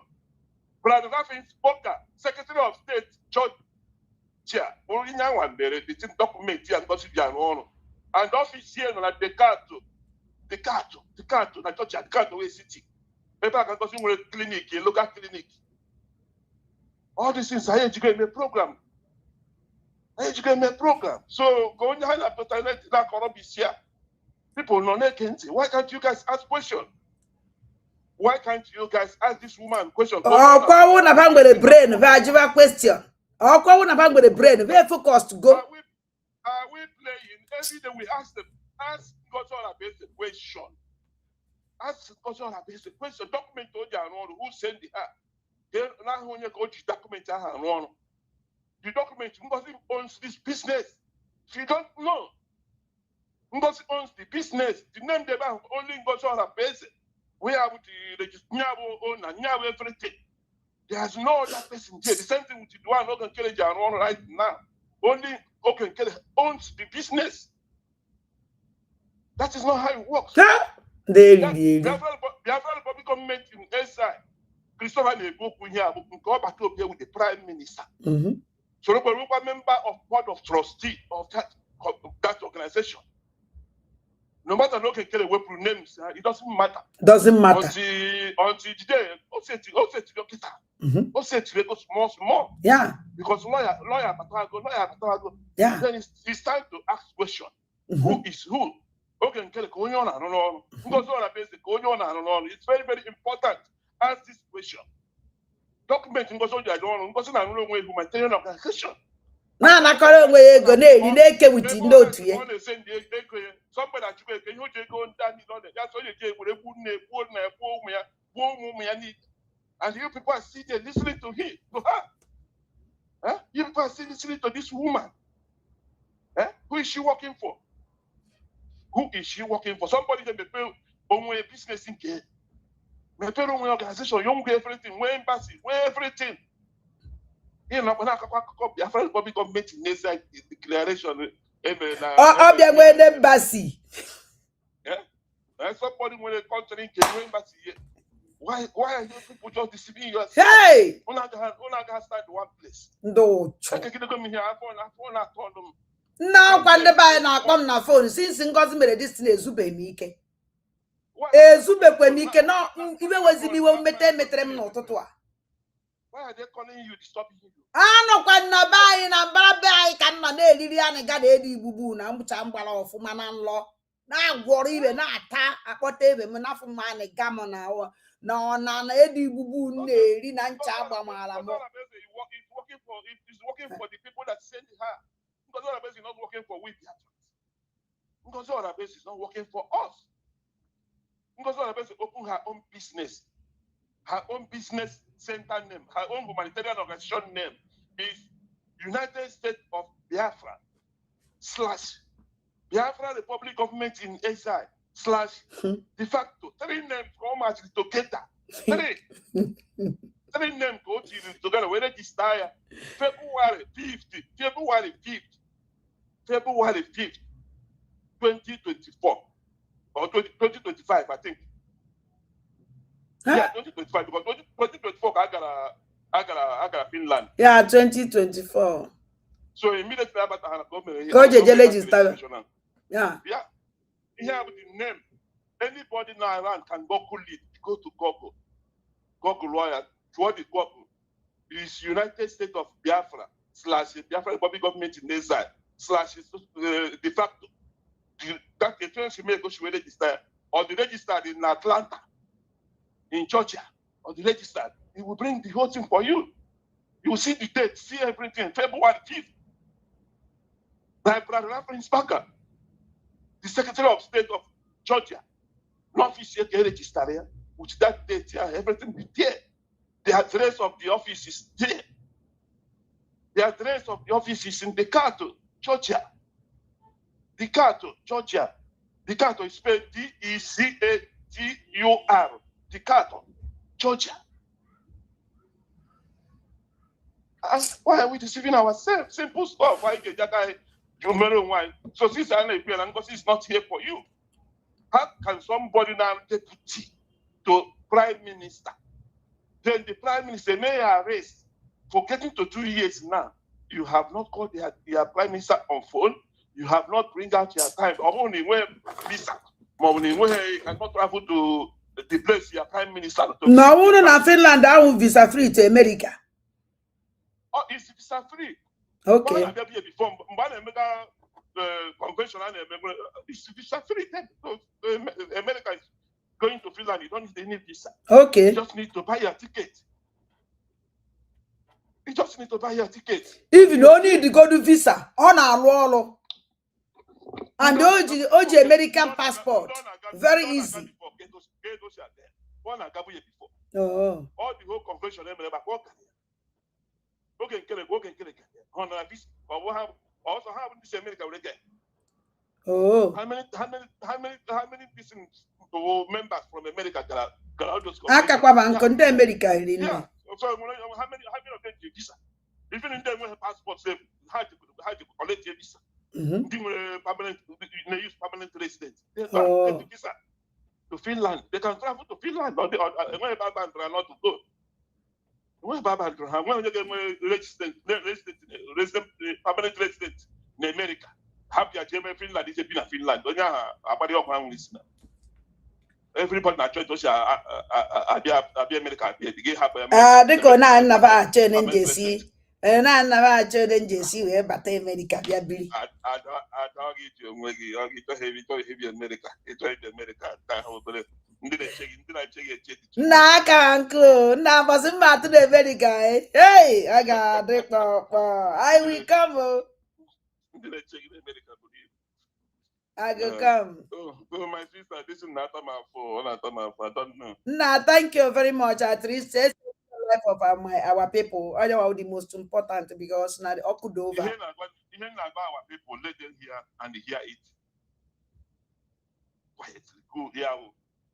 Because all of this, my business, humanitarian organization here.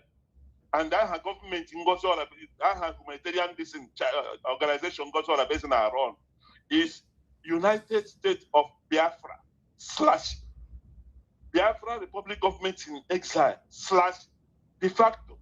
Names in one.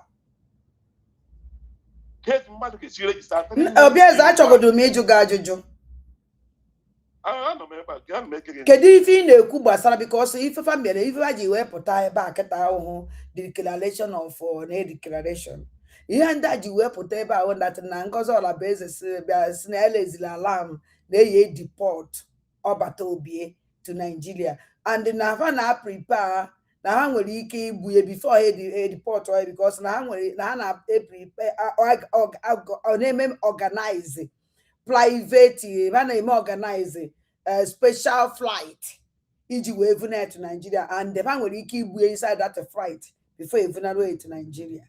Na kedu ife ị na-eche maka this deportation because ọ ihe na-ewu kịta. What they don't know is and Christopher Gocha so ya drọkwa show. Ọbụgodi maazị Nnamdi Kanu ejela ka ya je kidnap enweghị onye ma na-ekidnapụrụ ya. Ndị Naijiria ogburu maazị Nnamdi Kanu. Ọ bụrụzie Simon Ekpa Finland ji official everybody ji some people look at something idea. Even as Nigeria and Finland extraditing this in treaty agreement. It was what we got here on ground. Nigeria and Finland extraditing treaty. So Finland cannot do that. It's not in existence. Even the Nigerian media they before. Simon had already paid in Nigeria. All those people who are analyzing about the rise channels. They said it now. Nigeria and Finland have that treaty. So it cannot work. That one that side will not go area. So before that type of thing like that happened, Finland can amend their constitution.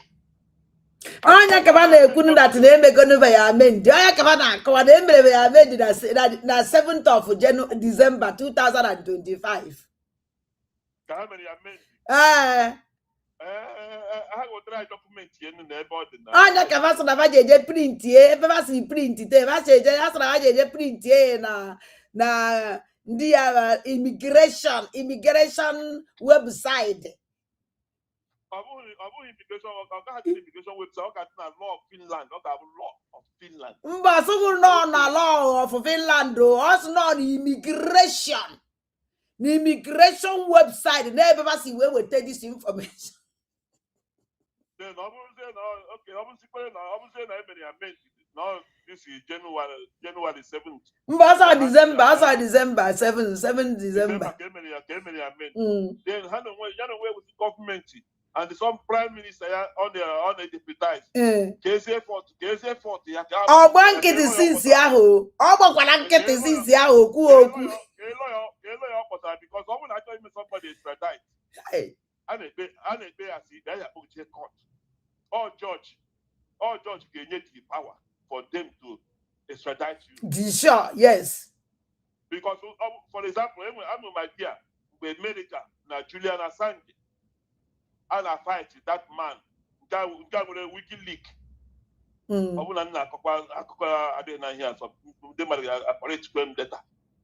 Wiki leak. Actually, extradite. I don't know if you yes, actually, he may extradite from where to where? From UK, United Kingdom. To America, yeah? To America. Yeah, eku bone mo kwa. Husband don't go to the hamelo. From Australia, yes. Citizen but not to obey on America now on media. So when a wiki league, documents, American documents, yes, and when my dad because so will you win ba? Oh, there's what easy. I got called the man back to say now the Russian embassy or yes, Russian embassy call back. Yes. Or one of the South American embassy go to the 6 years asylum. Yes. Embassy. Yes. So although of easy, somebody extradite you. Although of easy. And before getting a method extradite, guessing God you hear the face. Hey, nah. You have to release him from the terrorism charge in a face. You have to discharge him and put him. Then when you got to prison, to go to prison, now when we have to prison, you have free in a prison, they people can serve prison sentence. After each in a prison, they be apply Nigeria. The Nigerian government, they might apply. So now only have their citizen. Instead of not serve this prison sentence. That's simple as saying Nigeria. Nigeria serve one. Mba, Finland yeche. Atucha 6 years, ojechaze 6 years, and at Finland, Vunazie, Nigeria. All this is law. All this is law. Hey, this is law. Fear. Come on, the doctors. Highest Finland game, they can, okay, after serving the sentence, then we can say, okay, we take your document, your passport, your citizenship, we are taking it off from you. If you go to case in car, yes. You cannot just pronounce, okay, we take your citizenship away from you. Court, lawyer, if you go to see Bena. Then I was saying, we say, how many evidence I get presented to the judge. You hear me, Onya to qualify, I cannot be a citizenship here. Then they take the citizenship away. And near time, I leave this country. Then you know when lawyer to defend him, so okay about the door, let them allow him. Because the whole Finland is Nigeria, compared to Finland. Only choice is to choose any part of the country to go and seek asylum. Or more United Nations. Then the United Nations will come in and they protect him. Or by under UN protection here, document, UN only have to stay. Any country unlike of his choice. Or we say why UN? What's all about the United States that work like this? In second and this woman, they will. With the body, but I will not join the port again to any country. I will not join the port again. All those are basic men. Or if somebody in a problem, they will in a cause problem. They change the taking a city here. At all, you can change it down. Then this security gate, you have it. I feel they now get this stop with the flight because any noise of an email at the flight, the pilot cannot move that plane. Yes. The pilot cannot move that plane. Immediately, the people, the passengers complain, they cannot take you anywhere. They have to bring you out again. So the final report, I can tell you, I promise you so many things. You have to say, taking a seat, now, go and go with the first passenger. Hey, but who? Gap inside, train as well, or general, or taking na first class. Hijack somewhere, get down on whatever, nothing. Get the last year with. When do you man in on the flight? And when you got man, and immediately back on a zoo, I did with the first person, all he got with the last. I see it. Man, obieze the kanjo na ajuju. Obieze biko chego the kanjo obi nega muna na bai. Or the possible Nigerian government, Egypt, Finland, so no where deport to Abatobi into Nigeria. Or the possible all over world, one in the deport on the mother. The country of deport on Yana, Beva, Nigeria, Uganda, Wenuguma, Wena. Or the possible police, immigration, and they deport on Madi, so we deport all the person. Or the possible. Even case, Simon, and we're only Nigeria, Nah, just not the possible. About the possible Nigerian government recently delegate to the girls. Finland, the Finland prison can have Anka. So I want to Finland decide that to deport him to Nigeria. Nigeria said, let them bring it to us. So in Finland, get me a package, deport wire. TS court came 100% sure. No, Namorita Mohammed Airport or Nana Airport, Abuja, Kada plane land. And all land those security na guy there. They will document package. Yes, deportation document. How you hand over the immigration? Hand over to Nigerian immigration. The Nigerian immigration or may accept. Now, receive go the deportee. To Nigeria, then the police, Nigeria sign police Finland in various court. By what flight she has? We document how we on flight. She got back to their country. Submit the document to the judge. Submit the document back. Oh. Now already the head court to go to some person. Obieze be careful about another ajuju. Because I don't like the other thing to ndo buy on a village in a high BP. I don't make you good now by because or the possible iji private plane where deport somebody from another country. Yeah, from Finland ije hire private plane, special plane where deport all but obie so na ya n'ime the plane to Nigeria or all over the world or the possible. Something like that. Before, so that happen. Man, that person on too much. I don't know how to never send the mother. So here the government of the Finland can say, "How we can charter flights because it's too expensive for them to do." They are too expensive to charter a private plane just because of So the Western world, when we can say, country like Africa, they can do that because Nigeria made it before. Like Nigeria won't do by kidnapping. Yes, all Nigeria made all can be very, very, very, very hard for any Western country to spend that type of money because it's just a private plane had no easy. Private plane have all issue Finland, Gaba London. No issue Finland, we Gaba Africa.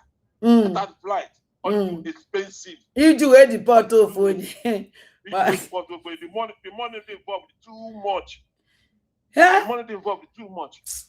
So instead of how we made that now, Hannah put their citizenship. Has to leave our country. Leave our country. That's all. Now when I'm talking in Finland, he got life in prison, but he got years in prison. Leave our country. They're not going to do. You teach in any part of European country you want to stay. I'm also Simon when you as a live. I think in Finland, it happened in Finland, Baba Europe, when so many countries, Germany, Italy, you gave up, you don't hustle, you don't do the niche. It's not the end of their life. Nah, so thank you. Somebody put on a public now all this rubbish. Only for the way deputy prime minister. It's very, very shameful. All the very, very, very, very shameful. Going on, I don't know. Who is she working for? Because then when the deputy prime minister, DPM, then who is the prime minister you're talking about? Who is that your prime minister?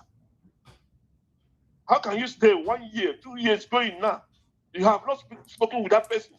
You have not visited.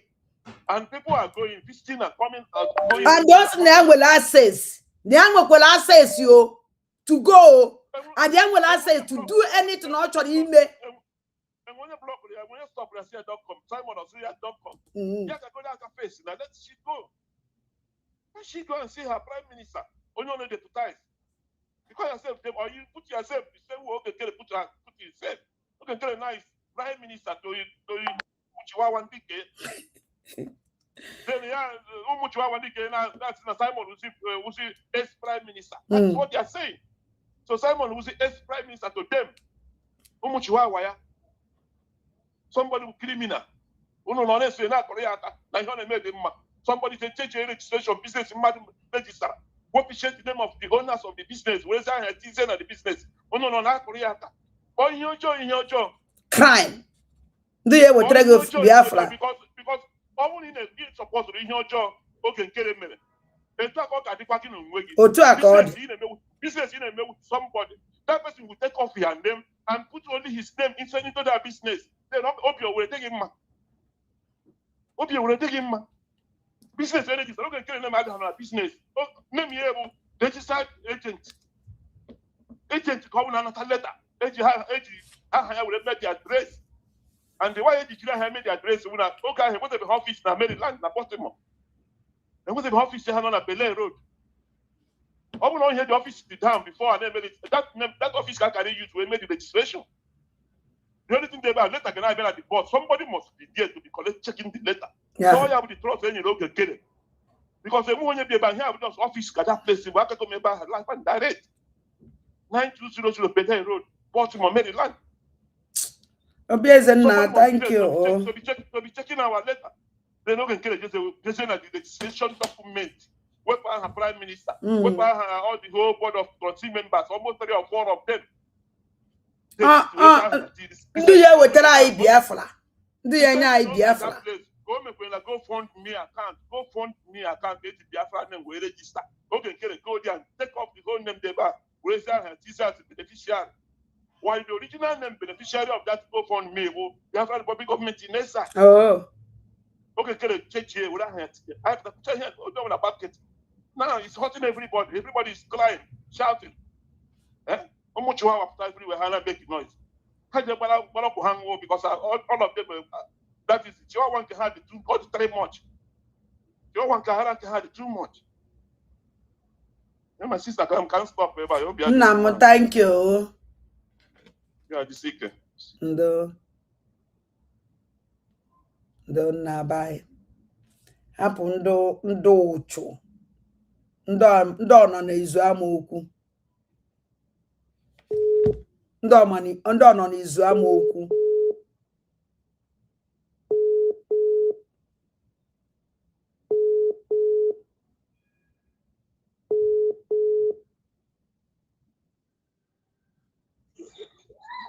Hello? Anna bye. Yoma. Good evening from my side. I wish you the same name. Yeah. Ima, need to make program by Wajalava. I understand. So you make a program I can use to watch. So that's a kind of way with him lock now. Abraham Bank and Boanya. Yes. Iji gwa eziokwu, na this thing ngozi ndị otu ngozi gụrụ. Moreover, ọ bụghị ngozi na onwe ebi ewepụtara data. Do you understand? The main people who wepụtara this thing bụ ndị onye mere a lot of this thing bụ Uche. Bi ewepụtara this thing. And secondly, Finland they betrayed our prime minister and have eziokwu. Have betrayed our prime minister. Because number one, the law Haji George, our prime minister, above law of Finland, which is not supposed to be. Finland they have law to judge our prime minister. Number one, any crime prime minister committed in Finland. That is number one. Then the law Haji George, our prime minister, is European law, which supposed to be over that Haji George, our prime minister, with European law or international court be George, our prime minister, not their local court. Do you understand? So that is number two. Then number three, they finish the case our prime minister on the September. September they finish the case our prime minister. Then Orona December 7th, in the Finland change their immigration law. And that immigration law made an act say that anybody committed such offense, even before her this law, that the law can judge the person as well. Do you understand now? In other words, open our prime minister Sabotage, more that's now because of this appeal now. Open or Sabotage, no Sabotage with the law, with the judgment I had judged on him, they can revoke the citizenship of our prime minister and ask him to leave their country. They can do it because they have immigration law and all immigration they need that citizenship. Do you understand? But the problem Finland and Kefona betray our prime minister did too much. Had the too numerous betray our prime minister. If you don't think that you never Ogenkere Diego Gondini no Torigo. Goes out of base, Chukwu Di Ya go bending no Torigo. He watch and appeal our prime minister made. Finland government reach that condition. Regards our prime minister. Yeah, no all that money. No man will appeal. Either way. Nagini. Our prime minister huge amount of money as Ego Guinea. Before he can appeal. Ego Guinea. Before we may appeal. Ego Guinea the ifa. Ego Guinea. Has no ego appeal. Aso na ego appeal. Yes. Now Finland is na ego appeal. Yes, so we our prime minister as ego appeal. Before we made that appeal. Which happily in our prime minister provided that money, which that money was provided before that appeal was approved. Na makwa maybe isi abia, iburukwa bia. Then when I like Nando, Mongoli na biko break because I try to this kind of things in my platform and apota because here was was equal get an aso. A day sure. I know to be na chelo biko na buy. I know to be na mother de ma appeal. I say I know ya go appeal. Because that appeal it will put many things about appeal, which na visit that appeal. And they printed a document which na agree na this platform about that appeal of our prime minister. Na buy ya can na wage sege na that ego appeal o nwere ego mela involved na that appeal, which no one secretary when make watch that document back because IG ego na nwere nke 300 euro. When ke 70 euro other than that appeal condition and don't nwere ndo onye ya akwu ya na onwere onye ya akwu ya onye na ye ma hotazi onye ya akwu ya onye ka onye ya akwu onye ye ma understand which na mwa ya bia kwwe here no mecha kita ka ga emecha kita because I ejigo that this document anyị na kita ekwo ejigo nyeme program here because onwere mgbe ewepụta that akụkọ na ọbata obi ya akwu ụgwọ o ya akwu many 1000 nke akwu 1000 nke ọzọ which na eje print that akwụkwọ ahụ gbasara appeal ọbata obi eji eme program here and the akwụkwọ nkọwara everything. So if you want like anything asu na asu ya da work with asu kwasu I na work with him onosim in the play in the show. Yes, now I want to talk our people more understand. Ihe ngozi ọra bụ eze oge nkereji agbagharị bụ because of this new lawyer our leader, our prime minister. Nke ahụ eziokwu. Ihe a bịara ebe ahụ damage control ka ji wee pụta. Damage control. He may expect. Yes. Because matter that na ọ bụrụ na Elias na former lawyer of Brigi, which is Dabiri Yan Elias. Ọ bụ na mgbe ọbata obi esi ha bịa Finland. Na ha na oge nkere kwere ka ha bịa Finland because ndị ahụ bụ oge nkere ndị ahụ si duru oge nkere bịa and mgbe ọbata obi sendere ha message o sendere Elias message sendere the other one message say ha bịa fia na Finland ọ bụ na ha gara for ọbata obi na Finland mgbe ahụ before that judgment akaghị judge ọbata obi nke ahụ eziokwu uchi oge nkele refuse o refuse ha nwe ije mana ka njuzi nengi o nwere ajụ nchọrọ ịjụgo na mgbe ahụ malakwa amala dati na mgbe ahụ ọbata obi request lele ya to come o jelo ha ncha niile cannot together with ihe aka nwere mgbe ahụ two group Ngozi chelu group Ngozi and the group oge nkele okwe ghọtago and nobody come out and raise alarm kwụsị na-ekwe na ife melenu ha ncha niile hide it and die it no n'ikpeazụzi ka anyị nọwaziri ihe nna hapụ side anyị na-aba because ị nwere ike ịbagide ime ife anyị na kịta aba na ife program mere kịta ha wụrụ ife ndị anyị na-agọsịsị program maka ihe ekwugide kịta na ofibi abring ama ihe dị bọs tụa kọrọzie m ihe ọzọ jebe hapụ ebe anyị na-aba because ihe aka nji mee program mere wụdatara ndị asị na-eyi deport ọbata obi eke ife nwere ikwu maka ya just jee na program mme. No. Since you do the program, I'm making the program. You understand? Free deport over Toby. Number one, we go do. Now, case over Toby, okay, map, you win. That is number one. Because number one now, even Ghana, Nigeria, now is the evidence to give Finland is enough in yes Finland to bring over Toby out. The kind of killing that is going on is enough to bring over Toby out. Because number one, Nigeria is a country of particular concern. That is number one. Or a particular country of particular concern. America designates Nigeria as a particular concern. Or the now. Or do possible. Or would go to that no but obie. For example, I na judge. Or the possible now that na mado emano oboda na odd dangerous. And onye fanacho na akpoje eba na eyebuye. Odo ka e yakpolo nya oje that place ka egbu onya odo ko no nwere na this western world odo ko nwere ndị ya eme enu. My sister, the reason why I may believe was is Finland. The reason why I'm particularly I didn't make maka ndị ọzọ. The reason why I'm a believe was across Ozimuha. But how many na gana Nigeria?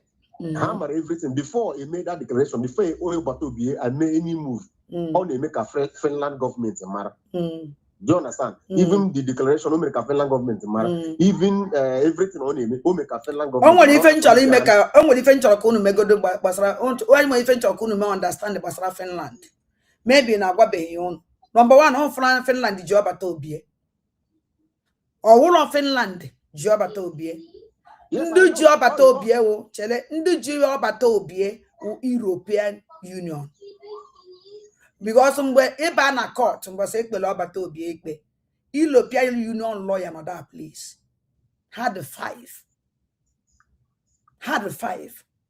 because owo no ka Finland me obata obie arrest ana be me na arrest since na happen ya o me first declaration of convention, Biafran Ome convention na Finland. First convention, yeah. First convention, where may he arrest. Aluza na second oje wala kwomye je wejere the president of Finland o me akwukwa accept. Muwa onwe be made emechichicham upon Finland as ladder. Finland choro ka this thing end there once and for all. Because I won't name obata obie allow or defend your own way in a court. Or queen will I done about to be defend your own way in a court. Yes, or defend your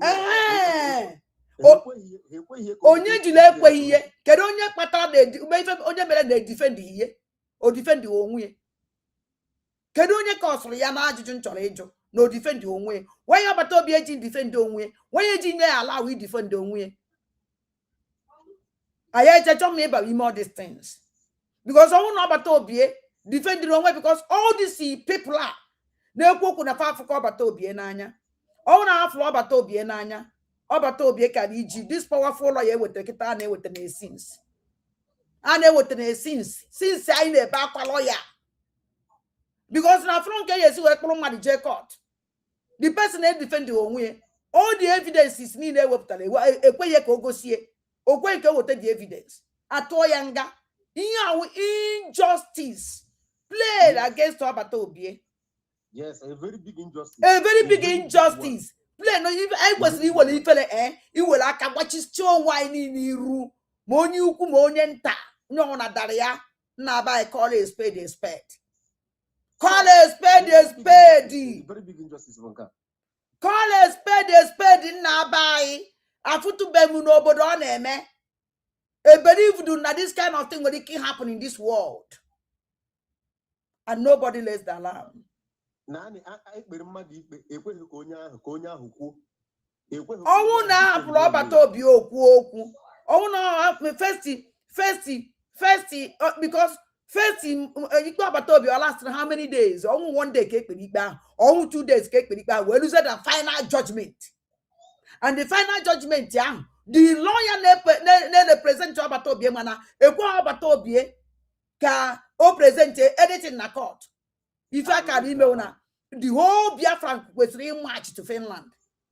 Everybody knew about Obata Obie nanya was reported on social media, and they on social media. Now make the whole world man the English they play against Obata Obie. Then I am march to Finland before that judgment. Yeah, that the whole world man injustice in the play in Obata Obie, but all of them hide it.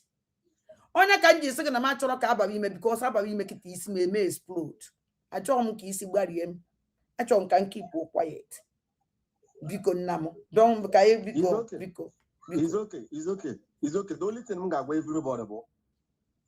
Here, Mazen Namkano Gorayam, this Biafra but the last miracle on this planet. August, yeah. And all got the unimaginable way. That's no way anybody get take the glory. Rather not Chukwu Di Ya get take the glory. Yes. Understand? Yeah.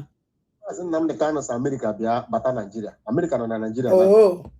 So and Israel got Nigeria too as well. No, never but for what is going on.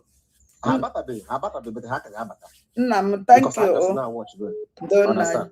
So onye ọbụla obi shi onye ọbụla ike onwe ihe n'ike ga-eme believe na ihe ọbụla na-emepụta dị ihe kwesịrị ime ma lọya enwetara ọbata obi bụ kịta ka Chineke chọrọ ka enwetara ya lọya. Yes. And then makwara a ga-enwetakwara ya ma ọzọ because of ọsọsọ dị sọrọ a ga-enwetakwa anọda lọya ka nzuo 2 or 3. Ndonna bai. Ngwa jisi ike ya. Obi shi onye ọbụla ike obi akụrụ onye ọbụla mgbe hapụ ngozi ọra bụ eze na oge nkere ha na-efu ụlọ onwe anybody na-eso ndị ahụ onye ahụ amaghị onye aṅụ mmiri arụ Ndonna bai. Ndo mụ nwe onye na-eso eso nwoke eso ụmụ nwaanyị bịa nchọghị isi anybody. Basta. Ndonna, thank you. Yeah. Hello? Anna bai. Ụtụtụ heavy mama from here. Yeah, ụtụtụ bai. Ụtụtụ bai. Shike. Eventually thinking na yeah ndị abịa eme ọwụ na ndị be anyị ọwụ na some ndị be anyị na ndị be anyị na-egizu n'ọfụma if that these people they just agbara onwe ha egbe n'ọkpa ya bịara ime ihe damage control. Yes, damage control, yes. Because with a lawyer so ihe bịakwu ya ka a ghara ịtụ ego na ọbaghị ụlọ ịtụwazi ego. Exactly. Ị na-ajụ baba ma chọpụta na ọbata obi nọ in danger. Ba mara na ọbata obi kedu ibe ba na-eme ebe asịgo na ba nọ underground, they are working underground. Mgbe na-agwa ya unu believe you. And even some people, I don't know how old we watch at these people. Okay, it's na people na block unu one. Go on with DPM. Go on with the next of the care. Go on after some according to you. Come on, everybody can under block around. Also, oh, which are na block ya. Where's when I'm going to access you? Oh no, but you're supposed to block it for the first time. Oh, I was supposed to block on mother. I was supposed to block on the mother. I was supposed to there. And because I did go block one, and that's some money, but. But I go to how I will no easy. Mana undoes the better block. That means una some money when the communication. Nothing. Amau ka phone. Una some money by the when una some money by ade ku. Ndị mmadụ wetazi afọ wote lawyer. Unu fune wote go lawyer. Gbapụta ya go ihe na-agụ. Gụchazi anya ka ndị mmadụ dị poison heart ndị mmadụ ka ịtụ ego. Ndonna moya can na gwa Biafra soon they get this nonsense. So you na just support all the lawyer. Support one Max support. Or if Abato be need. You know na just here. Can the mother agree to go? If I'm back with I say that they are smelling scum, they are smelling rat. Means yeah they smell it. Now means that na someone na aga like a bunia. Oh, Belefa.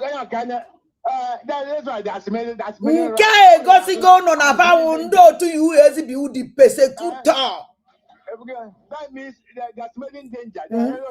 That's many rat coffin. Then I gave Buna Simon, I gave Bunia. No need of it was there go. Nkanka. Oh, yeah, it's not going to DPM. That woman is very dangerous. Come here, government, that woman is very dangerous. And some people, some guys not there. All I put on that now watch some that's not there. Now watch here. See, these people are the human being. Chihuahuas. Take this what you think back. We're not confusing the mother. Now to us say, everybody someone they mad because of ego, because of money, ego again. They now turn you upside down. They now turn everything upside down because of no ego. Okay, for the power out of putting that struggle. Oh, yeah, the boy and ego. But you didn't have any ego. I worry the Mazen now the can of you. I'm telling you, these guys, Makanena Mosia, Mancozo, no mother before. You want one guy, except go mafia. Okay. Kai, whatever. These guys are full of bunch of animal.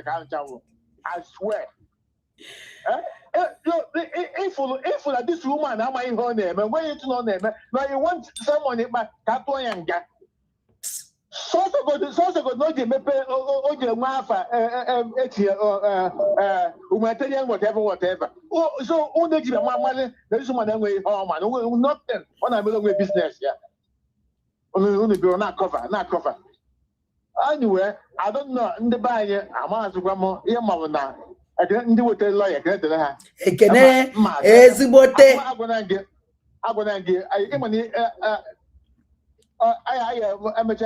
my pink, my dog enough and get to her.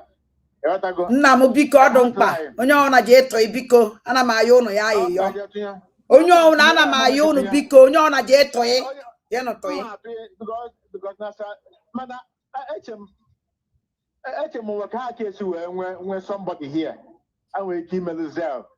Imanje owu na imanje me sinzi zen olo nye tiri be send ele receipt onye je eti nwe ego na www Bano mo bana dande mbe na ndegede mma agụ unu kunu ya esi wee tiye eje me menwuye nso wa dro ya bia wa me awo na dey tie ego to support this law ba je kwu udo Simon ma gajiza anyị ndụ na ngaba ndị Igbo ndụ abajizo ndị Igbo ndụ gajiza anyị ndụ man ihe me this young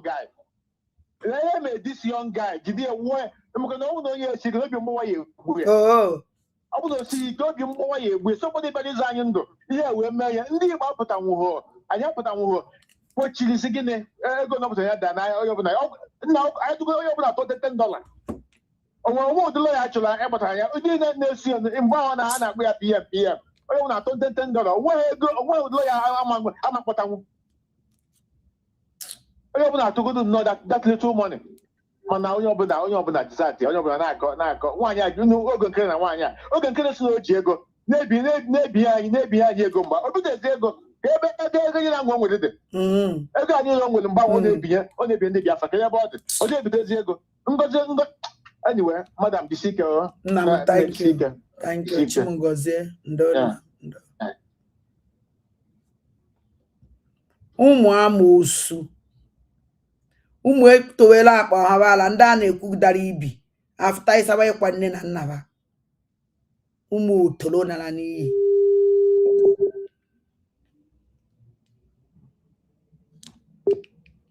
hello Shalom, Achileke. Shalom.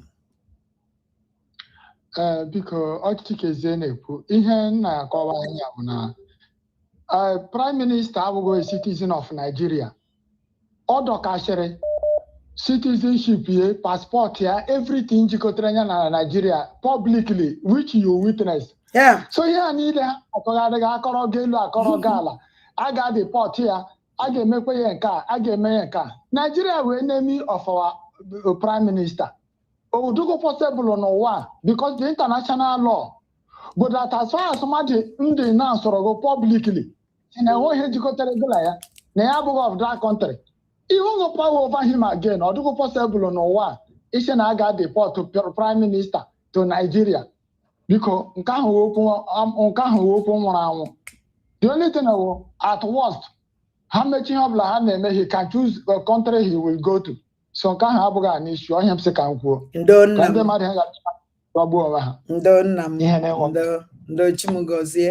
Chimungozie is one don't wow. Obele kala ekremia. Apondo cho.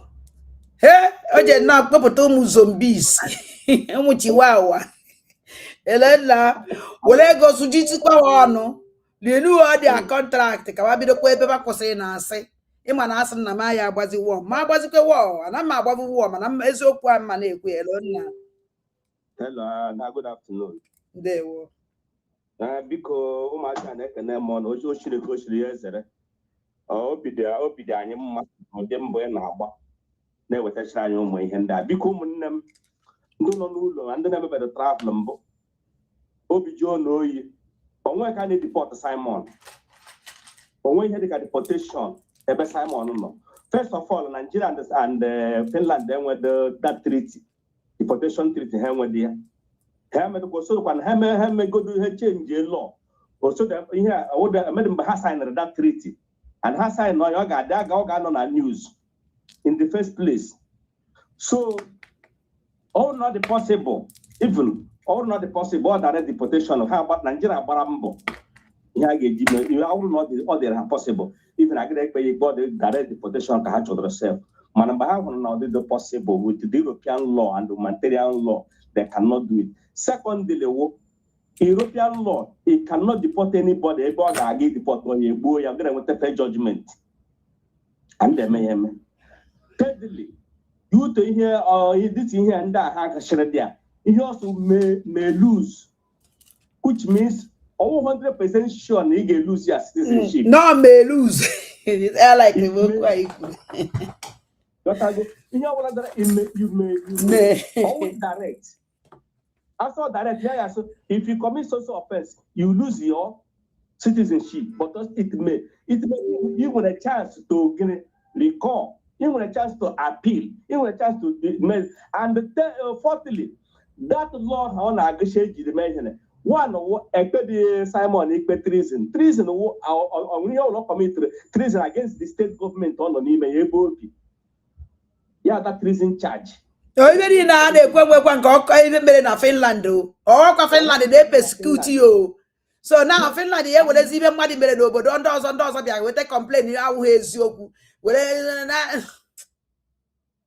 Finland itself.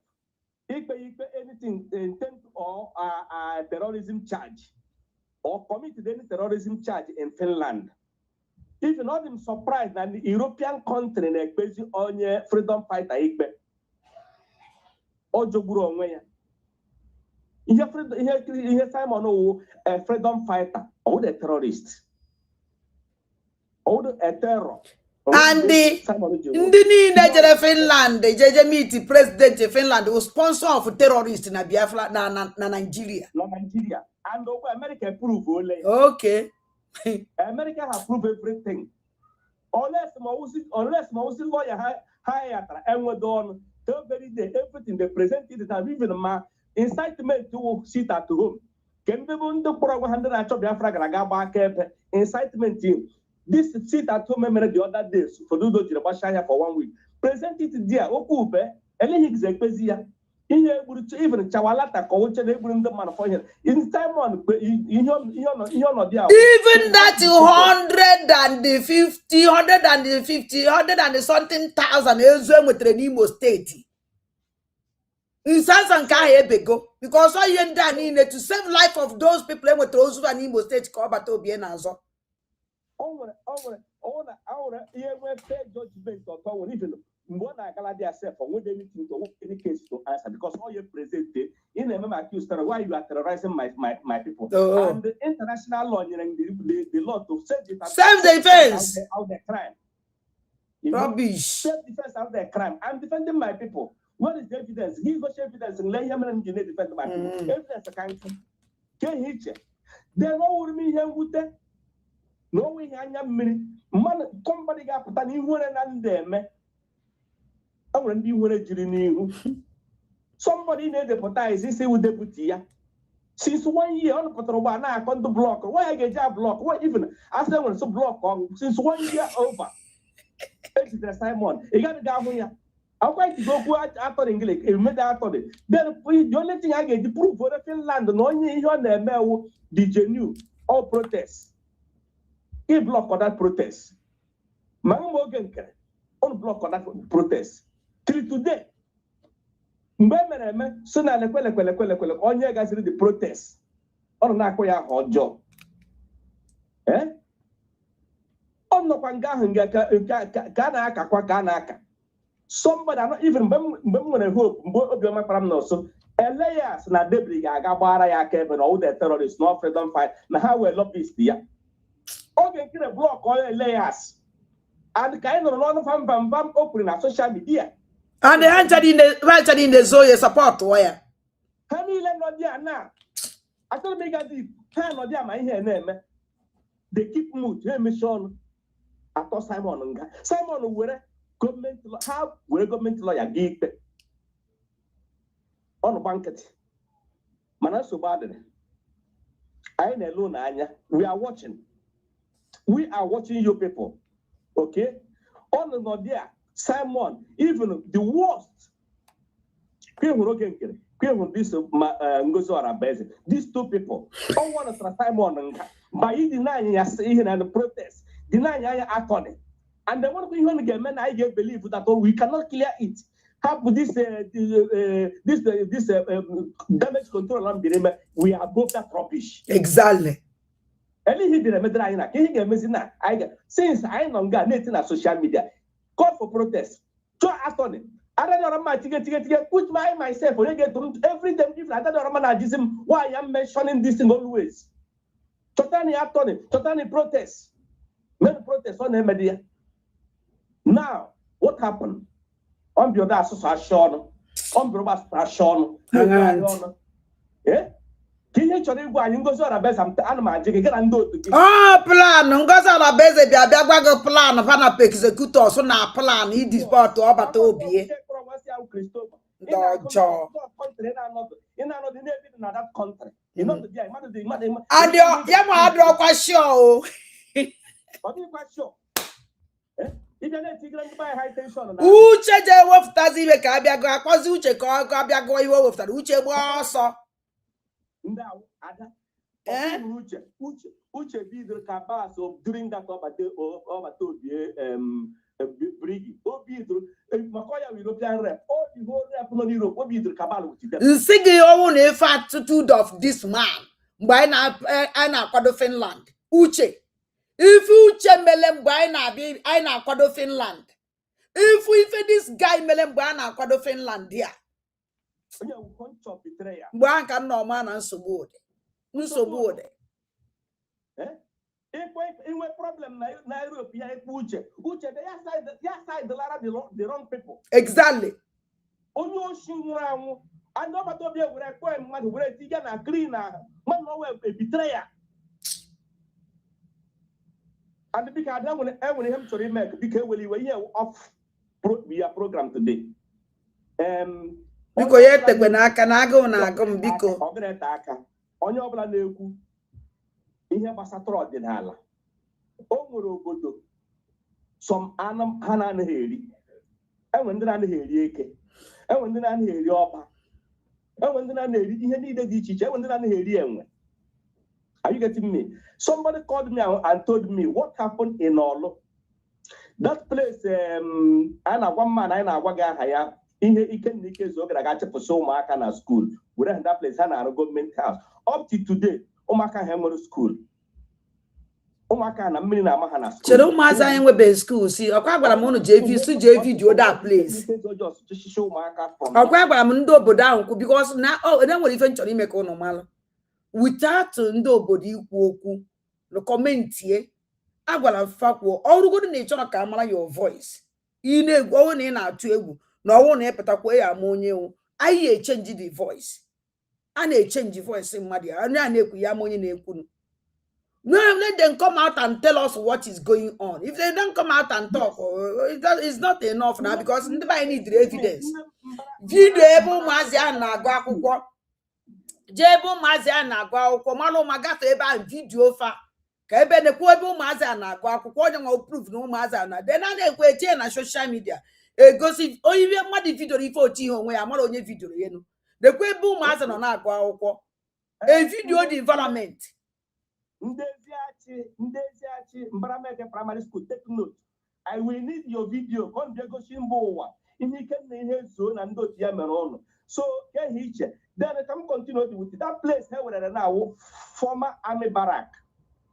That army barrack enwere iyi enwere obere iyi ndị ọrụ ebe ahụ enwere side asa na-akpọ that place army ike ka ọwa army ike ha enwere that iyi a na-akpọ mgbede so oge ndị army nọ dị ya ha na-eme ha agaghị na that place ị ga-echu mmiri ha ga-achụsịsị everybody ha chụsịsịa ha mgbe ha mege kucha mmiri sacha akwa ha mechala ha hapụbe the villagers na ndị nearby this na-abịa echuru mmiri dị ha agaga na ga na-echu mmiri. Then along the line ha pụta fo enwe mgbede egwu ya larie ha pụta fo eke mgbede the worst one we eke mgbede eke ha na-emetụ aka and eke ha wo inwe anwa ihe anwụ a na-akwa ya otu esi akwa mmadụ egota akwa ọcha egote igbe geta akwa red ihe na-ewunye kwa anya gbuo ala lie dị eke ndị normal distance. So oru one of the distance ndị a ga-eburu data eke mgbede ga-eburu ya larie dị eke mgbede oru a week or 2 weeks ha jakwa mmiri dia with their people ịghọtala chụsịsịa the villagers only them and sọsọ ha na ndị nwunye ha nọ na data mgbede mmiri na-echu mmiri na-asa akwa from nowhere ikuku ebughị one osisi from there kụrụ fuo gbam kepịa the whole of them. Enweghị onye pụtara onye si ya na-esi agụ ya kpọọ ịma somebody from Olu or that area as of this thing they will tell you the truth. So anybody now saying that somebody si ya wee eke ọgba it means a lot. Eke siri ike and somebody telling you bearing that name or do easy. So what ihe eji eme ihe amụ is what I want to chibe uwe kọgba eke alụsị ha were chiwa ọchị ba chichichazie ba bịazie nna ba ya ọnụ ibe ka iji bịawa these Fulani people enwere culture. They know nothing. Oh, go see go no na ibe wo Fulani born through away. They don't run them all over. They go lomba. My message I Igbo, they put me for Lagos. Anna Muslim, look at the better words to tell which in them one culture. Ndamala be fast in them one identity. Them one obodo. Eh? Nah, because thank you very much. Because so because one them God is so because Christopher and Dotia. Ona wugule kweso kwakwala wa. Mbo ezigbote ya gwara ba na ikobe ejuga agwala ba egwu. Na one wundi were na na eme. Iga Christopher ya mecha kọrọ anya onye na-arụ ọrụ. Chineke ga-apụ gị ọnụ. Christopher we musa like Mohammed the second. Nah, thank you. Thank you.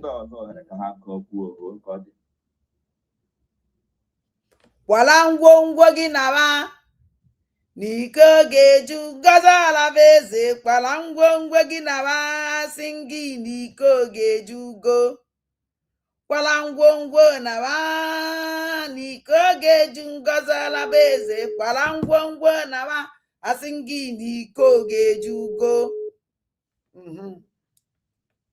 Hello. Adande mbụ na ndị egede. Annabai. Onye nta akụkọ ala Biafra. Annabai. Onye nta akụkọ ala Biafra. Annabai. That is Adande mbụ na ndị egede. Annabai. Ezigbote onye nta akụkọ ala Biafra ka ewu. Asị m ihe ọwụla i kwuru onye ọwụla ga na-ekweta na mbụ ịgara Finland ga-ahụ ọbata obi enweghị onye nwanne na ahụhụ na itiri ya na social media ịhụwazie gị live ara agbawa anyị niile si ọ gịnị na-eme ka anyị kelee maka nke ahụ enweghị onye ị gwara isiri ka ahụ ka ị na-asị na ị chọrọ oche gasị ije ọsịrị ga ande ọbata obi asị m ụdịrị joy ọ ga-enweta dee ihugodu na mmadụ dịka Adande bụ na ndị egede bịara bịa hụ ya enwere okwu ikwuru ihe na gịnị ya kpara nkata 1-on-1 over 45 minutes 45 minutes 45 minutes almost 1 hour 1 hour and it's something and o nwere ihe o siri gị and ọ ihe a na-agba ndị a niile ara even bamba ole ihe m ji akpọkwa ndata idiot ahụ sef ọ mapụ ya bụ ụzọ mapụta na-akọrọ anyị nwadị batabeghị o onye agbadị na njere Finland agbadị ka si ije na amadụ ka isi wee gaa duto na ọ hụrụ na vidiyo ara agba ya bidozie ya ji aka na-emezi analyze na-ekwu fine nke ahụ tọrọ ụtọ kai TV kọsị ya wụ onye na-asị gịnị ka ha chọrọ ịnụ ihe ha chọrọ ịnụ ihe anyị bịara na bịa na-akọwasị ada ọhịa ka iji wụrụ onye nta akụkọ ala Biafra minus na minus ni put a hokowasha ihe niile nyane ima nwaanyị emene this program kelen na ekwudo okwu ya even kelen na ekwubede ya ma ha ncha humble idiot ada pụtawa ọrụ ka ike ọwụdị na ike agwụla ya ọ da pụtawa kemgbe isi ma tina ha ma ndị ihu ma ndị azụ enwezi onye a na-anụ voice ya ebe ahụ ajụwala oyi number 1 ha ka ya apụta ka ọ bụ na Ngozi kwete na condition humble idiot nyere kịta humble idiot ọpụta humble idiot nyere Ngozi condition so tere Ngozi ya ekwetelele o ya ekwe ya afọ ya kịta o ya apụta. Yes, because without them, I gotta put an answer. I'll come preach nwaanyị isi ọcha mana adakwa ịhụrụ ihe a ịkọwara taa ihe a wee very good job onye ọbụla na-etete n'ụra na join even adịghị m ege nwaanyị a ndị amadị m na ọ bịara bịa kọwasha rubbish na ha kọwara ya because ama na o mere program mana asị na m adịghị interested na the program and before mgbe mfu headline of this program can be Agbabia France ignore if I won't know because you know you say and I'm not interested in money man the buyer message the mother more people the mother who catch with BP because of this nonsense. Even self and we go BP and when we had to wear BP because we don't want ya and that go here na opatobie na de blaya never kuleke much go do here ha print na website and immigration bia go ono na ihe anyị na-ekwu ya ihe onye bịara abịa na Finland Finland ono n'ime nwere onwe anyị na-azọ ọkpọ nnọkọ were bịa mebisie ihe niile emege ihe justice na ga-ebula ya na even na ga-egbu na plane onye ka egbuole onye ka edipọtọla mbụ gbuo nwaanyị ọwụ otu esi ebula mma na egbu mmanụ legodu that's onye obelivuru mgbe mere mmadụ dịko all with Nigerian Airways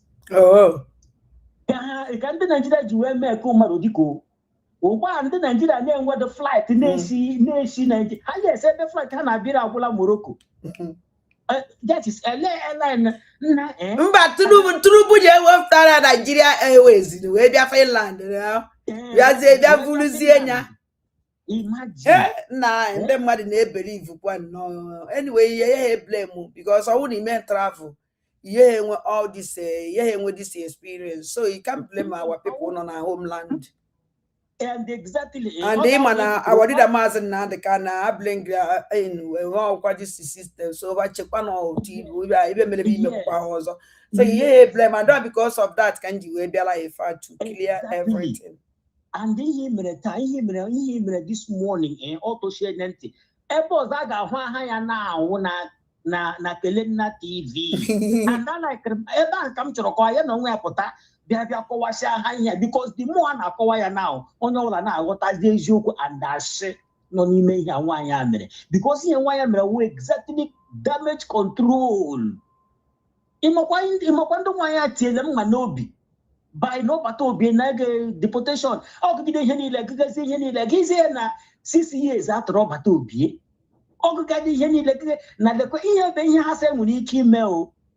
But why I conclude dole no exactly here ga-emelekwe okay gwagodo majigodi o nwere akwụkwọ na ihe niile o asị nwaanyị agala for once ga hụ ọbata obi ama m onye ọwụ nna ọgbagara ya na anwụ nna ogosigila ọwụ even ị na-ekwu ojije na ọkpagodo phone o discuss god with you na telephone o do possible and it can never be possible o and ọ ha na-achị nụ ihe ha na-achị nụ ada ihe ụlọ gị ọbata obi gbara jiji ya with you ibe ba chọrọ ịnụ ọkaba wụda adụ intelligent anụchara m everything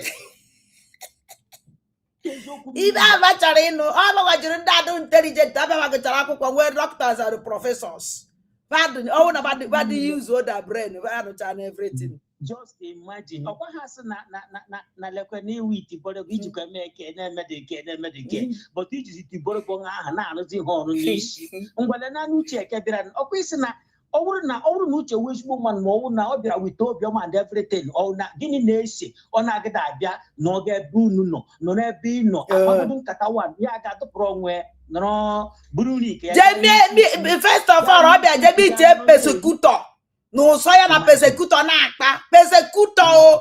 Persecutor ko jeje mitie. Instead ije miti di roya nke wa akpatara ba.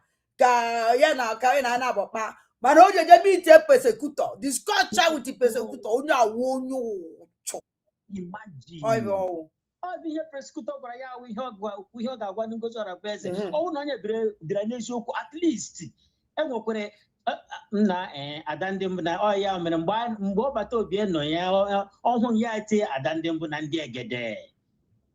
Ada ndị mbụ na ndị egede. Ọ bụ ya 3 times ebido na-eme ihe a na-eme.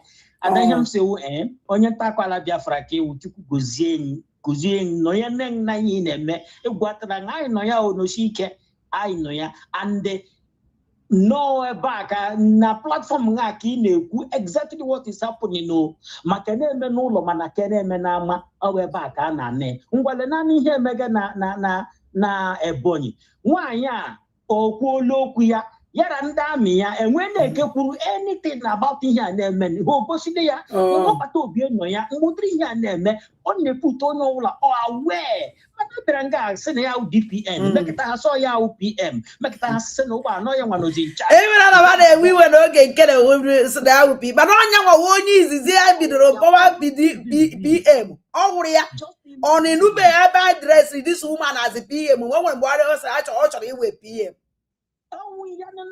onye nwa onye izizi pụta afọ iwu PM iteki PM IG weji eme program here even address go as a PM on a platform several times na ọbịa fundraising. Na ya nwere question m na-achị n'eji now anachi bula okay ani yo na ngani kare bula betobe na Nigeria why lost na Biafra were glo well control everything na majigodi mgbe ahụ batara ọhụrụ nwere ihe ọ gwara yo ya ha dekwute wokwu na ya nyere Tinubu na ndị ihe atati gini days dị na akwụ ụgwọ oil kọside na akwụ tax majigodi anekwe hụkwu tax ahụ again dị enweghara ndị na-akwụ na onyekwuta hụkwu tax a ga-akwụkwọ na Biafra if your company ya this one you will be tax ke halala whistle alala embassy alala everything alala website ebe ba na-ele gbala everything ụmụ amozu unu ewekwere iwe abịa kwaba azụ ka abịa gwakwa unu maka ụmụnne nna nwụ na ha na chọrọ ịnwụ na heart attack onye nwụkwara heart attack ọkwago gburu onwe gị pụta bịa kwụwa ada ihe mega wu exactly ka ọwụla emeghala na awụ dị mgbe ịhụ na kọs niile nwega and ndị mmadụ maga jijiji mana duto ihe bịa kọwasịa na wepụtazie akwụkwọ a gụọ ya agaghị eme mana kewu eziokwu na kewashi onye ọbụla mind onye ọbụla lotuola ala na mara na yes ọ ihe nwaanyị apụtara nga nwe ọwụdị ya wụ the thing.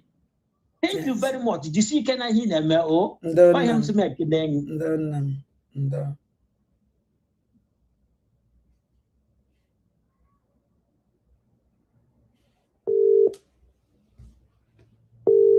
Marco.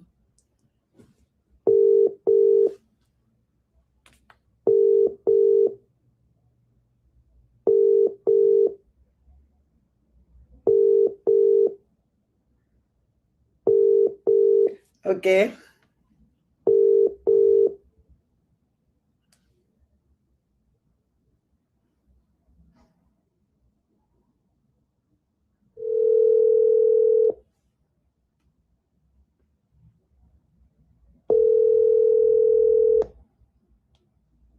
Hello, Nabai.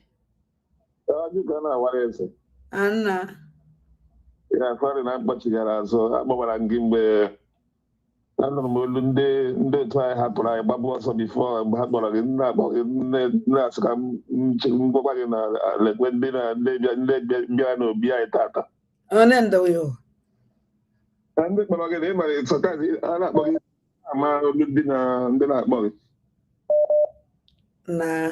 Two of our brother born so a man said only cause of only Fanya. I'm Ifanya not from Asia na Bokaya and Kevin. Yes, I'm a Mojenka. Yeah, then the other brother and Keda say let us come together. Another one Bokolan. Yeah, let us come together now. They come to CRC. One brother that I yoga go up, but also let us come back. So mana ihe ndị gbawa bụ ka m chetere ha na anyị na Brigi, CRC and the BGC anyị na ha na-aba na problem bụ etu anyị nọ anyị kwụ n'eziokwu onye ọbụla na-ege ntị ya gee ntị ọfụma. We stand on the truth and nothing but the truth. Ihe ọbụla a na-asị gị enwere etu esi eme aka ma na ha dị na ịghọtara. Etu a Maazị Nnamdi Kanu si ekwu, you have to be white and whiter than snow. Ihe na-esere anyị okwu bụ this problem, this ihe lawyer kịta so na number one, I drag into them. Then apart from the lawyer issue, Sipota lawyer, because of all this local nkere ha mere, labor kịta, the damage that thing caused kịta. Man, I did late, ịghọtara. I did late. I can win a chance. Let the lawyer go ahead and file a lawsuit against Logan Kerry. Oh, we know with the Biafra Republic government in exile. No problem. I the G, Biafra Republic government in exile government G, BRGIEG. In Kai could even get a very like or register. Yeah, no problem. I will not get a win, then no problem. It doesn't matter. No, but I'm not getting every business into your register. I said, I didn't name, I will go somebody with the name. I change, I try another thing, add the name again. Yeah, it's possible. Try United States of time go to register and get that. That is, we need to something. I the one we may add the difference or have the same thing. No matter, we have to fight. We can't just I put that guy. Another person of talk the same thing. I put that guy. That is why we get angry about it. That is why we get angry. And no movement, no action, nothing. Only more than matter. Because the guy not contribute to it, not contribute nothing. When you the money with him. Then the second one, we going to our men on ground. That is another issue I do. And not only do you fight in the Monoga to meet with the Mama that was at the BCRC. Yeah. Our problem, our anger, we should focus on our men on ground. Has anybody again what percentage in target represented? What to happen is up to today. We don't understand what is really going on with our men on ground. We don't understand them. That is where we get anger with them. Man, we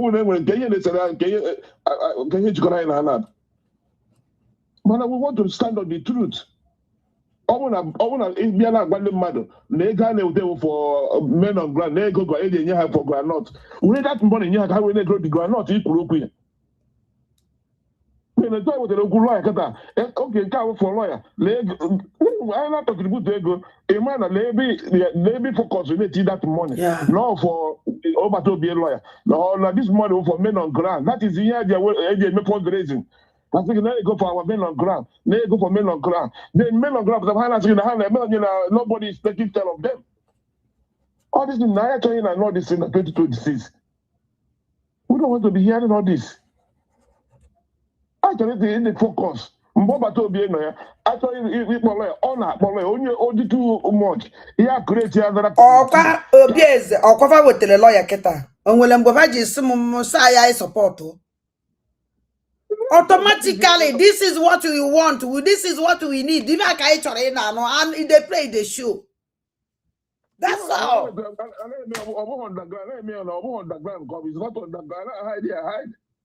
are not hiding it.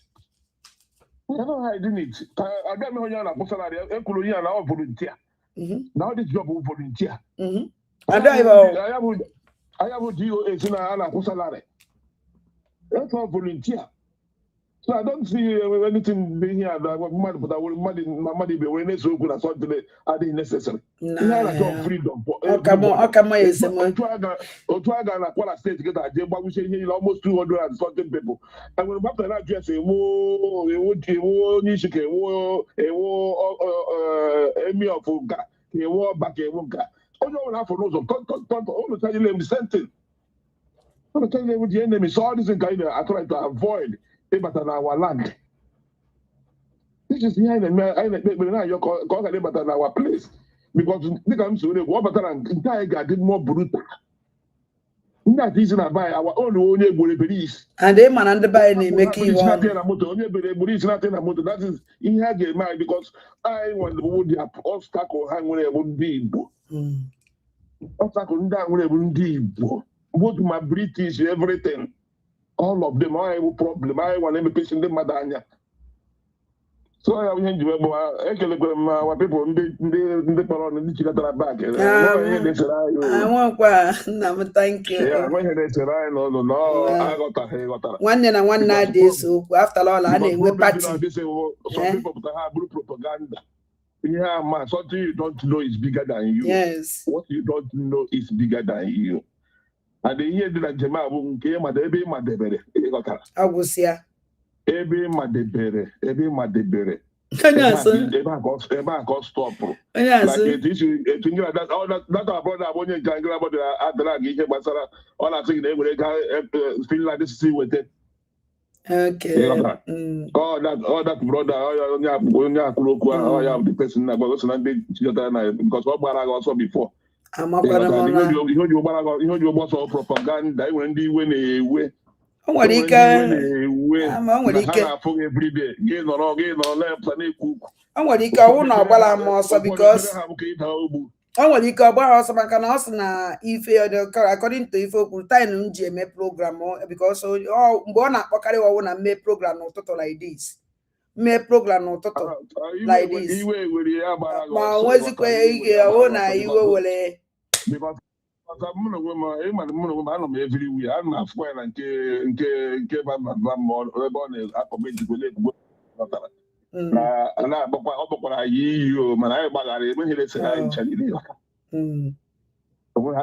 everybody. Well, you're the Serena and I, but yeah, freedom, we buy because we don't get that. I don't know people nation, come people in Japan. I don't know easy about. No place like home. But talk about America back, I don't know easy. Yeah, I fight to work like I want to buy, I develop our place. Because I can't go home, I can't die outside because I'm waking what happened for their home. Last year, I had to say just decide there holidays. They can come and enjoy themselves and come back home and develop our place. I be sharp, Gavazi and Genebendin and I know about I die happen now. What I need to know is when I say I don't like a bua that I don't walk at that which got that. Madam, Chukwu na Chukwu si na mma ekpisi ekwute ihe n'okwu isi ya abịa. Ọwụ na Chukwu si na nje ada obi ekwute ihe n'okwu obi ya abịa. Ife ọwụ na Chukwu dowele m ife oye enye m. Nke ọwụ na odowele m oye ya enye m ihe. The problem I will this in Jema actually too much. Actually too much. Big man will have blue propaganda. Chorus near the Mangade show, Mangade show. Korea, the Cabre, maybe I own ya Hegotara. Thank God. Now we day here. We day here. Abattoirs go mad. Yeah, man, because that day, Bam, this is only that program. Biafra. I'm going to try to say goes without work. I'm going to try to say goes without Biafra. More than 100 million people. So the referendum, I'm going to over 50 million. So they call Biafra. I'm also going to get on Biafra. But I know Biafra in Azo, also running can be BRGIE. After our freedom, when we go home, everybody will come home. Up in Magellan village, they tell me the 14th state of Biafra. The state. Made chopati in Kenjano, that power, thank you very much. Thank you, Chimgozie. And enjoy the Maguji.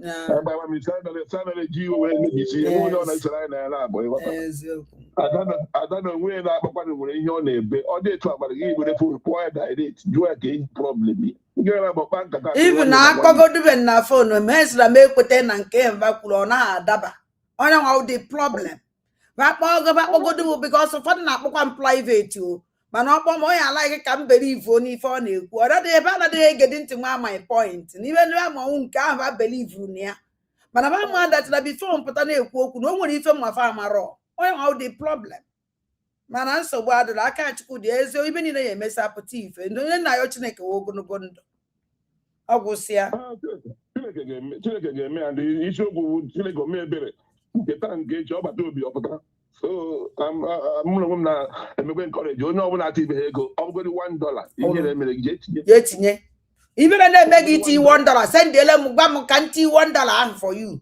enyekwe m ihe o maka ego ahụ nne enwechara ma PayPal okay even ọdụ ka fon nwere this zen na nwanne m nwoke na-ekwu ya bagodi n'ime ebe ahụ ọnwụ zen na fe nwere zen maka ndị na-eyuzu zen let me know ọ bụrụ na zen adịghị ebe ahụ na ị nọ na America ebe anyị ga-eme zen then you can call anybody, you can call Ada, then Ada will connect you how you you do zen. Yes, so call me ụmụnne m call ọnụ m mana ndị ejekwa ha call m ndị eje ha call m ndị nọ na baị enwere akaụntụ nwere fọ ndị nọ na baị nke a nwere ndị se ndị ụlọ nke nwere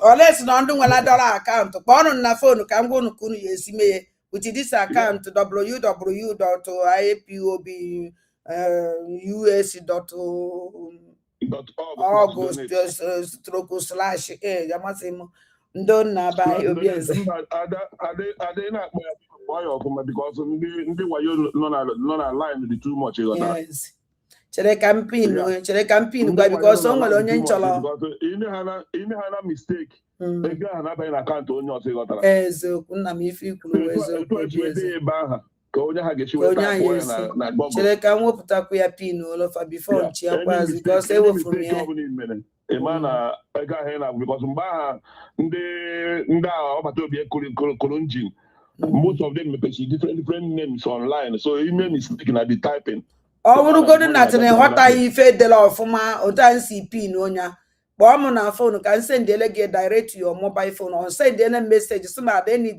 the account biko nwere ike isendiri m ya then na m send gị na your mobile phone from that place ịbanyezie na-edeghị ya ede dị more easier even than before. The website, the website, they got sign dollar and the other days in mgbe ahụ. Then they click the dollar or me pay this in the how to pay what they all kind of use very easy. Okay. Very easy right now. Then www.ipobus.org/donate. ọwụ na idete nwunye maka na echi o nwere ndị amaghị ewele nwunye ole esi pin ya ebe a kpọọ m na fon ka sendele meseji ọkpọọ m na fon ka sendele gị na your mobile phone then from that place you just metụzie ya aka jebe you need zi ide ụmụ aja ni biko na ọ dị very important. Thank you very much ụmụnne m obi eze na asị Chukwu gọziele gị ndo Now we there here. Ngozi anaghị ajụ ọzọ ọ na-abụlegide nna chi ọchị gwa ya na itizi agbakọ ihe ọ na-atọ mba onye ọkwa na na-achọgharị ya ihe na-eto nkoba anaghị emedi mba dị ụmụ enweghị ibele agwara m ụnụ ibe agbala ifọ ndị bigide ọnakwụghị ajụ esi ọnakwụghị eji aka eme research anything ọ bụla agwara ya masị ihe onye ahụ na ọkwa agwara m ụnụ na onye ahụ onye Fulani ọnwụ na onye Igbo kịta ka ị wetara ibe a bifo ọ na-apụta na soshal midia oyi aba imejuo ese tinyocha bifo ọ gbapụta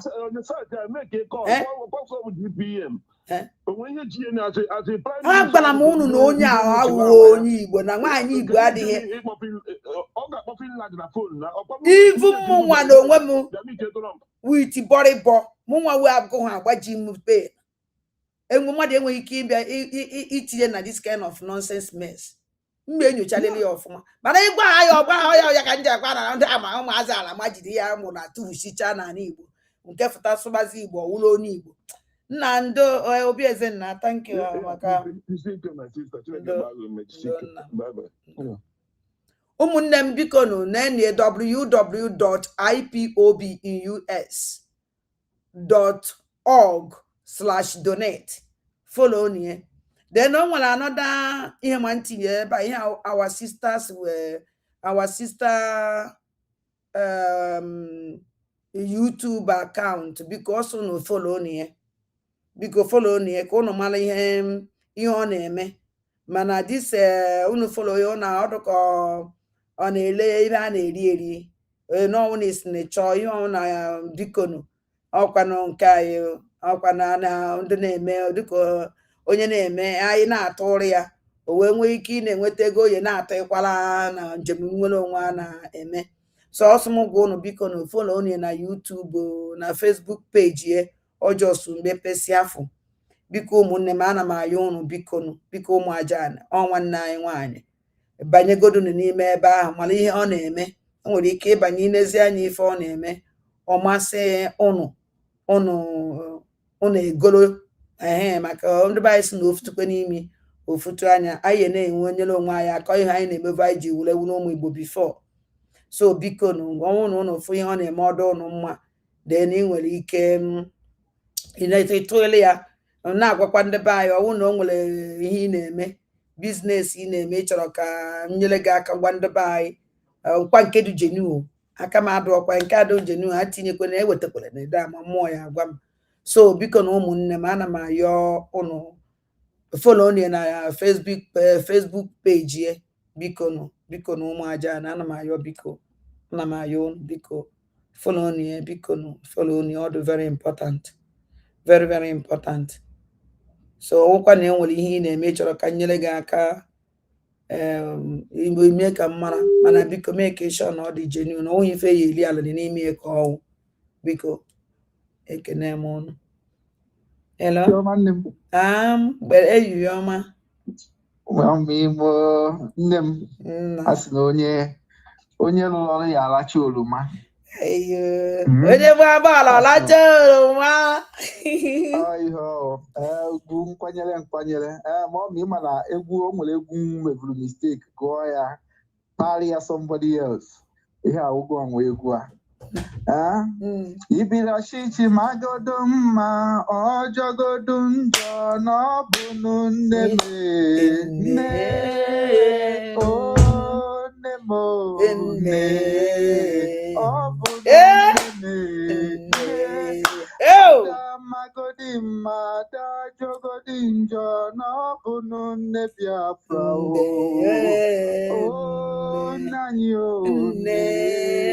ọlụ gị na-amasị anyị imagodi mma ijogodi njọ na ịbụ n'ụmụnne anyị mami nne m ka ebulu echi nne m ka ebulu nwanne echi nne m ka ebulu nwanne echi na nne m ka ihe abụ Chukwu ya edowele m gị Chukwu ya edowe anyị na anyị ga-afụ Biafra anyị ga-anọkọ anyị ga-ama njakịrị ka ụmụ nne na nwa anyị ga-egwuri egwuregwu ka ụmụ nwanne ana Biafra ya dị over happy ịfụ ụmụ ya fụ ụmụ ya anọtagasịa from mpaghara ụwa niile ka anyị anọbe nna anyị wee na-alụba anyị otu a Ibrahim Traore si wee na-alụ Burkina Faso day and night just like otu nna anyị ukwu Maazị Nnamdi Kanu si wee kwu na anyị alụ Biafra no stopping day and night otu a ka anyị si ya alụ ala Biafra mọmi ife ọma niile Chukwu dowere ụmụ Biafra o yi elu anyị aka despite propaganda niile ha na-ebu just like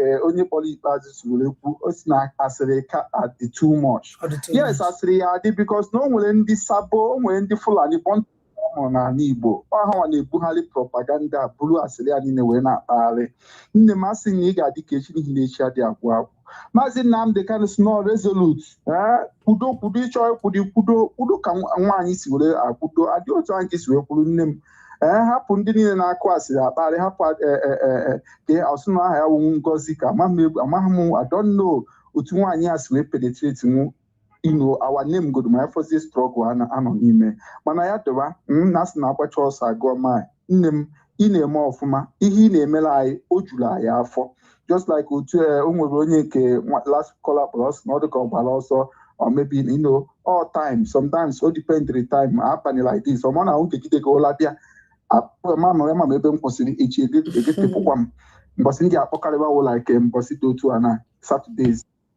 Nne m anyị niile nọ ya, anyị agbaghị ọsọ ịnụ ha onu anyị, ụmụ nwanne gị nọ ya, ụmụ gị nọ ya, anyị niile nọ na-ekiri na watch and a na-ada ya obi mmadụ na ihe niile azụrụ ezo ị na-atọghele anyị ya because anyị anaghị anyị enweghị the time. I will just like etesu ndị Igbo ndị business anyị business nke anyị wee pụta ha n'ochukwu ha na eyikọ ya kwa mafọ ebe a na-achụ ihe afọ ga-eri mana ị na-emekwa ị na-agbakwa mbọ imechakwa yet iwepụtakwa your time na-alụrụ anyị ọrụ a ma ọ mejisi ike Chukwu ya gọzie gị gọzie ezinụlọ gị gọzie maazị Nnamdị Kanụ gọziela anyị PM anyị maazị Simon Ekpa ndị niile wụ si na Biafra ya ha bịa ndị niile na-agba ya mgbe okpuru ndị gbuo n'ọfịa pụta n'ezi jụọ onye na-egbu enwe m ihe m nwere ike ịgwa ụnụ mana ihe m na-agwado ụnụ agbacha ọsọ mọmi ndị ohi nne ọkwa nwa gị nwoke na-egwu ama m n'ime ọkwa nwa gị ọkwa lasbọn gị na-egwu mọmi ngwanụ na ya ọfụma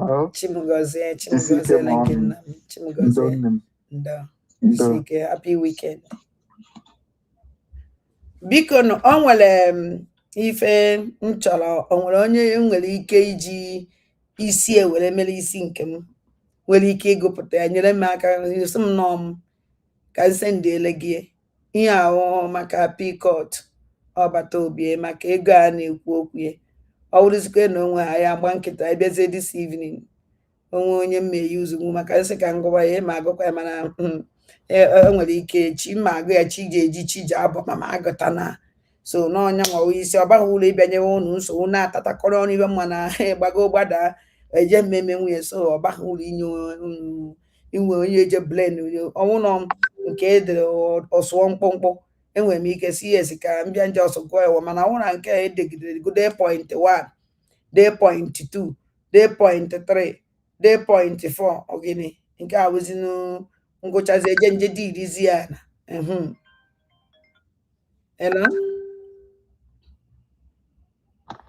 Hello. Anna bai. Ndewo ndewezu nwanne m. Chim nọ n'ọlụ nwa aja. Ndewo Adani. Biko yesterday we talk break on Adani but I heard something that yesterday. This governor of the state, my hand for the state yeah. But last time I got it every time I moved up from BG and all withdraw every district of that community. Who didn't make an family?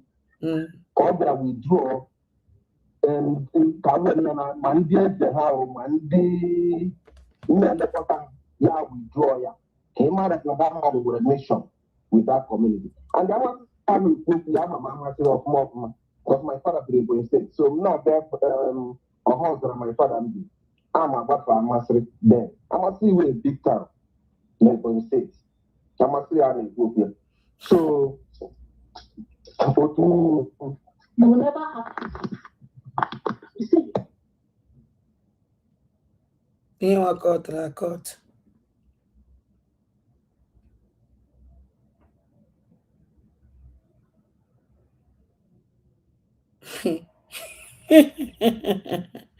Ọ na-abụ ihe na-atara amụ ebe ka ọ dike otoro gbagbukwu ego gbagbuo chi gị amụosu ebe ka ọ dike jeje sendiele m kọmenti nna o nwere nnọọ ndụ Chineke bụrụ ọnụ this man so na one of them in fact open golomie ebe ka ọ dike jeje sendiele m kọmenti ndị mmadụ kwuru maka na-edere ebe ka ọ dike so enwe m achọrọ m ime ka ebe ka odike mana ndị nke nọ life ka o sendiri ebe ka odike let me tell you something ama ka onye oshi adị na nje o nwere oyi yes o nwere oyi enwere ndị ọjọọ n'ụwa na support ife ọjọọ yes ọ dị kedu afọ ya anụ Chibuzo egwu atọ o nwere supporters Ijelu Udene na-eri ozu o nwere supporters.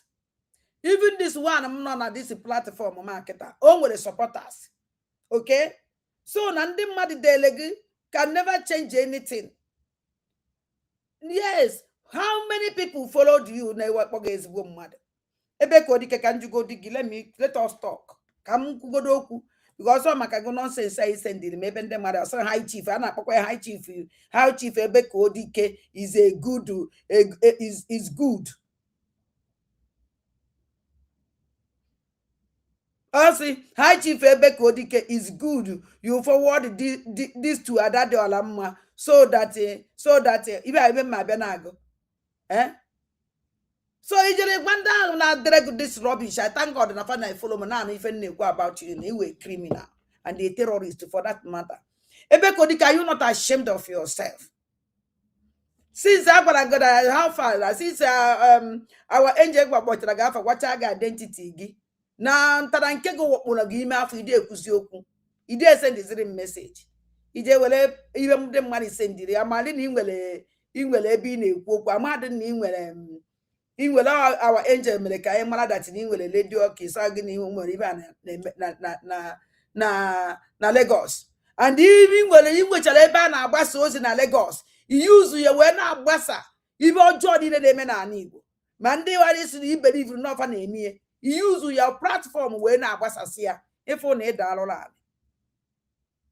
Since America gbara okwu kwuru okwu unu niile disappear onwe ọzọ onye na-anụ maka unu and unu na-alụ ezigbo ọrụ. Our Biafra angels ndị ahụ unu na-asịzi n'ọfa nwa na-eme na awụzi ndị na-akpa America come and help us. Come and help Biafrans. How are they the whole world no matter what is going on in Igbo land? Man, if you don't know where's one mother, I don't get the bank international community to come and manifest Biafra and Biafra case why. Ebeko di Kabara and go na Junu Enugu state. I can't do Junu Neje. Ebeta na community, work community, or could triple that community no. Or if on alo. Or I call on. Yeah, what identity on stamp on or couldn't just Enugu state. And na body state, I mean to say. In a body state. Or if you made that place. And don't look at the child, governor apata, sign all I own, protect you own. Ebe na ejeda community, boy be on that community, which I see. One don't need to maybe see everything. We will governor we pota. We'll not fight against the community lose with everything. We dissolve everything, which means no hand go that community over to terrorist. Or if we flew me. And the other viral on social media. Because all and the by them will deep on social media. On a camp on. You know on social media, most of them will flannies. Because when you keep fire up to name and evil. The only thing you have or viral go near on deep why you may or viral. So Ebeko, let me tell you something. I'm a culture. Nda watch you never follow.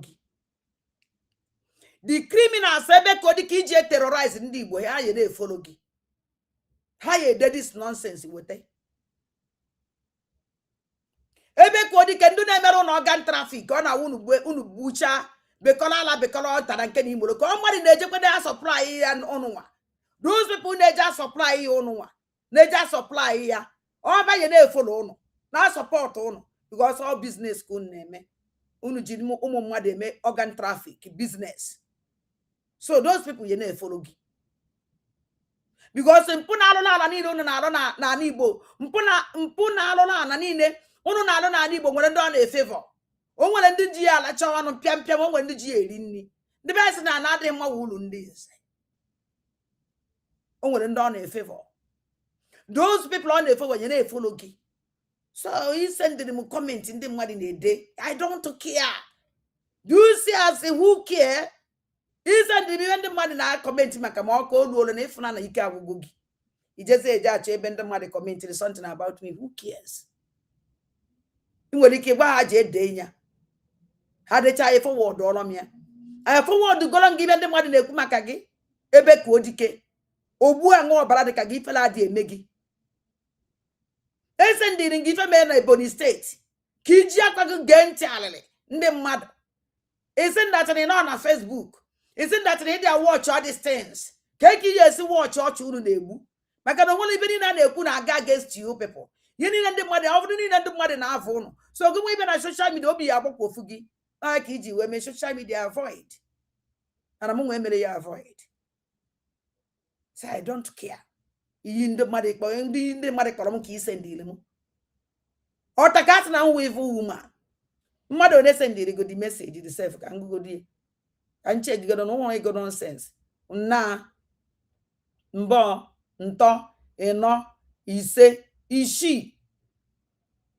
Mba mmadụ ise onye nke ishi dechala odecha complete enya. Evil woman. Ọtaka kpọrọ ba m evil woman. Ebe ka odike. Ọtaka kpọrọ ba m evil woman. Ọdụ nke na ese efolo ndị ụchụ na platform bibe jibe meme.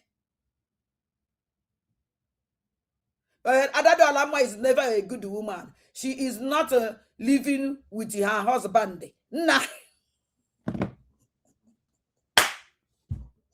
Hey, you need a manege. Imani wamos. This year don't go my beck udike. You're it in Nachi make him a pussy bundebahe. We see boom. We see organ traffic ebek odike. We see cause genocide. Na ni bom runs the moza. So say even na wadeg. Man, don't worry. Don't worry. About Bosin Takacho no village. The original na yo chineke ogenogo na risike. Ogo safe na yo chukwu. Aya afuko yesi we end. Owa kwa onye bilu zo bido so na ebu uzo elu. I nwere idea. Ụmụnne m biko yana m ayo no na ayo si na ike nyere m aka biko ka ọnụ nwanne ya nwaanyị aka n'ụzọ mara ife biko subscribe ọnụ ya na Facebook page biko no subscribe on very very important for me maka m nwa subscribe ọkwa na onwekwala nke ị na-eme ịchọkwala ka nye aka mmenyekwala gị aka hence na ịnwụ nwa aja na hence not the genuine onye ọ the most important because hence na alili adịghị ọwụ ife emesieli great I man that na yes I will do that biko ekenekwa m unu si Chukwu m ngoziele m ọnụ ụmụ aja ọ nwere onye nji ụgwọ because onye na-ekwu na phone m na ya na-aba na-ekwu ọkọtụ ọ dịka o nwere onye kpọrọ ya na phone so ụmụnne m ka ọ dị na chi m ngoziele m ọnụ mmaji kwuru mmaji one love ka ọ dị na this one love ka half inye unu half love fuwa na ife nyere unu ka ọ dị na this Chukwu m gozie bye bye.